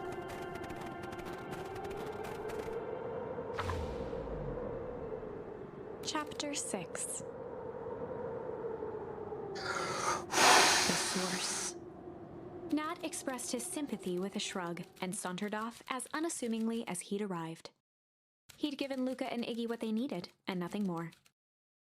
As Luca sprinted across the snow, the events of the past few days became clearer, pieces to a larger puzzle. Rolo said This he is was all underground insane. somewhere, captured. Mr. Kerr tried to cover it up with lies. The clipboards were hell-bent on capturing Iggy. It all seemed to point to perennial harvest. But right now, there was one thing that Luca needed to know. Oh, the grave. Luca stopped dead in his tracks. The tree is not here. The tree was gone, uprooted and moved, leaving a raw gash in the earth. They even moved the tree? He dropped to his knees and dug wildly at the cold snow. His numb hands hit something hard, a headstone. A dry whisper escaped Luca's lips. You're here. All this time, I thought I was visiting you. But you've been here, all alone, in the snow. Dad, I'm so sorry. They ruined your favorite spot in the world. Our favorite spot in the world. Dad, what do I do? No reply, just snow-covered silence. Why give me a slip like that? What if I couldn't find you, you Iggy jerk? finally noticed the tears welling in Luca's eyes and the snow-covered grave. Oh, Iggy, they stole his tree, Iggy. yikes. Suddenly, they heard the crunch of approaching footsteps in the snow. We gotta hide.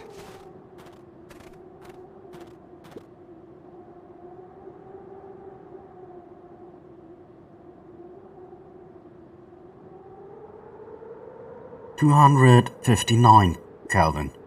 Fall off. Distant. You're good. Dude, did you hear me? I said 259. Sorry. You ever think about what we did here? We saved a whole town of people. Doesn't feel like it sometimes. What about everything we left behind? That's the grave of someone with a family. The people who loved them will never know the truth. The truth is overrated. Down to scoop up a snowball and lobbed it playfully. Hey! Don't be such a downer, dude. We took the job to change the world. Yeah. Come on. It's almost time. It's almost lunchtime. Weirdo.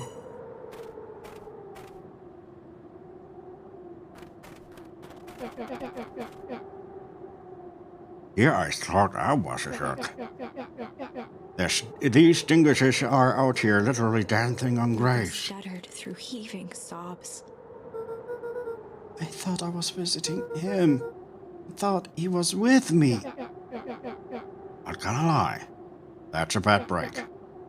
Here's some advice. Luca a solid smack on the back of his head. Hey, Who's any of this helping? what? Sitting here in the snow crying like some pushover. Who you helping? Iggy, look what they did. They lied to everyone. Blah, blah, blah. Luca Van Horn, you're a lot of things, but you ain't no pushover. What did I tell you before? When some jerk comes at you, acting like a horse's ass, I should stand up for myself. hell yeah.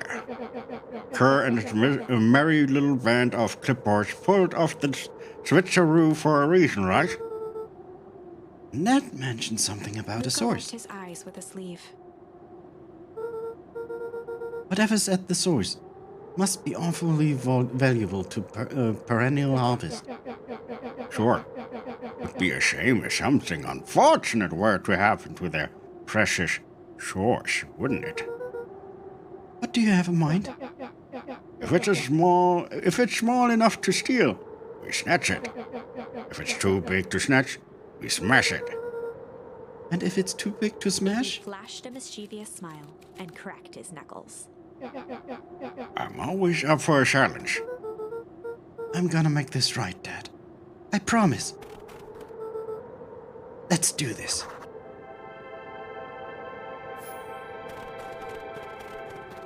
Looking around a little bit more.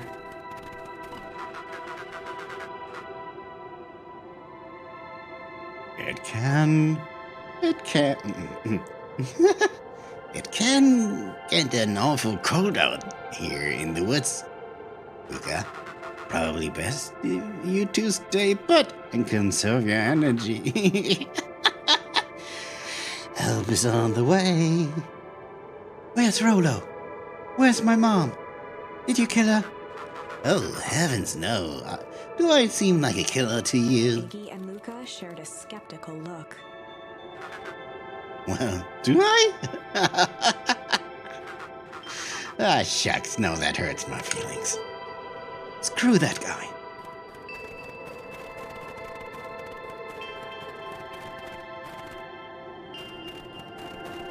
This is where we landed.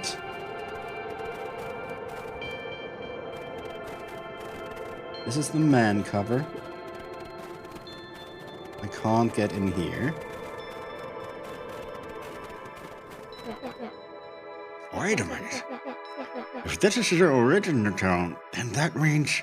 Iggy darted behind a large pine and began digging furiously. He emerged holding a shoebox with a crude skull painted on its lid. His pet? What is that? Long story. So a few years back, I came into possession of some premium grade fireworks. Oh, okay. That kind of skull. Not the wimpy firecracker stuff they give kids. Good stuff. So why did you bury it under a tree? That's the long part of the story. You and Rolo were doing chores at Rolo's chicken coop. And you guys pissed me off for some reason or another. Wait, you burnt down the chicken coop? Luca rolled his eyes with realization. No, it didn't. Iggy stifled a chuckle. Yep. I just wanted to give you guys a little scare. But like I said, these were some primal fireworks. I might have underestimated things. You blew up the chicken coop? I prefer to think of it as an incendiary redecoration. Sorry, but you should have seen the looks on your faces. Rolo got grounded for months. Which is why I needed to stash the evidence and lay low. So I buried them under the tree. But when I came back for them later, they were gone. I figured some grown-up found them and tossed them. Triumphantly raised the shoebox. Turns out it wasn't the fireworks that got moved. It was us. Unbelievable.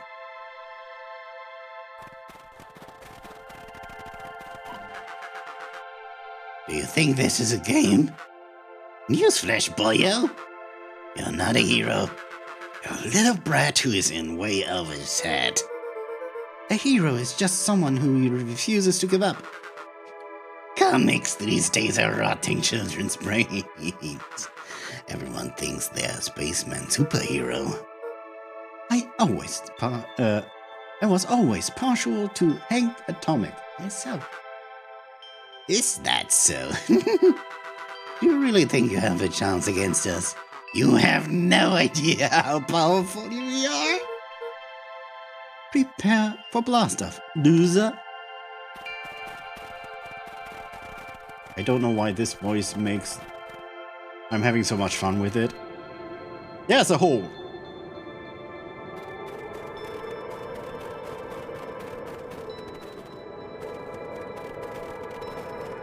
Can I enter something here?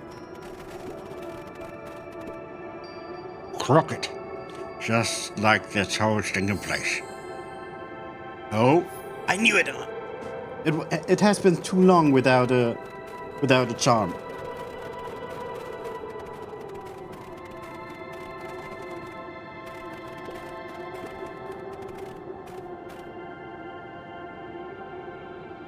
Luca and Iggy inched up to the edge of the hole with bewilderment in their eyes.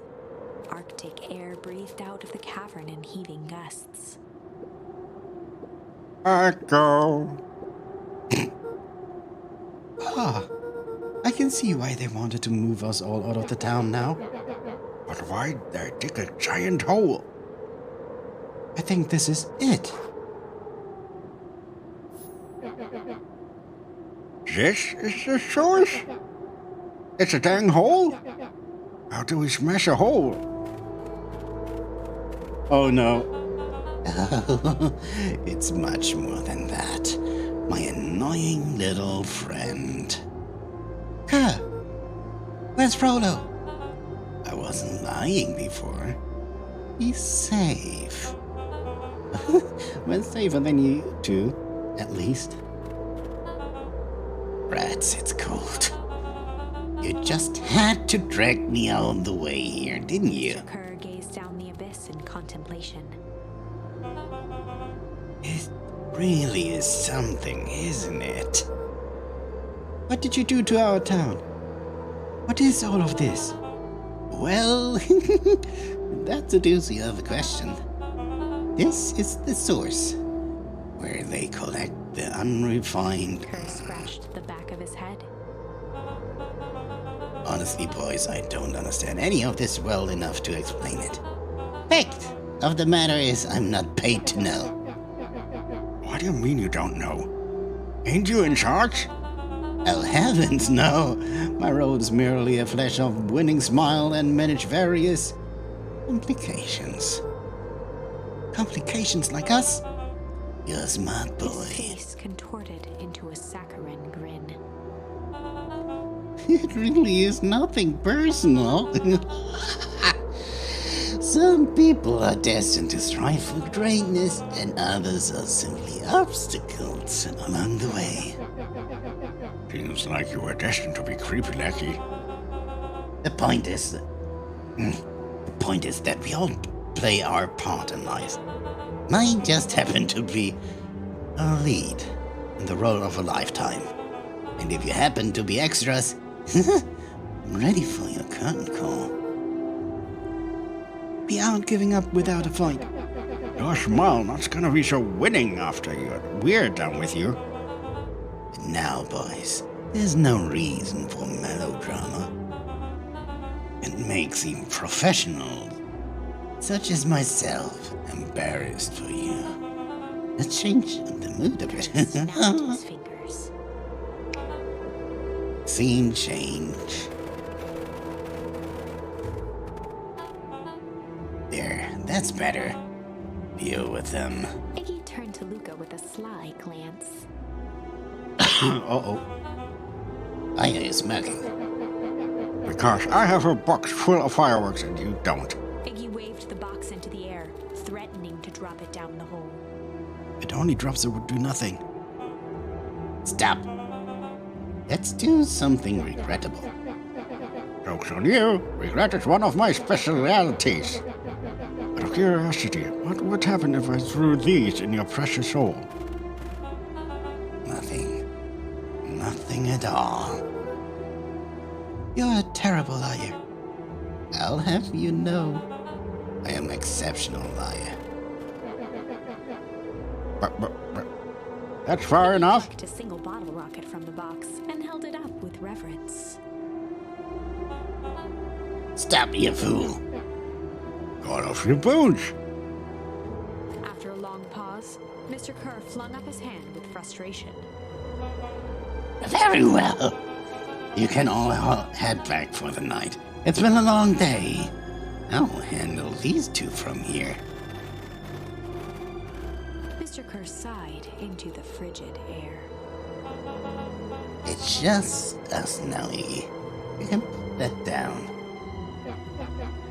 What, like With this? a nonchalant flick, Iggy tossed the firework into the hole.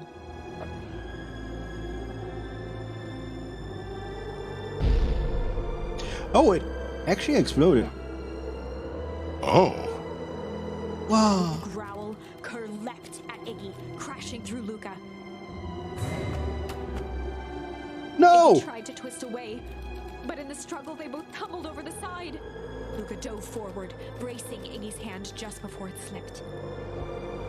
No, I started to like him. His grip was made precarious by the cold, wet snow. He could see Kerr further down, clinging to Iggy's coat. You're reckless, Time. What have you done? Luca, listen. No. Luca, listen to me. Hold on tight and use the walkie-talkie to call them back.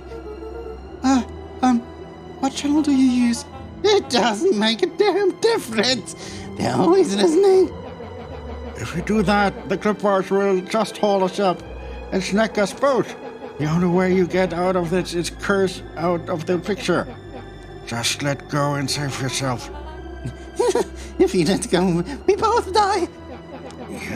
I don't want to die, but seeing the look on your face almost makes it worth it. Mr. Kerr, you have a long life. Why don't you actually do something selfless and just let go? Kerr gasped with insult. Long knife? I'll have you know, I can still play 25. You should have heard me sing the part of Phileas With a Young. wild look in his eye, Mr. Kerr began to hum a proud melody.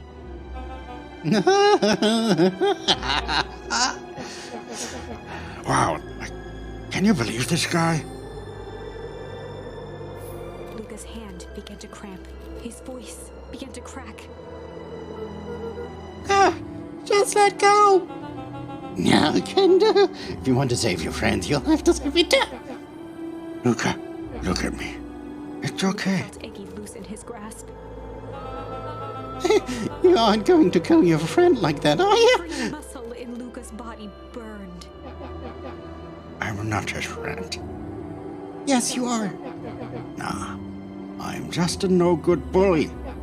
Like you, Kerr. Iggy, Luca no. felt his hand slipping. I told you what you need to do with bullies. I can't. It's your only way out of this mess. Two birds with one stone. It makes sense for all of us to fall together. Wackadoos travel in packs. Over Iggy's face. Luca, let me do this. Iggy's voice was colder than the bitter air billowing from the chasm. Let me do this thing for once.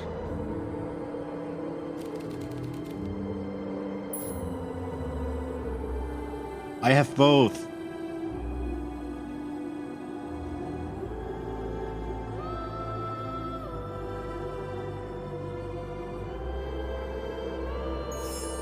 Luca had no choice but to refuse Iggy's request. He tightened his grip and reached for the walkie-talkie in his pocket. A wild delight crept onto Mr. Kerr's face. That's a good lad. Now, radio for help. Iggy begged Luca with his eyes one last time, but Luca pressed the button and called out. We need help. Mr. Kerr is in danger. It wasn't long before they were once again surrounded by clipboards. Mr. Kerr sighed with relieved frustration. There you are. You really are a worthless lot, aren't you? Mirror, now. A clipboard dutifully produced an ornate ivory hand mirror, and Mr. Kerr began preening his tousled hair. Ah, that's better. Mr. Van Horn, I applaud your sharp thinking under duress. I'll put in a good word for you with the founder. Take them away. A swarm of hands overpowered Luca. The last thing he saw before a cloth bag was pulled over his head was the defeated look on Iggy's face. The end. Fuck!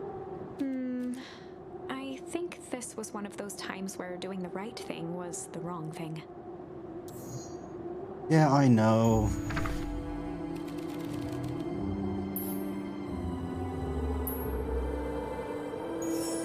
Luca had Fuck. no choice but to accept Iggy's request.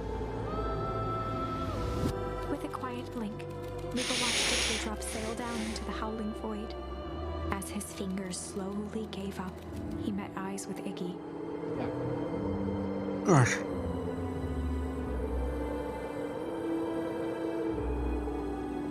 The two silhouettes were swallowed by darkness.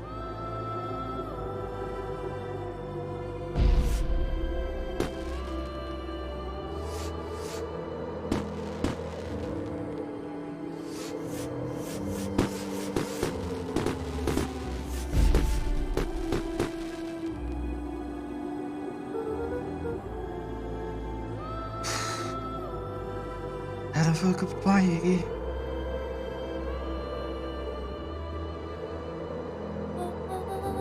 Luca, you should really step back. What? Quickly. Not the time. Curious. Oh, but of course. Those fireworks of Iggy must have been just the right amount of energy. We should get out of here before perennial harvest arrives. Not until you tell me what just happened. Your friend's sacrifice just saved this town. For a little while, anyway. How? Tempest liquimane is a peculiar substance. It can change the relationship between matter and time itself. But doing so requires unfathomable energy. In a closed system, that energy can only come from its surroundings. A useful side effect of its property being, by adding precisely the correct amount of energy to it, one can create a cryogenic cascade. So the gunk makes things cold and the fireworks made the whole freeze over? That's one way of putting it, yes. As dumb luck would have it, the fireworks weren't strong enough to generate a one-way reaction. I shudder to think that what would have happened in that We case. have some idea what that would look like. I will take them a good while to safely break through and access the source again. If you know all of this stuff, why haven't you been helping? I have been, in my way. Each one of us has our role to play. Iggy's role, turns out, was to buy us precious time. Mine has been to observe and wait. Wait for what? You. Me? Why? What's my A role? fierce twinkle flashed in Nat's eyes. Luca Van Horn. You are going to save the world. With a chuckle, Nat turned and walked west. Dumbfounded, Luca followed behind him, trudging through the snow. Every step taking him further away from everyone and everything he knew, and closer to destiny. To be continued in Beacon Pines, Pines Harder. You're really making jokes now? Revenge served cold. Second time's a charm? Wait, that's it? This ends with a crummy cliffhanger just when it was getting good? I was even starting to like Iggy. No way. I refuse to be associated with some never-ending parade of sequels. Let's go back and find something more definitive.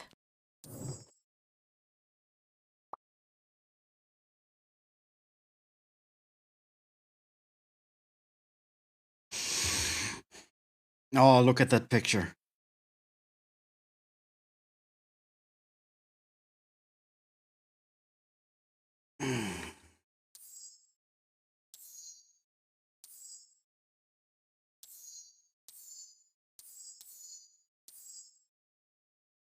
Okay. The only thing we can do now is that when we had our good time with Beck, that the weather would break? Luca began to respond, but the sky answered for him as the clouds above began to break, revealing Oh, good, patches of Thomas. star-filled summer night. Moonlight filtered down, shimmering in the treetops. Oh, that? Oh, the clouds break open. Ah! So we make it in time with Rolo. He won't get mad. Sure, you can meet Rolo. You're not going home? No, I promised Rolo I'd tell him about Luca you. stopped himself mid-sentence. Promised you'd tell him what? Spit it out, bub. They're thick at thieves now. If there's a juicy secret, you've got to tell me. Okay. You can come to the treehouse and I'll tell you both what happened. Heck yeah.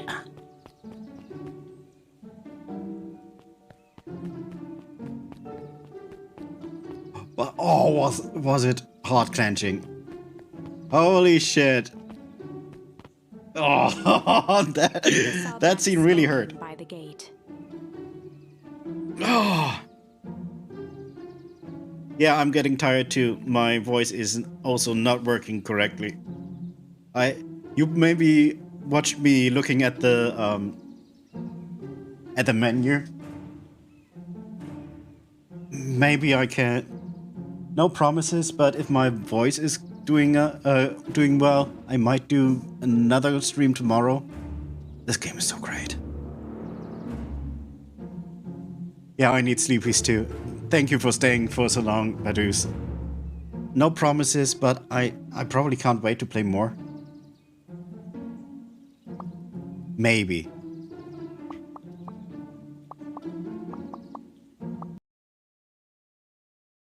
Let's have a look.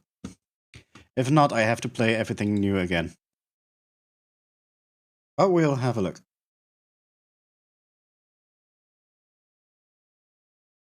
There was no save option.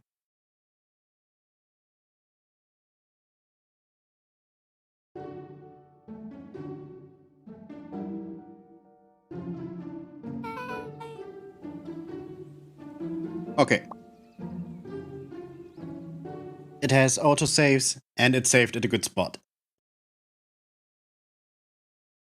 Yeah, I really would have liked to play more. I am really tempted to play more. Yeah, awesome, it saves automatically. It's such a good game. It's everything I hoped for and it's everything I hoped for. It just has to prove how much we can change everything. But yeah, I love this game. Good reason I would have looked forward to it. So yeah, let's look for someone to raid. I really enjoy this game so much.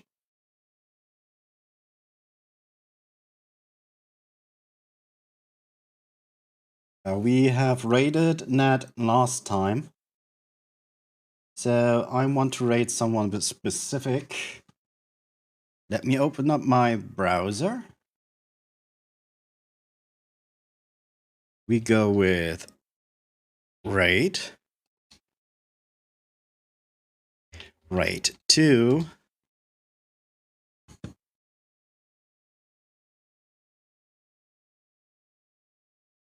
And we will raid